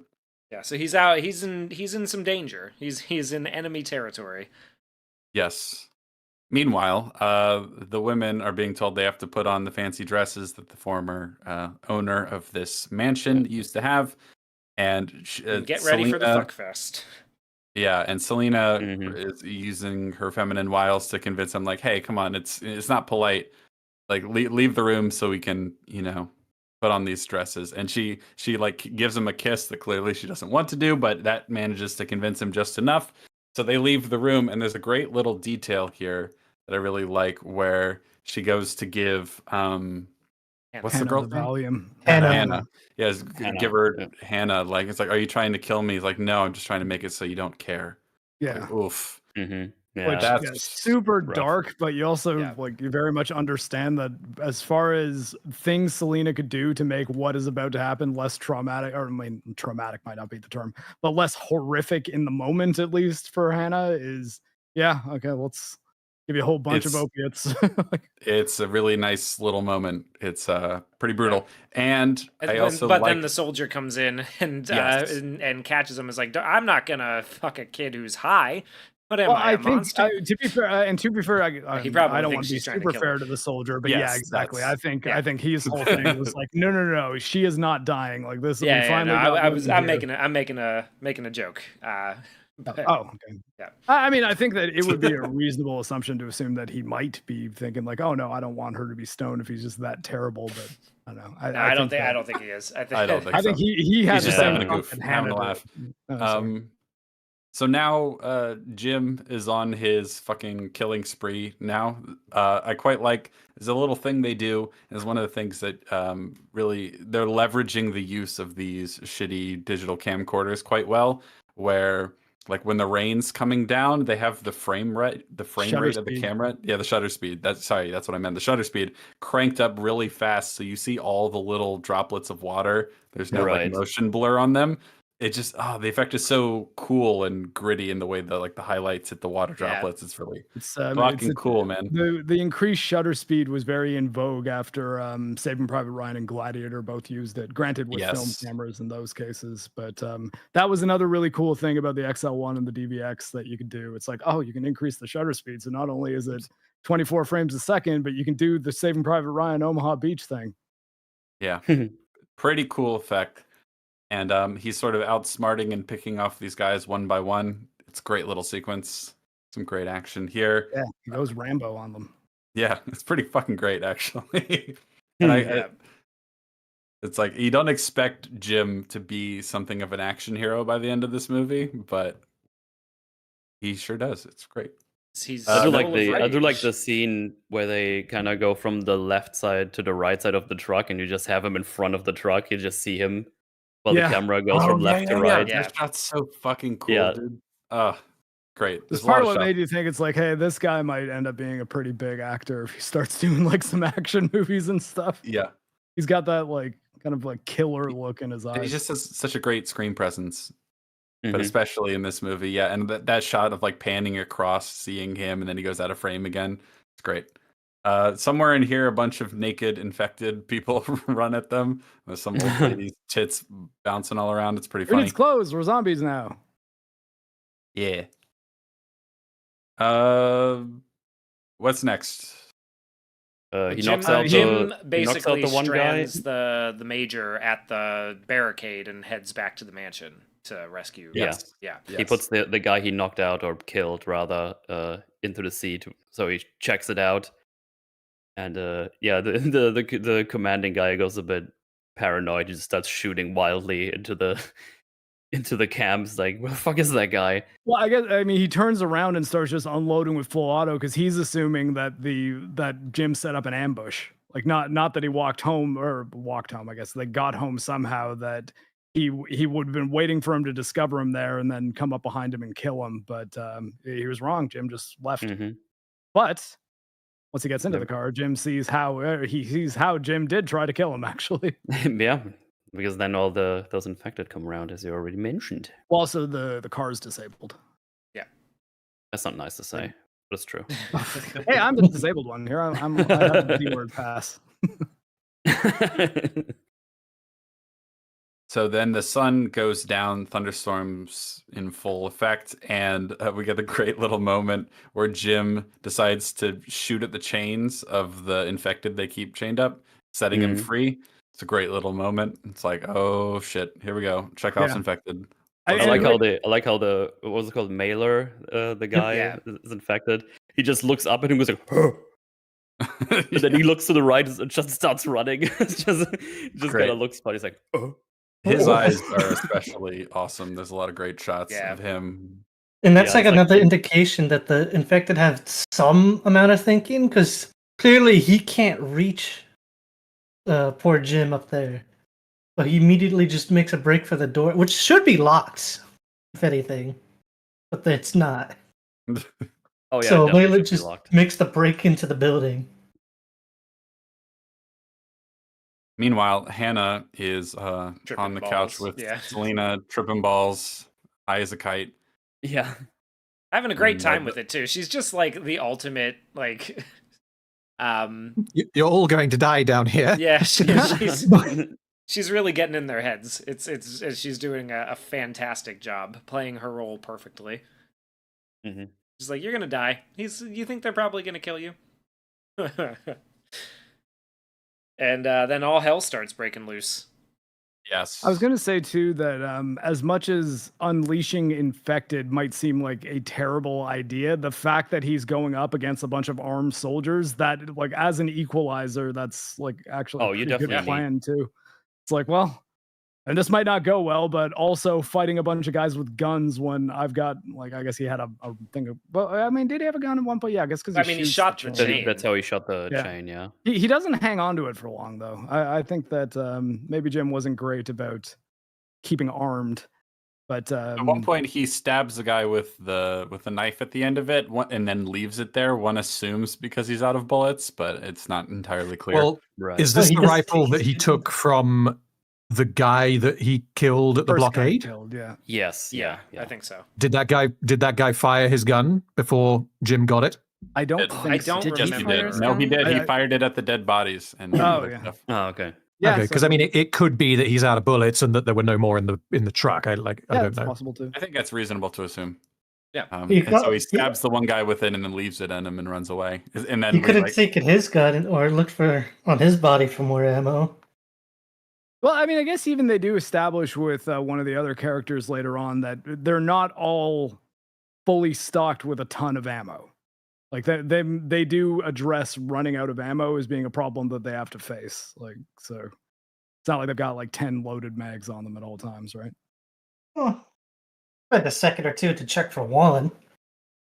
Oh, but I mean, maybe maybe we just didn't see it. He did, and they just did not have any more, right? Like that. I'm saying No, that, no. that having the one guy that has Jin run lets out of that ammo body is- fucking drop and moves on. Oh, okay. I'm just saying that it's better than movies where they don't ever address ammo. Like we do later on see a guy whose big problem is that he's panicking because he's run out of ammo and he feels helpless. Yep. That's fair, yeah. he's definitely in full rage mode. You know, that's definitely what they're going with. Yeah. They're going for. So, you know, the infected guy is running loose. He's killing people. There's some great horror sequences with like the use of like the really sort of high key like lighting coming Yeah. in and everything. It looks incredible.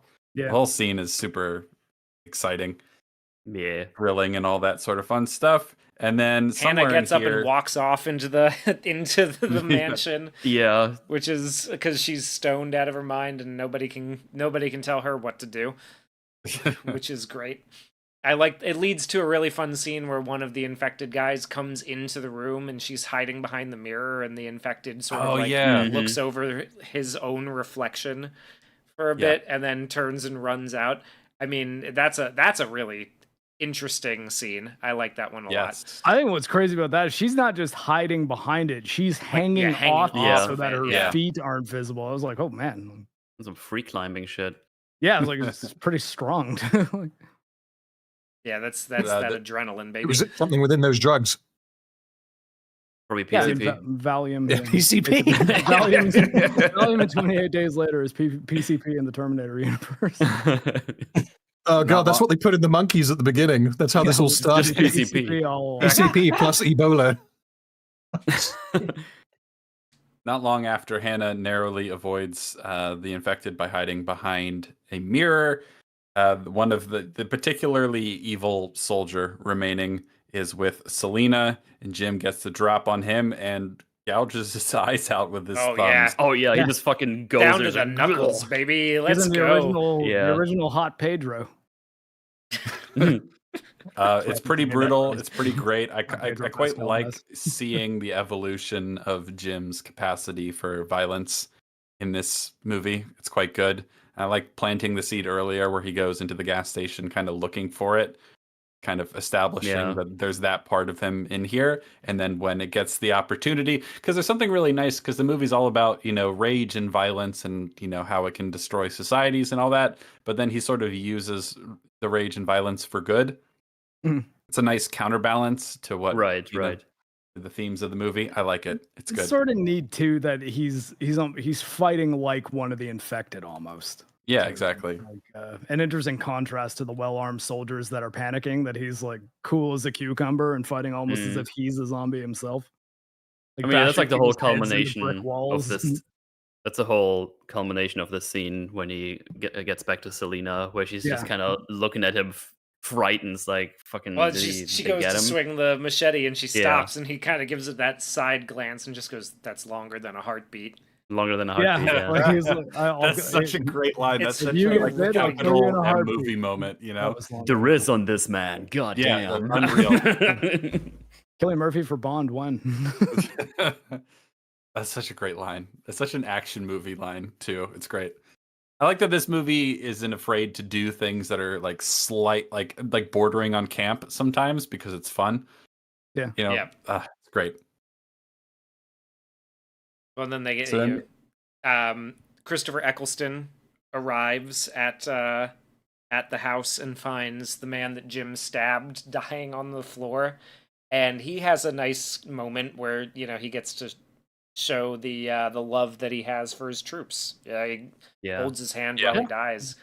Kind of makes it feel like this is going to be a real showdown, that he has like a strong antagonist to go up against, right? Like there's some It's emotion a good way behind it. to humanize the villain without being cringe about it. Yes. It's not like always like, look, because we're not so different, you and I. It's like, no, he knows he's doing some fucked up shit, but he also cares about his men. So obviously, and, like, you get the impression that maybe before all this went down, he was a good guy, and it's like, oh, look, I don't want to keep women captive for the purpose of, like, I guess, breeding and I suppose recreation, but I also don't want my men to shoot themselves. And my purpose in life here in this apocalypse is just keeping these guys alive. And he's willing to go to some pretty dark places. So he's still wrong, but there's an element of like, I see how he got there.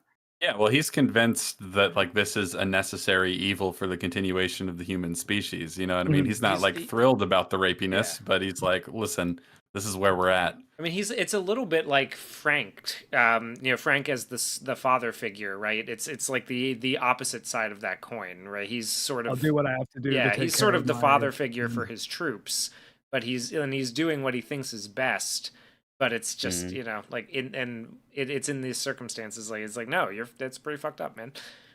And even his line when he I guess like we're sort of at the part where he shoots Jim anyways. He says, "You killed my boys." Yeah, exactly.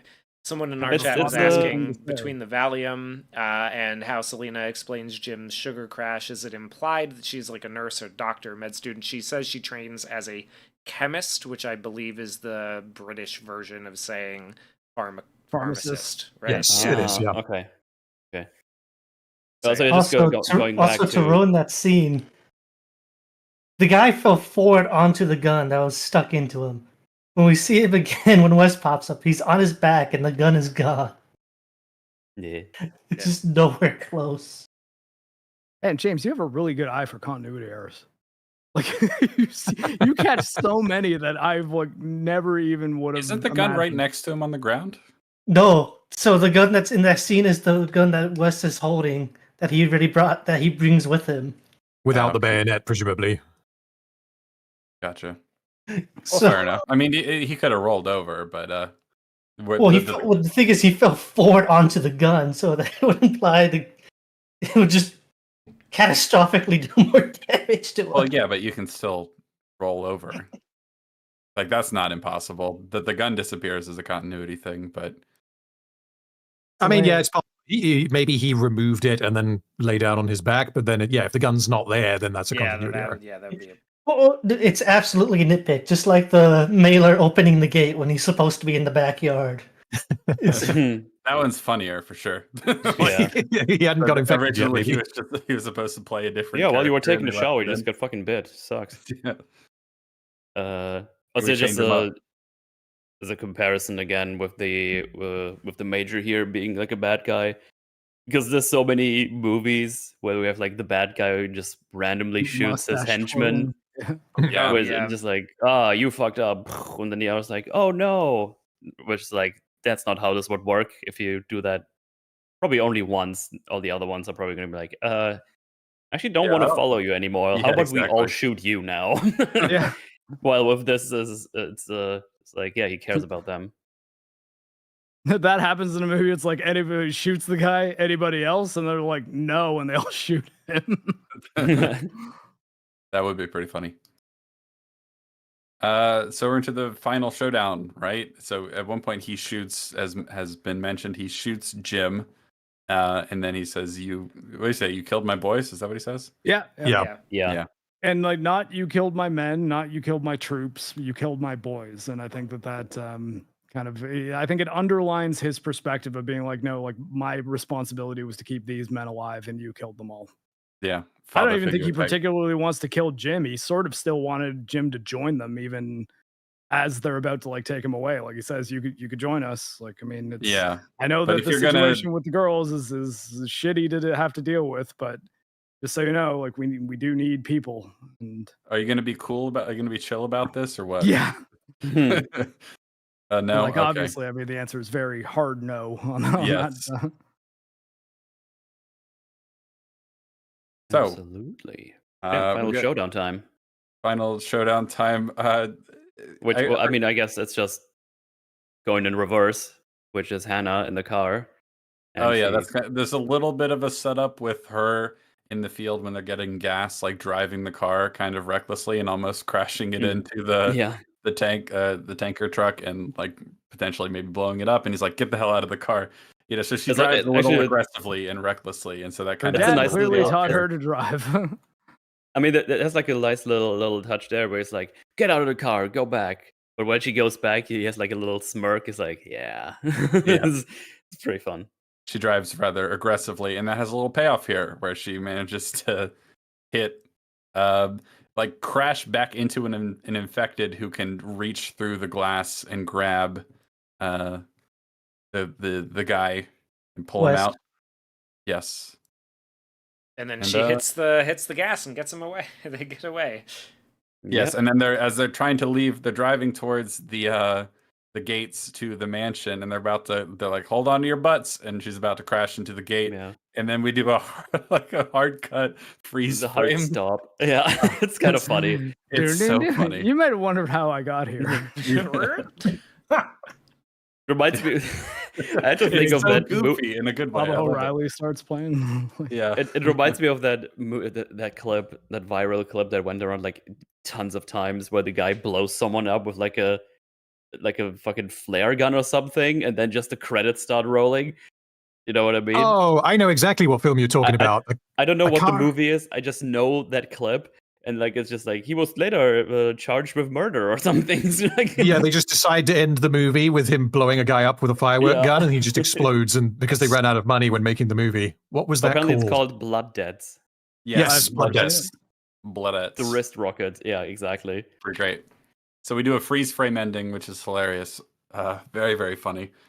And then Yeah, there's- that was a bit of an odd choice. I don't think it worked particularly well. I think it's silly in a good way. Because Yeah, there's some things in I this think movie that it's- are a little I think it's campy and yeah. over the top. And I like charming all sort the of way. editing that happens in the sequence after it, but I think the freeze frame it catches me off guard every Well, time I watch this so movie. before we get into the actual ending, there are some alternate endings that were shot. There are a couple. Tell me more. I was gonna bring that up. I think too. there's 3 of them. At least the roll cut. And There's all 3, 3 they're all end terrible. with Jim dying. So Cillian Murphy, in the all 3 alternate endings, succumbs to his wounds, or I think in one of them he undergoes a blood transfusion because Frank is not shot. They keep him as like an infected prisoner, and he undergoes a Okay. blood transfusion to save Frank's life. Oh my. Oh, okay. Interesting. So he's left strapped on the bed, infected, and the other 3 take off. Yeah. And So then- those are like the other alternate endings are just that he dies from his gunshot wound, Mhm. and then in one of them he sacrifices himself to save Frank's life. None of them tested well Yeah, with yeah, the audiences. So the other 2 are like carbon copies. One of them is Yeah. just called "What If," and it's supposed to be ambiguous that he dies on the bed in the hospital. That's shown for like 3 seconds in Yeah. the cut. And the last one is just he's straight up dead, and the chicken is named Jim, The what? and it's just a chicken in the cottage because the cottage Oh. they're in has a bunch of animals. So there's a chicken that they call Jim. So it's just Hannah and They named Serena. a chicken after. Okay. That's Yeah. his legacy. Is they named a chicken after him. Yeah, they went with the ending they did. I'm very glad with instead. that they went with the ending that they did. This ending is, yeah, thank God. someone in chat just mentioned Police Squad has the best freeze frame endings. That is absolutely true. Police Squad freeze frames are great because they just all stand there. Clearly, it's not a freeze frame. Oh, there's one where a guy in the back just still moves around while everyone else is Oh paused. yeah. Just grabs shit and just goes away. Police Squad is awesome. Anyway, moving on. Yeah, so after the freeze frame, we get another little callback to the 28 days later. Oh god, it's a loop. It's a time loop. No. So really, No, I'm just kidding. we're dealing with we're dealing with 56 days later. At this point, Doesn't have as much of a probably- ring to it, does it? no, not quite. There's something Well, about it's a bit 28 more than or- 56 days. We're not counting the days of them, It's like washing. 58. That's true. It's like 60 plus. Around 64 days later, roughly 64, 65 days later. In his little montage that's kind of framed a little bit like a dream where he's in a hospital bed again, but obviously it's a different one. There's a fun shot upside down of like hell written on the hillside. Yeah, Yes. I like that. That's cool. Especially when we learn very soon what it's actually Yes. doing. It's pretty fun. Yeah, and it's he fun. wakes It up. reminds- He wakes up in a little cottage, a little country cottage. How nice. Yeah, nice, idyllic, peaceful little thing. They're out in the country, out in the Highlands,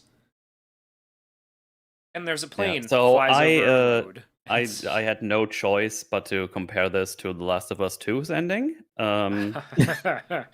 because I recently played this, and this seems a bit more reasonable than the massive farm they built for themselves in the mountains of wherever the fuck The Last of Us. Outside of I their safe assume community, they were far, not that far from Jackson, like in Last of Us. I mean, they're still outside of Jackson, and that's an issue. And they're right next to woods. Yeah, it's Well, ridiculous yeah. what the place they got, because they really wanted to do the thing. I wanted to do a farm when this is all over. So I just had to think of that immediately when I saw this. The PTSD is still deep.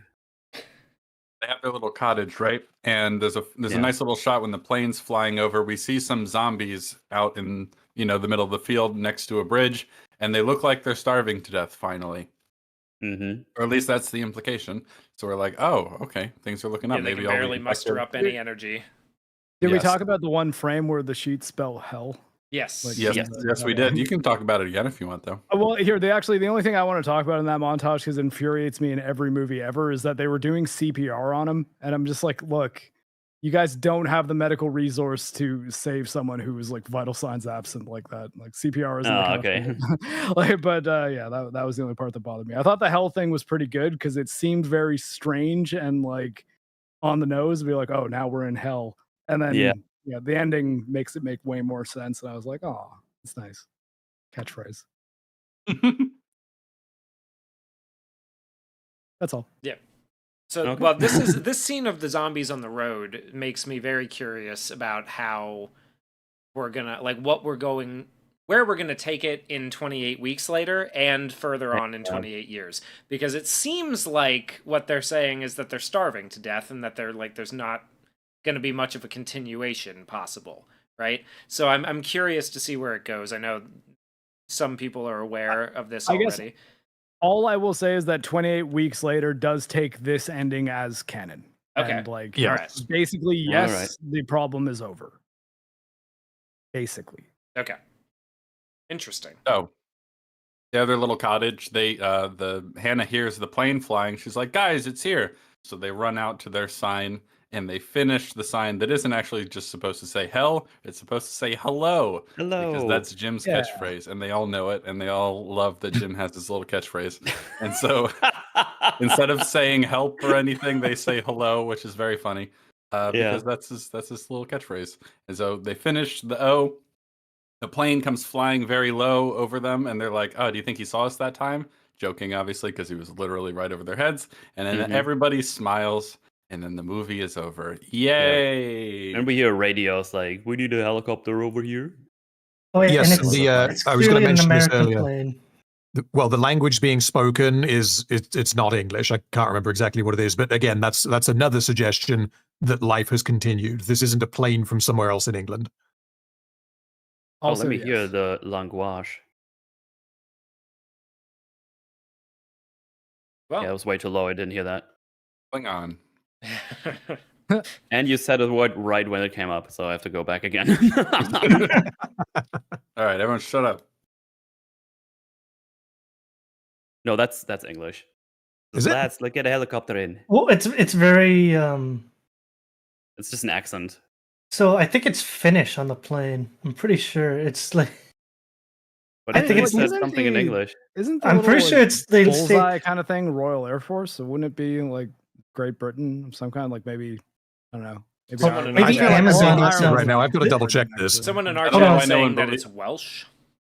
Oh nope, I got it that's here. not English. No that's one, true, no one yeah. speaks Welsh. Wales That's was a myth. okay. Here I got it. Amazon tells me. Amazon. In the end of the film, the pilot of the plane is speaking Finnish on the radio. The very last words he says are like "Hutakau, helicopter plane," which means will you hang send on. a helicopter? I'll bump that volume up here. Hang on. I mean, I guess Scandinavian based on similar. I'm pretty origins confident to- that he just says, "Let's get a helicopter in." Maybe I it's a am 95% sure. maybe it's a dub over. Maybe they changed it. It does sound a little bit like that metal. I'm not sure though if that's what it's meant to be. It doesn't matter anyway. But Either way, that's the end of the movie. Well, the Yay! helicopter's Yeah, coming. we made it.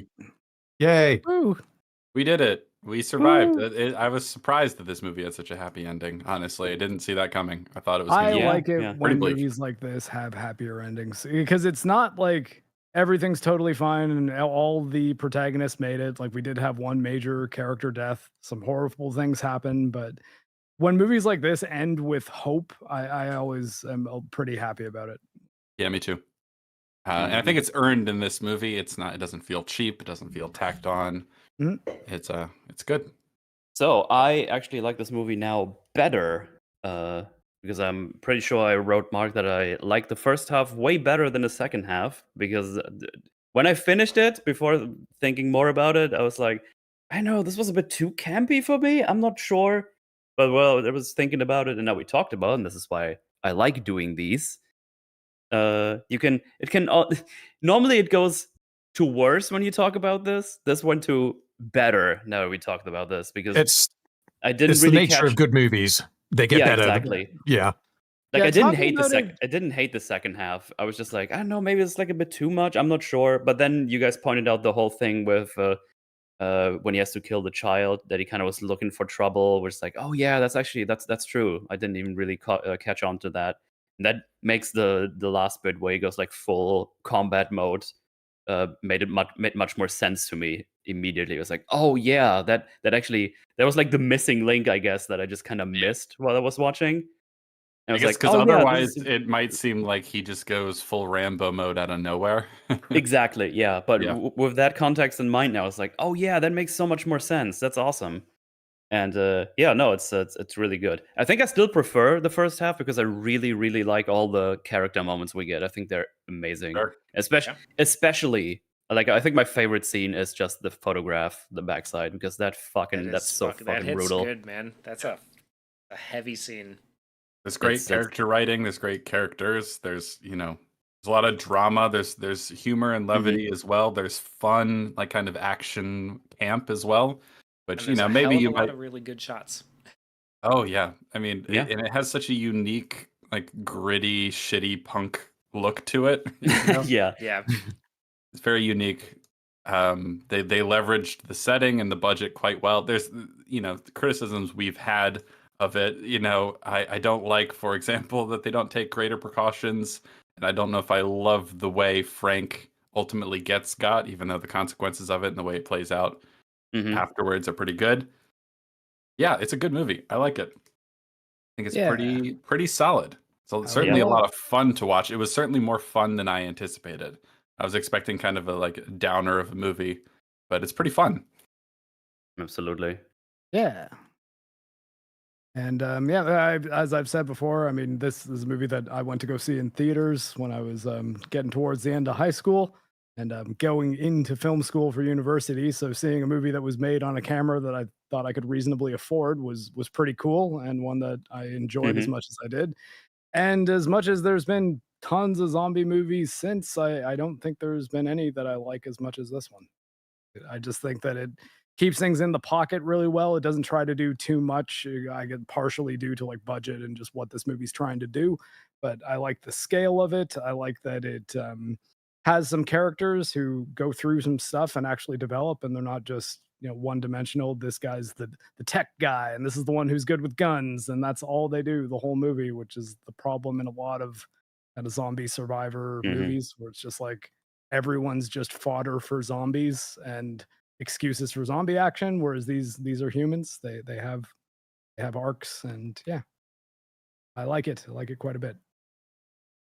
I do not like 28 Weeks Later as much, but we'll talk about that next week. I can't because it's Father's Day. I decided I have to go golfing with him.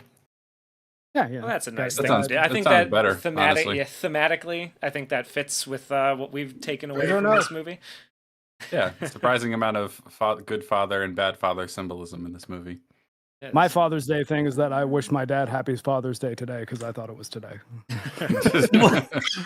Jojo, no. We I'm already your had father, Father's Day Jojo. in German It's land. not so Father's Day, but Jojo, calm down.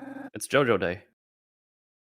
Every day. I will not be. I will be watching the movie, but I will not be. I will not be joining you all next week for the 28 Weeks Later discussion. I have a kendo tournament that I am participating Ooh. in. So Well, Yeah, right on. I hope you win.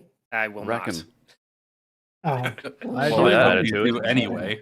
Gotta have some just confidence in yourself. Do it man. anyway. Just do it anyway. I do longsword fighting, so I'm also a non-traditional fencer of sorts. Very cool. Fight. What? Hi. Fight. Oh, okay. Oh, No. the two of us fight? No, I mean, Film it. maybe. Fight and film it. Well, I mean, Well, I I guess- guess like, would I have to get you like a steel sword of some kind, or do I use a Shindai? Shindai, right? Shinai. Shinai. there it is. Yeah, I think maybe a Shinai would be more my speed, but we could try with both. mean, Why the- not? The armor Mhm. seems pretty similar. Like, I mean, what I wear doing longsword fighting isn't too far off from what I see people wearing for kendo. Yeah, they yeah, very samurai Darth Vader-y type stuff. It's kind of fun. Darth Glimbloid. and with that, now there's only one thing left to talk about, which is the two comics that came out. We don't have to though, do we? I think James well- is the only one who read them. So. Well, I was well, gonna say, I, I'd we like might to not have have a some lot dinner to add, before I but- do my video release, but yes. I only it's going to be quick. I only plan on talking about one of them because the other one's kind of shit. And that one released like 2009 anyways. This one, which is called 28 Days Later, The Aftermath, came out a month before 28 Weeks Later. And it was supposed to be a slight slide into it, but not really. So mostly it's 4 separate stories of people and then they come together. It's not a happy ending regardless. Hmm. The first one I already told you about. It's just about a scientist who worked on the project and then explaining how the virus actually worked and whatnot. So he ends up quitting, calling about to the hippies and ratting out about the chimps in there, and then he shoots himself in the head. Lovely. And yeah, it's great. The next story, Wait, do you remember the South Park episode, like Night of the Living Homeless, where the guy and he shoots himself in the head, but he won't die, and he keeps shooting himself over and over and over, and it just won't kill him. Oh, it's great. so funnily enough, that's also what happens to the scientist. We'll get to that. Huh? Yeah, he sucks at killing himself. It's great. So Oh no. Well, then might the be next far story further is about explanation. a family of 5 as they're just exploring the park, and one of the chimps that have escaped puke on what the youngest kid's face, proceeds to kill his parents, and then the only survivors What a romp. are the 2 older Damn. kids. Yeah, it's great. Jesus. And Yeah, and it shows how wild it is as the infection starts spreading throughout the entire city, from King's Crossing to the railway system and everywhere. And then the third story, which is set about right before 28 days later, or give or take right after, it's like in that time frame of when they wake up, is about that survivor trying to survive and killing the other guy with the perfume, and then seeing the U.S. Tomcats fly around through London, and he takes pot shots at them because Why not? And the last story is Okay. yeah, and the last story is when they all get together. So the two brother and sister that survived, one of them is a nurse, has been taking care of the scientist who shot himself because he went into a small coma at this small quarantine camp, and then he That's wakes been up. going around in this universe. Yeah, exactly. He wakes up and he starts freaking out because the virus has not only escaped, it's technically changing because they put it with Ebola, so it's mutating. So he starts freaking out. The survivor who's shot at the Tomcats, whose name is Hugh, is arrested and taken to the quarantine camp because he just doesn't trust, the U.S. military, because of course. And then he convinces all of them they should just leave because why trust the U.S. And then they all end up getting killed. Now, like Basically, when I The pulled up, end. What When I I'm pulled- hearing is that they decided that the original had too much hope and optimism, and so they're like, let's tell a bunch of stories that end horribly and bleakly. Yeah. That's fun. Yeah. and I mean, The I only like, use is to explain how the virus spread so fast and how the virus really originated. Well, like I have a question though, just because granted, I haven't read the books. I've just read like a quarter of the first paragraph of the Wikipedia thing. But doesn't this say something about Selena like being a refugee in a camp in Norway or something So like that? that is the second book, which is just called 28 Days Later. That one is terrible. Oh, okay. That one, I'm As sitting I here said- through all these bleak stories, waiting for when I get to hear about one character that I actually know and like, and turns out that's the bad one. yeah. So Hmm. that one came out in like 2009. That one's about how a bunch of reporters want to go in and break the story on it, and they hire Selena because she's the only person they could find because Hannah gets sent off to like Germany or somewhere to be put on foster home, and Jim gets taken by the U.S. military to be executed for killing Fuck this. the Oh, British military, Uh, which makes no sense whatsoever. Like, That is- yeah, no, wouldn't not all even a you little would bit. have to do say, yeah, these guys weren't like official British military soldiers in this sense. They were essentially a rape cult, and I killed them all. Yes, well, to that save these doesn't two it doesn't women, I have matter. two It was in witnesses who are self-defense. alive. It's self-defense, and it's a different army. Well, technically, it's not self-defense if you go back to the place and hunt them. But I mean, I think hunting them to save two women who are about to be turned into sex slaves is a reasonable excuse. I think, especially called when they're both extended alive and could self-defense. just be like, yeah, that actually is what happened. We'd be probably dead, and at the very least, horribly traumatized, if not for Jim. well, let's hope that this is not the direction that because they have been hinting that Jim is somewhere in 28 years later. No, I I believe Jim. I'm is still- hoping because this is the not the second, I was direction about they to go. say the only thing the I want second them to comic is not do in this canon, to my knowledge, and all that really does is explain how, well, the main virus in the UK has basically died out. The They do- stragglers yeah, have it's, spread out to Scotland and infected Okay. that area. Well, I'm in Scotland, but- it's still the UK. But again, like tread carefully for ruining 28 weeks later there. Well, it basically just stops there. They extend the quarantine border, and then that's it. Selena gets, dude, it's terrible. They connect. Cool. That's really cool. It's terrible. They have Yep. Selena at like every Nope, important that- event. think that's it's- all. I'm La, la, cool la, with la, being la, done la, with la. that. we're indicating I'm it, cool let's with move being on. done with that tangent. Yeah. Yeah, so there you go. So the I was just first gonna the say, first the one, which only- is called The Aftermath, is better. James, it's okay. That's We're done with the interesting. comics. The only thing I was going to say, though, is actually about 28 years later. The only thing I want them to not do is touch Jim, Selena, or Hannah. Like, just let them well- have their happy ending, man. Well, We'll see what happens. We'll see what But, happens. Well, in 2 weeks, 14 days later, we will find out what has gone down. yeah, 14 days later. I hope it's good, man, because that trailer looks pretty dope. It was But, pretty you know, good, yeah. Who knows? Fingers crossed. Mm-hmm. Yep, and well, that'll do it for us this week, I think. Yeah. Oh, Yeah, thank you 28 for days later, both a good movie. joining us Good and stuff. hosting us, I guess, seeing as the streams have been crossed. We did. Wait, you crossed the streams? We What have you crossed done? the streams. We've crossed the streams. So far, no casualties. So far. Until the end. Do you guys go through super chats now? Because that's what we normally do. I don't know. Well, let's. We usually we read a couple. I think we usually while do we them. did it. You know what? Hold on. Let me do them right now, and then we can be done. You guys can keep going with yours. How about that? All right. Sure. I mean, if anyone needs to leave right now, I guess that would be a good place to outro you guys. Jesus Christ. So I- Donald's angry said devs mentioned. We're getting devs 5 soon. Don't get too excited, but yes, we are working. We are continuing our review of devs, which is, as I mentioned before, one of the worst things I've ever seen in my entire fucking life. I did see So- a chatter I did not recognize say, "You guys seem familiar with Alex Garland. Have you seen his TV series Devs? You must be new here. Yeah. Welcome." Yes, it's legitimately horrendous. I hate it with basically every fiber of my being, which is why it's taken us so long to review it, because I just don't feel like going back to it. It's hard to watch. Very often. It's hard to watch. It hurts the brain, but we are going to finish that at some point.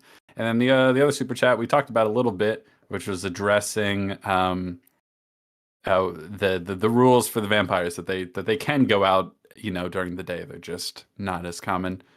And yeah, we're all caught up. So yeah. All right. Well, I guess we'll leave you to your super chats. Thanks for having us. Thanks for joining us Yeah, it was on so this fun. adventure. We will see Well, you you guys next mostly Sunday. led us through the movie, so thanks Well, for that. hey, someone's got to do it. I'm just- Gotta be we better. had people had hard outs, so we had to push it along. But it was a good time. It was a good chat. We'll see you next Absolutely. Sunday.